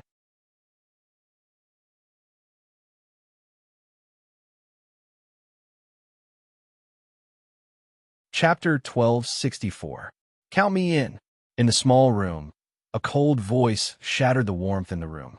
Wu Yin, Yeju Shi Xian, and Mei Jiao were shocked. They turned around to look at the source of the voice. What they saw shocked them. Outside the room, Tabichi Origami is standing there in her white pajamas. She is looking at Wu Yin with a calm expression. More accurately, she is looking at Wu Yin. Her eyes are filled with an inexplicable glint. Student Tabichi? Mei Jiao was startled at first, then she was surprised. Why are you here? However, Tabichi Origami ignored Mei Jiao. She walked up to Wu Yin like there's no one else around. Wu Yin looked at her blankly, as if she was afraid that Wu Yin didn't hear what she just said. She opened her mouth. Count me in. The repeated words woke up the other 4 from their stupor. After realizing what Tabichi Origami meant, Wu Yin put away his surprise and frowned at Tabichi Origami. Count you in? Yes, yes. Tokichi Origami nodded heavily to express the authenticity of her words. Count me in. Why do you say that? Wu Yin looked at Tabichi Origami with a perplexed expression, and he asked with uncertainty. Do you know what we were talking about? Yes. Why would he ask that? There was nothing he could do about it. After all, it was about the system and the summon characters. Wu Yin shared this information with Yokosuka, Yuxian, and Mei Jiao. From an outsider's point of view, Wu Yin only held hands with the 3 elven girls. As for the content, other than Yeju Shi Xian, and Mei Jiao, even if there were other people present, they wouldn't know. It's as if he saw through Wu Yan's thoughts. Tabichi Origami shook her head slowly. Although I don't know what you mean by the system, Dungeon World, and Silveria World, you seem to be making the 3 of them your summon characters. They will follow you around, and after becoming your summon characters, they won't be able to leave your side, and they will live and die with you. Is that right? Yes, yes. I did say that just now. Wu Yin nodded his head, but he still didn't look like he was ready to let go of this matter. And then? You said, count me in, don't tell me. Yes. Tabichi Origami looked at Wu Yin. Let me be your summon character too. Forget about Wu Yin. Even Yokosuka, Yuxian, and Miku, who just found out about what happened, were confused by her words. Do you know what it means to summon characters? Wu Yin rubbed his forehead, feeling a headache coming on. He solemnly said to Tokichi Origami, that's not as simple as saying that we'll live and die together. Do you think that summoning a character is like signing a contract or selling your body? Tabichi Origami raised her eyebrows and gave such an answer. Is there a difference? Wu Yin choked on his words. Indeed, from a certain point of view, becoming Wu Yan's summon character is similar to signing a contract to sell your body. She shook her head. Dispelling this bad thought, Wu Yin rolled his eyes at Tabichi Origami. It's not that easy to become my summon character. It's like a special ability. It will merge your life with mine. Do you know what that means? It means that if I die, you will die with me. Wu Yin crossed his arms in front of his chest in a threatening tone. Don't think this is a joke. It's all true. Is that so? Tabichi Origami nodded when she heard Wu Yin. Just when Wu Yin thought she was going to give up, she said something like this. In that case, can you add me? For a moment, Wu Yin almost didn't react. He looked at Tabichi Origami in shock. I said, do you really understand? It doesn't matter if you understand or not. Tabichi Origami's expression was the same as usual. She still responded to Wu Yan's words concisely. I have already decided to follow you. It doesn't matter if I become your summon character or not. Naturally, if you die, I die. This is something that has been decided long ago. Don't be so quick with your words. Wu Yin sighed, and he extended his hand. Forget it. You might not understand if I tell you this. Hold my hand. Tabichi Origami didn't hesitate when she saw Wu Yan's outstretched hand. She grabbed it without hesitation. Immediately, the same ripple and light as when she shared her memories with the three elven girls lit up the entire place. When the light dimmed again, Tabichi Origami opened her eyes. There wasn't a single ripple in her eyes. Seeing this, Wu Yan thought his memory-sharing spell didn't work. However, Tabichi Origami's words refuted his guess. System, Dungeon World, Spalier World. So that's what it means? Understood. Seems like I finally understand. Wu Yan felt like he lost a lot of energy. As you know, becoming my summon character isn't as simple as living and dying with me. Even so, you still decided to. Yes. Just like how Xianxia and the others interrupted Wu Yan, this time, Tabichi Origami also resolutely interrupted Wu Yan's words. I will become your summon character. You. Why do you have to go to this extent? Wu Yan couldn't help but feel anxious. I know it's important for you to repay your debt, but don't put yourself in danger just like that, okay? Wu Yan looked deeply at Tabichi Origami and said something that Tabichi Origami had to consider. You've shared my memories, so you should know why I came to this world.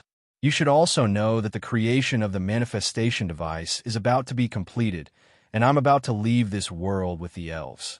You've become my summoner, so you'll have to leave with me. Don't forget, your parents are in this world. Shirori is also in this world. Are you willing to leave them? The indifferent expression on Yuichi Origami's face finally showed signs of being broken in the midst of her silent expression. Tabichi Origami greatly valued her parents. She valued them so much that she could walk down a path of no return for them. Now, she finally witnessed a miracle and reunited with her revived parents. The future is starting to brighten. How could she be willing to leave this world with Wu Yan just like that? Besides, Shirori is also in this world. Thinking of this, Yuichi Origami lowered her head and remained silent. The three elven girls held their breaths, and the scene fell into a heavy silence. Wu Yan didn't say anything and stared at Tabichi Origami with the three elven girls. As time passed, Yuichi Origami's eyes were filled with struggle. Until a certain moment, as if she had seen through it all, she took a deep breath and her expression became resolute again. Count me in. Hearing this, Wu Yan knew. Tabichi Origami won't change her mind. You'll come back, right? Not sure if she was comforting Wu Yan or herself. Tabichi Origami said softly. Anyway, time in this world will freeze after you leave. I've waited for 5 years. I don't mind waiting a little longer. At least, I can be sure that they are safe. On the other hand, can you guarantee that you won't die in another world? Tabichi Origami used a cold and cruel tone. So, I will follow you. Wu Yan was speechless, but he had to admit that Tabichi Origami made a lot of sense. Seeing Wu Yan wavering, Tabichi Origami finally used her trump card. The use of this CR unit and display device is not something that can be done by referring to the manual. Tabichi Origami glanced at Wu Yan and slowly said, I think that compared to Itsuka Kotori, who has never used the CR unit and only used a portion of the display device, I am more suitable to teach the girls how to use the CR unit and display device. This time, Wu Yan was speechless. Wu Yan.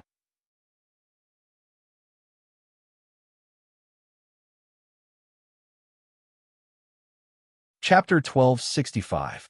After deciding to let Yi Juya, Xianxia, Meijio, and Origami become his summoners, Wu Yan chased the dissatisfied Meijio and Origami back to their room. He hugged Yi Juya and Xianxia and laid on the bed, listening to their breathing as he coaxed them to sleep. After coaxing the two girls to sleep, Wu Yan quietly pulled out one of his hands and tapped on the air. The system list popped up. Character, Wu Yan equipment points. 1, 100 item points. 5, 000 ability points. 1,000 summoning points. 300 level. 85. Looking at the number of points displayed on the system, Wu Yan couldn't help but turn his head away as tears streamed down his cheeks. In order to build the base, he had squandered all his equipment points, item points, and ability points. In the end, he only had a pitiful amount of points left. Originally, building the base didn't require summoning points. Wu Yin had the most summoning points out of the 4 types of summoning points he had. But to summon Yukari, he had to use up a lot of points. Also, this was after Wu Yin used some of the treasures in the Ring of Gold to exchange for summoning points. Otherwise, with the summoning points he had before, he might not even be able to summon Yukari. But now, Yamatu, date battle character, one of the twin elves who has the ability to control the wind. Originally, it was the same elf as the other twin elf, but its original form, Yamatu, had split into 2 individuals in the emergence. Its consciousness is independent, and its identification name is Berserker, 9,000 summoning points. Ba Wu Shi Xian, character from Date Battle, one of the twin fairies who has the ability to control wind. Originally, it was the same sprite as the other twin sprite, but its original body, Ba Wu, had split into 2 individuals in the emergence. Its consciousness was independent, and its identification name was Berserker, 9,000 summoning points. Night Tempter Meijio, character from Date Battle, a fairy who has the ability to control sound. She was originally a human. Later, she was given a spirit crystal and became a fairy. Become a sprite with the identification name Diva, 9,000 summoning points. Origami Kite, character from Date Battle. Originally, she was a member of the Land Self-Defense Force, AST. Later, she quit AST and joined Radisker. She has one of the top 3 magicians in the world. She has her own personal Siri unit, Mordred, 9,500 summoning points.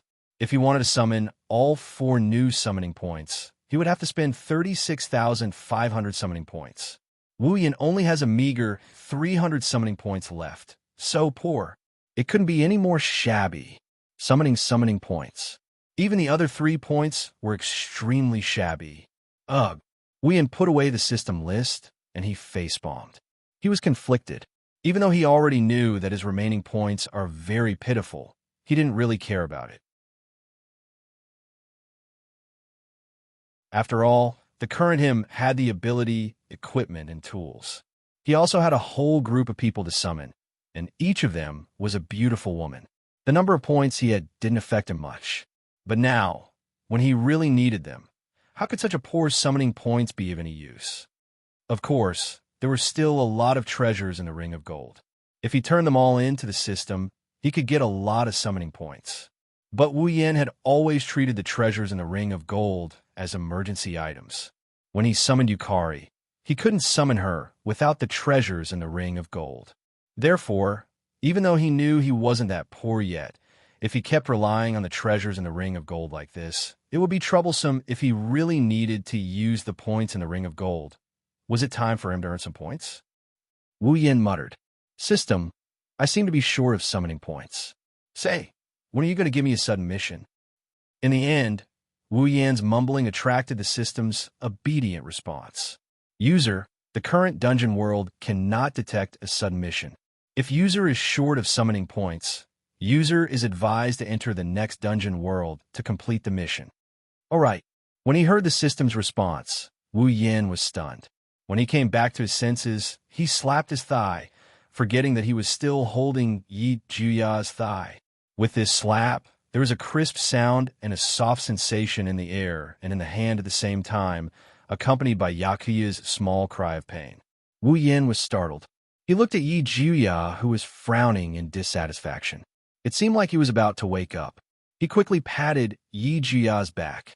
Not long after, Yakuya's frown faded away, revealing a peaceful sleeping face. He rubbed his head against Wu Yan's chest a few times with a serene smile on his face. Then, he went back to sleep. Wu Yin let out a sigh of relief and shook his head with a bitter smile. After some hesitation, Wu Yin asked, "System, when I am in another dungeon world, will the time in this dungeon world be frozen as well?" "Yes," the system answered without any hesitation. Wu Yin furrowed his brows. Obviously, he didn't want the time in this dungeon world to be frozen as well. Right now, the display device was still being manufactured, and it would probably take some time for it to be completed.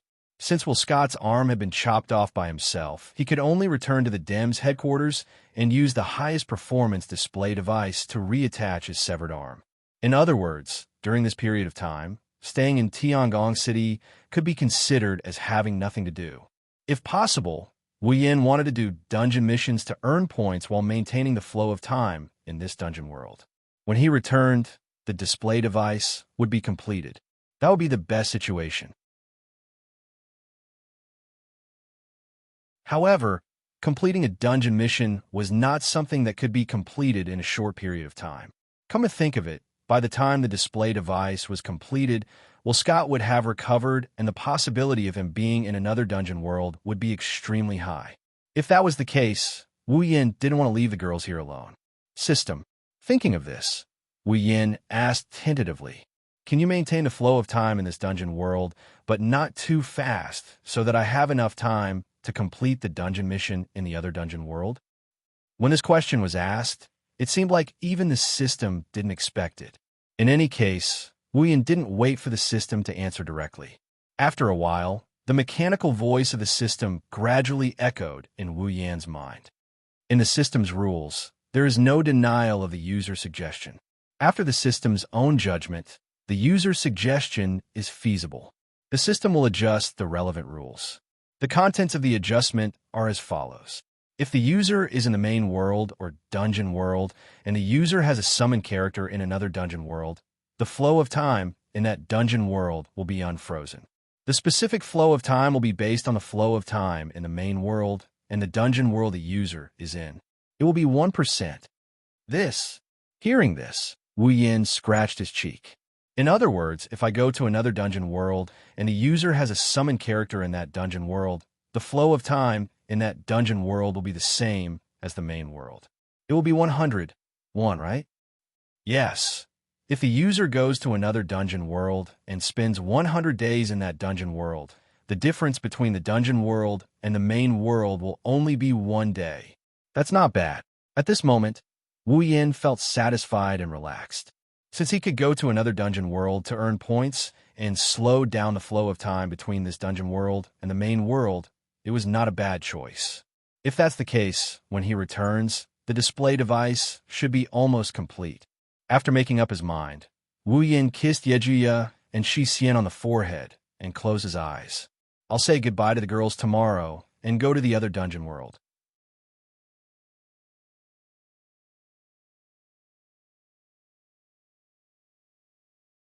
Chapter 1266.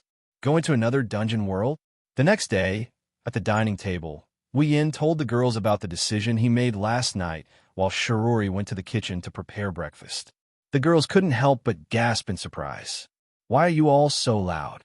Wu Yin sneaked a peek into the kitchen, and after making sure Shirori didn't find anything, he let out a sigh of relief. He rolled his eyes at the girls in the room. Yegya, Yuan, Miku, and Origami are fine since they just found out about us. But Kotori, Kurumi, Toka, and Yoshino, why are you all so surprised? How can we not be surprised? Kotori glared at Wu Yin and lowered her voice. Isn't it too sudden to suggest going to another dungeon world? It's not that sudden. Wu Yin took a bite of his bread and waved his hand casually. I'm the only one going. You don't have to follow me. We don't have to follow you. The girls froze on the spot. Seeing this, Wu Yin explained the conversation he had with the system last night to the girls. He also told the girls that when he is in this dungeon world, the time in this world won't be frozen. Instead, it will be slowed down to 1% of the time in the dungeon world he is in. When they heard Wu Yan's explanation, the girls objected strongly to it. How can you go alone? What if no one takes care of you? Yeah. What if there's danger? Outsa-sama, I think it's better to bring some people along. It's inconvenient to go alone. I think so too. As the master of us Yamato's sisters, are you going to abandon your slaves? Master, you're being too irresponsible. Honey, at least bring me along. I've never been to another dungeon world before. I'm curious. Why are you all so nervous? Wu Yin shook his head and rolled his eyes. Do I look like someone who gets into trouble easily? Let's bring some people with us. Kotori frowned. It's good to have someone to take care of me. I'll go with you, Origami declared in an unquestionable tone. My words now. I won't drag you down. This isn't a matter of whether or not we're dragging them back. Origami. Wuyin turned his head and looked at Origami.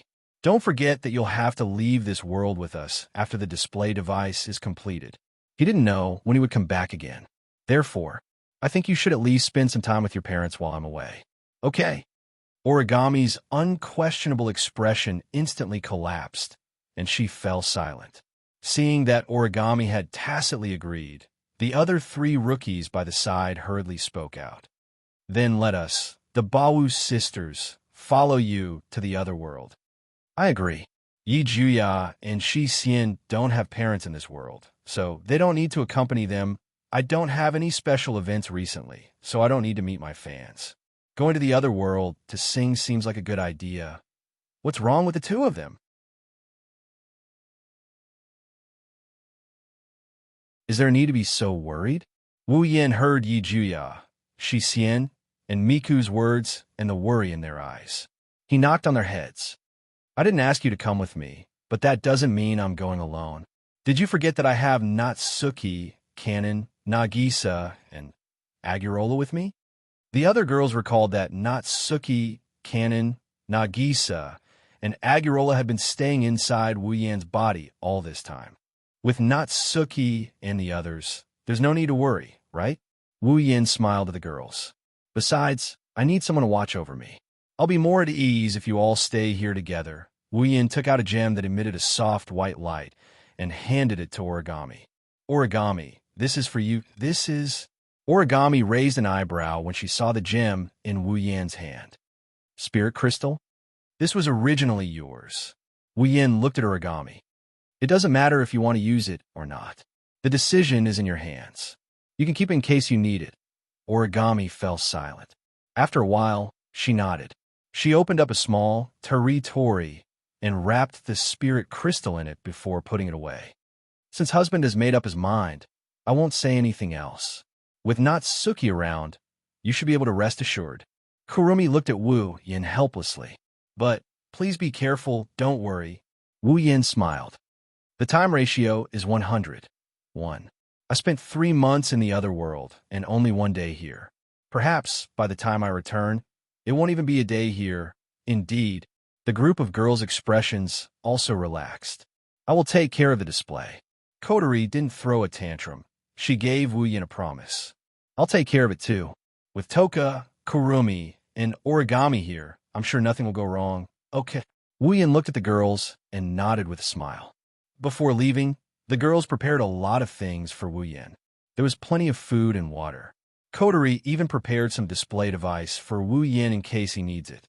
Although the display device won't be of much use to Wu Yin, who has 103,000 grimoires, it's still a token of appreciation from the girls. Therefore, Wu Yin didn't say much and put it into the gate of Babylon. After preparing everything, Wu Yin told Shirori that he'll be away for a few days and used a small excuse to brush her off. Then, he snuck into his room and opened the system list. He clicked on the dungeon page and began to choose a dungeon. Of course, if he really wants to enter a dungeon, he'll have to pay points. Wu Yin was very poor, and he didn't want to use the items in the Ring of Gold. He could only let the system choose a random dungeon. After all, he doesn't have to pay points to enter a random dungeon. Thus, after entering the dungeon page, Wu Yin opened his mouth. System, choose a random dungeon. Beep. Initiating dungeon selection. The system's cold voice rang in Wu Yan's mind. Then, a glowing frame started to flash between the dungeon options on the list. Like a slot machine, it spun so fast that even Wu Yin couldn't see it clearly. After a while, it stopped on one of the dungeons. Then, the dungeon option lit up from the gray unavailable and became an option. Beep. Random dungeon selection successful.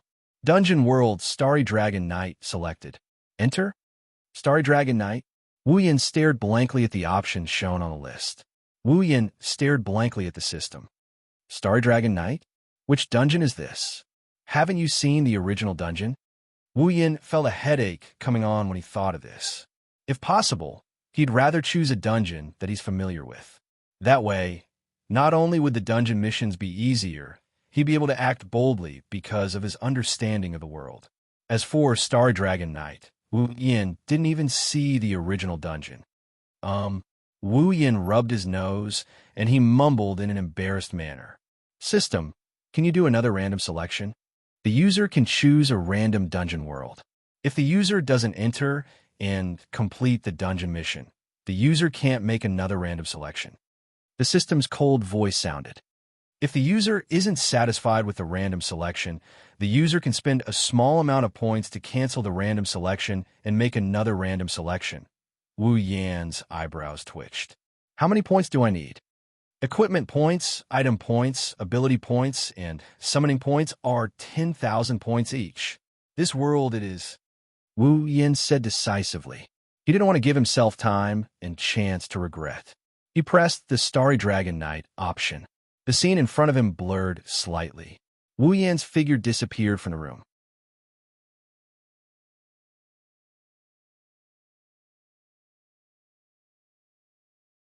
Chapter 1267. The Eruxtran Continent. This was a continent that was shaped like a dragon spreading its wings and soaring high in the sky. On the Eruxtran Continent, there were 5 extremely large organizations that occupied the continent for themselves. They occupied a piece of land and divided the territory of the Eruxtran Continent. These 5 extremely powerful forces were respectively located in the center of the Eruxtran Continent, occupying the heart of the dragon, known as the dragon-raising nation, the Lormon Knighthood.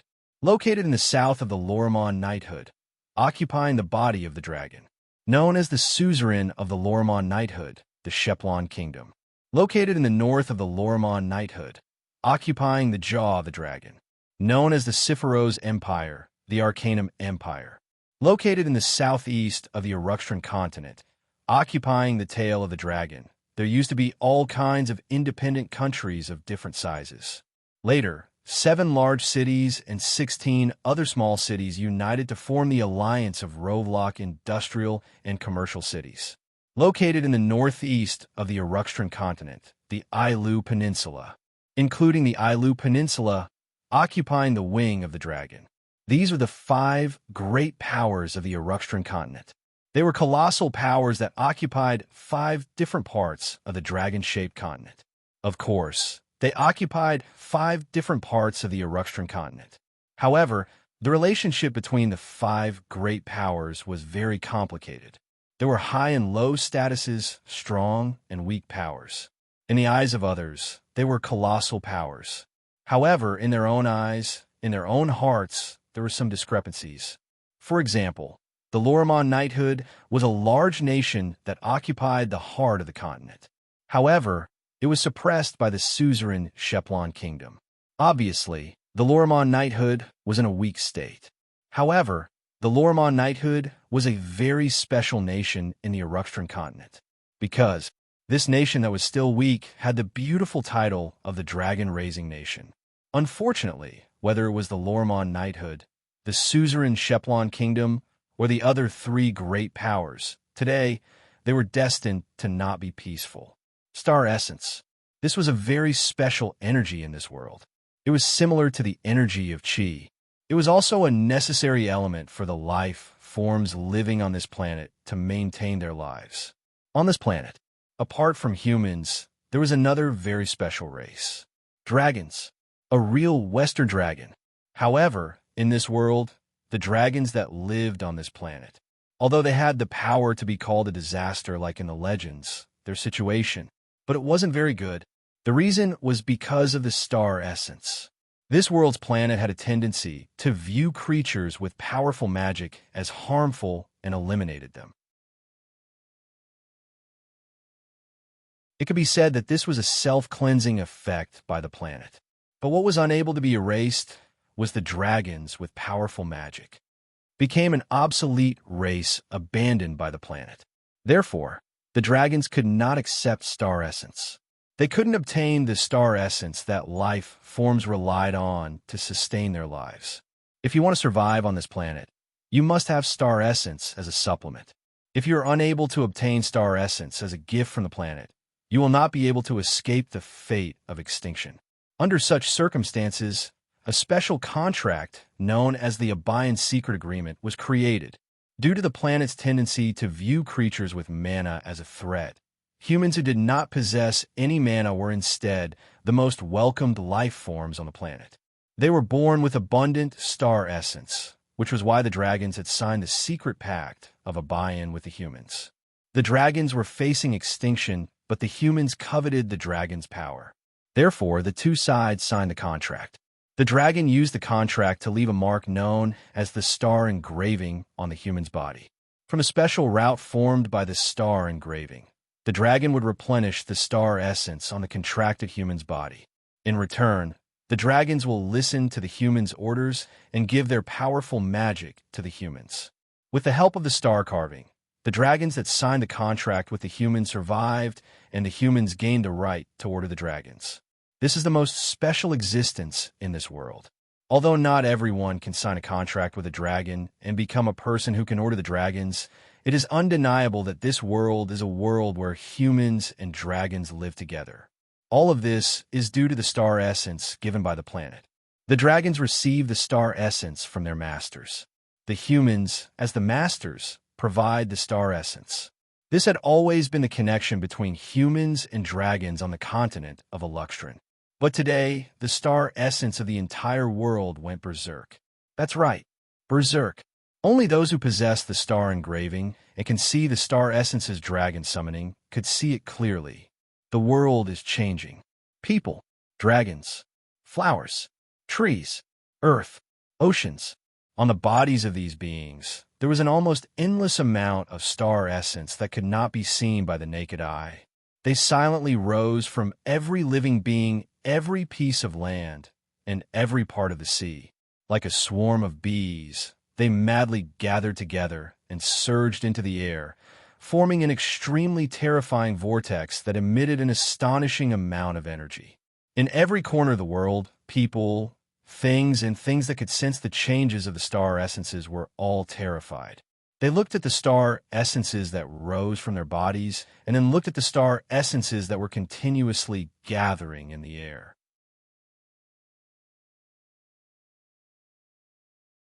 They were at a loss and did not know what to do. What the hell is going on? With such a thought lingering in their minds, at the next moment, the humans and dragons who had lost a large number of star essences in their bodies lost all of their strength. Their faces turned pale as they weakly fell to the ground, terrified by the inexplicable situation that happened to them. For a moment, the humans and dragons on the entire planet fell into an unprecedented panic. Is the end of the world? That was the only thought left in the minds of the humans and dragons who barely maintained their consciousness. In various parts of the world, many important people who relied on their own abilities to continue their activities, even if they temporarily lost the replenishment of the star essences, looked at the surging star essences that had condensed into a vortex in the air with a solemn expression, not knowing what they were thinking. After all, only a very small number of people can calm down in this doomsday-like phenomenon. Among this extremely small number, there was one such person who had quietly appeared in an extremely dense forest. It was a dragon. It was an extremely elegant and beautiful dragon with long green hair and white fur. Its wings were like the wings of a cicada, emitting a green light.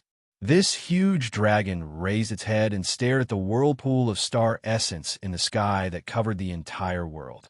Its body flashed with a green light, and its body gradually shrank until finally, it turned into an extremely beautiful woman with extremely long green hair and horn-like ornaments. She turned from a dragon to a human. She raised her head and looked at the star essence swirling in the sky. Her eyes were filled with confusion. She looked dignified, shocked, complicated, and greedy. Such a large amount of star essences. The woman sighed in amazement. If the Dragon Clan can obtain it, then even if they don't rely on humans, they should be able to survive for a long time, right? After saying that, the woman closed her eyes as if she knew she said something stupid. When she opened her eyes again, there was only a dignified look in her eyes. The star essence of the planet is going berserk. It even affected the star essence in the living body and caused it to go berserk as well. Planet, what is going on? This phenomenon. The woman narrowed her eyes and muttered to herself. Is it because the planet itself, which rejects life forms with powerful magic power, has sensed the existence of powerful magic power and strongly rejected the birth of that existence, thus causing the self-phenomenon? After saying that, the woman's eyes were filled with disbelief.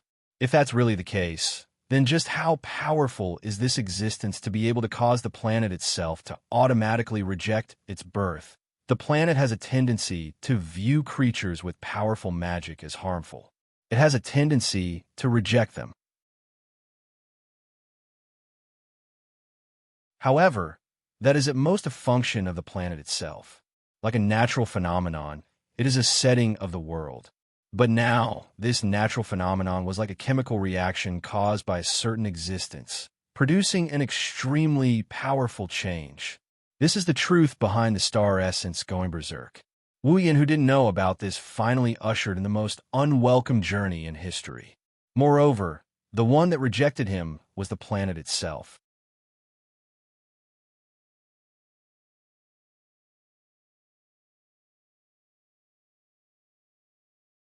Chapter 1268. As if he entered a pool of water, a wave of dizziness engulfed his consciousness. Then, he felt his body floating up into the air. However, this state didn't last long. Wu Yan's vision blurred for a brief moment. Then, Wu Yan felt the air around him returning to its original state after a second of silence. Have I entered a dungeon world? Just as this thought rose from the depths of Wu Yan's heart, the system's voice echoed and told Wu Yan the answer. Dungeon World, Xing Carving's Dragon Knight. Dungeon Mission, Acquire. Mission 1. Enter Tokisakagami's Red Jade mode and use the ability of the angel, Zafkiel, to use the Bullet of 12, YOD. When the Mother of Dragons placed the last descendant of the Avalon Holy Dragon Royal family in the Abine Forest, she would obtain a drop of the first blood of the last descendant of the Avalon Holy Dragon Royal family before he was born and placed in the Abine Forest. Mission Reward: 10,000 equipment points, item points, ability points, and summoning points. Mission 2. Yet to be activated. Mission 3. Yet to be activated. Beep. User, after you have completed all the dungeon missions, you will be able to leave the dungeon world. When the first mission is completed, the second mission will be activated. When the second mission is completed, the third mission will be activated. When the second mission is completed, the third mission will be activated. When the third mission is completed, the user will be able to leave the dungeon world. Reminder, because the world of Xing Carving's Dragon Knight is very special to the user, the first mission is also a very special type of mission. If the user is unable to complete it, he will be forced to leave the dungeon world. The user will no longer have the right to enter the world of Xing Carving's Dragon Knight. I hope the user will pay attention to the first mission. In addition, I would like to remind the user once again that the time ratio between the dungeon world and the main world, as well as the other dungeon worlds that are not frozen, is 100. Therefore, the user can train in the dungeon world without any worries. I wish you a happy dungeon world. Listening to the system prompt that would repeat every time he entered a dungeon world, Wu Yan was only paying attention to the dungeon mission. However, when the system prompt was transmitted to his mind, he could not help but be stunned on the spot. To him, Xing Carving's Dragon Knight was an extremely special dungeon world. What was the meaning of this? With this thought in mind, Wu Yan more or less understood when he opened his eyes. Why is this instant's dungeon world so special to me? In midair, Wu Yan slowly opened his eyes. The first thing that entered his eyes was not the blue sky. Instead, they were densely packed like green fireflies. Spots of light filled the entire sky. They were like bees that had gathered in a beehive, moving crazily. Although there was no buzzing sound, under their violent movements, ripples appeared in the surrounding air. Seeing this scene, Wu Yan was stunned. It was also at this moment that the scene before him completely changed. All of the green specks of light seemed to be boiling as they gathered together and gave off strange ripples. In the next moment, a fatal sense of crisis suddenly attacked Wu Yan's heart, causing Wu Yan's heart to tighten. His pupils shrank to the size of a needle tip. Before Wu Yan could react, the surrounding green specks of light that densely covered the entire sky emitted a dazzling and terrifying light. In the sky, the star essences that had gathered into a vortex emitted a scorching light that covered the entire sky. Under the gaze of everyone in the world, it suddenly exploded like a star exploding. Asterisk boom. Asterisk, a terrifying loud noise that was enough to shatter the eardrums of everyone in the world instantly resounded in every corner of the world. It caused the people and dragons that had lost their strength and collapsed on the ground to cover their ears with a pale face. They let out the most horrified screams in their lives, and together with a loud noise, resounded through the entire sky. The scene of a star exploding occurred directly in the eyes of all the people and dragons who were watching the sky, and it shone with a dazzling light. People did not even know what had happened. The violent flash took away their vision, and a loud sound took away their hearing, causing the whole world to resound with horrified screams and panic horns. It was believed that if it was not for the fact that they had lost a large amount of star essences that caused them to fall into a weakened state, perhaps the world would have already fallen into chaos. The end of the world. These 4 words were deeply engraved in everyone's heart, causing waves of panic. When everyone was in a state of blindness due to the explosion of the star essences, at the center of the explosion, below, a pitch-black crack that was filled with ferocious eyeballs suddenly split open from the void and spat out a figure that flew out in a sorry state. It was Wu Yan who had entered Amethyst's red jade mode. At the last critical moment of the star essence's explosion, Wu Yan decisively activated Amethyst's red jade mode. First, he used the realm of being and non-being to offset the terrifying impact caused by the explosion. Then, without saying a word, he hid in the gap and avoided the continuous impact of the sound waves. With his waist-length golden hair fluttering in the wind, Wu Yan opened his eyes that had turned purple and looked at the star essences that were flashing in the sky due to the explosion. His expression was unsightly. This was also natural. After all, Wu Yan did not know that this planet had a natural phenomenon that treated all beings with mana as harmful and eliminated them.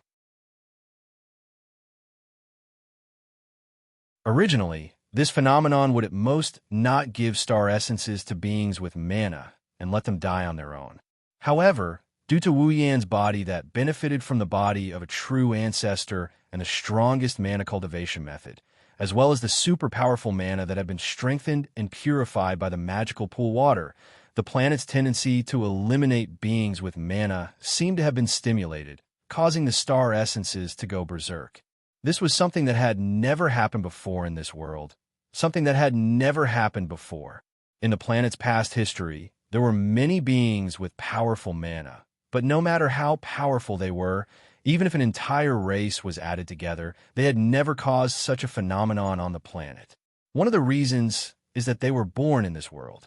Unlike Wu Yan, who came out of nowhere and gave this world a huge shock. Another reason was that their mana was not enough to cause such a phenomenon on the planet. Now, Wu Yan alone had caused such a violent reaction. One can only imagine how much magic power Wu Yan has in his body right now. However, for Wu Yan, coming to this world was a bad thing. At least for now. System, what's going on? Wu Yan stared at the star essences that were still fluctuating in the sky and asked the system in a hoarse voice, his purple eyes full of anger. Of course, if it were anyone else who had just arrived in this world and encountered a great disaster that forced them to enter the red jade mode to escape, they would have reacted the same way as Wu Yan. Although he was the true ancestor of vampires and could never die and could be resurrected after death, he did not have the hobby of dying several times. It was natural for him to be angry. However, Wu Yan did not receive an answer from the system.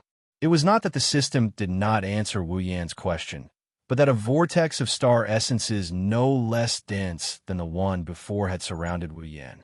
Wu Yan's expression changed when he saw the dense green light gathering around him. He was about to open up another gap when he realized that the star essences were coiling around his hands and feet like ropes. This is bad. While waiting for the system's response, Wu Yin, who got caught up in a moment of carelessness, widened his eyes. The next moment, boom! An extremely violent shockwave spread out in all directions, along with another terrifying explosion. The sky was once again covered by a strong light. Below the strong light, a broken body that had lost all 4 limbs and was only left with an empty shell fell down while carrying a remnant force. The star essence that was circulating around the body fell down. In the end, it fell into a dense forest. After a long time, the sky returned to normal. The vortex of star essences disappeared as well. Once again, the people were replenished with star essences from the planets and recovered from their injuries. However, the nightmarish doomsday scene had already been reflected in everyone's heart. It became a mark that could not be erased. You're tuning into the Eternal Immortal Ballad YouTube channel. Don't forget to subscribe and join us on this journey to catch the most captivating stories.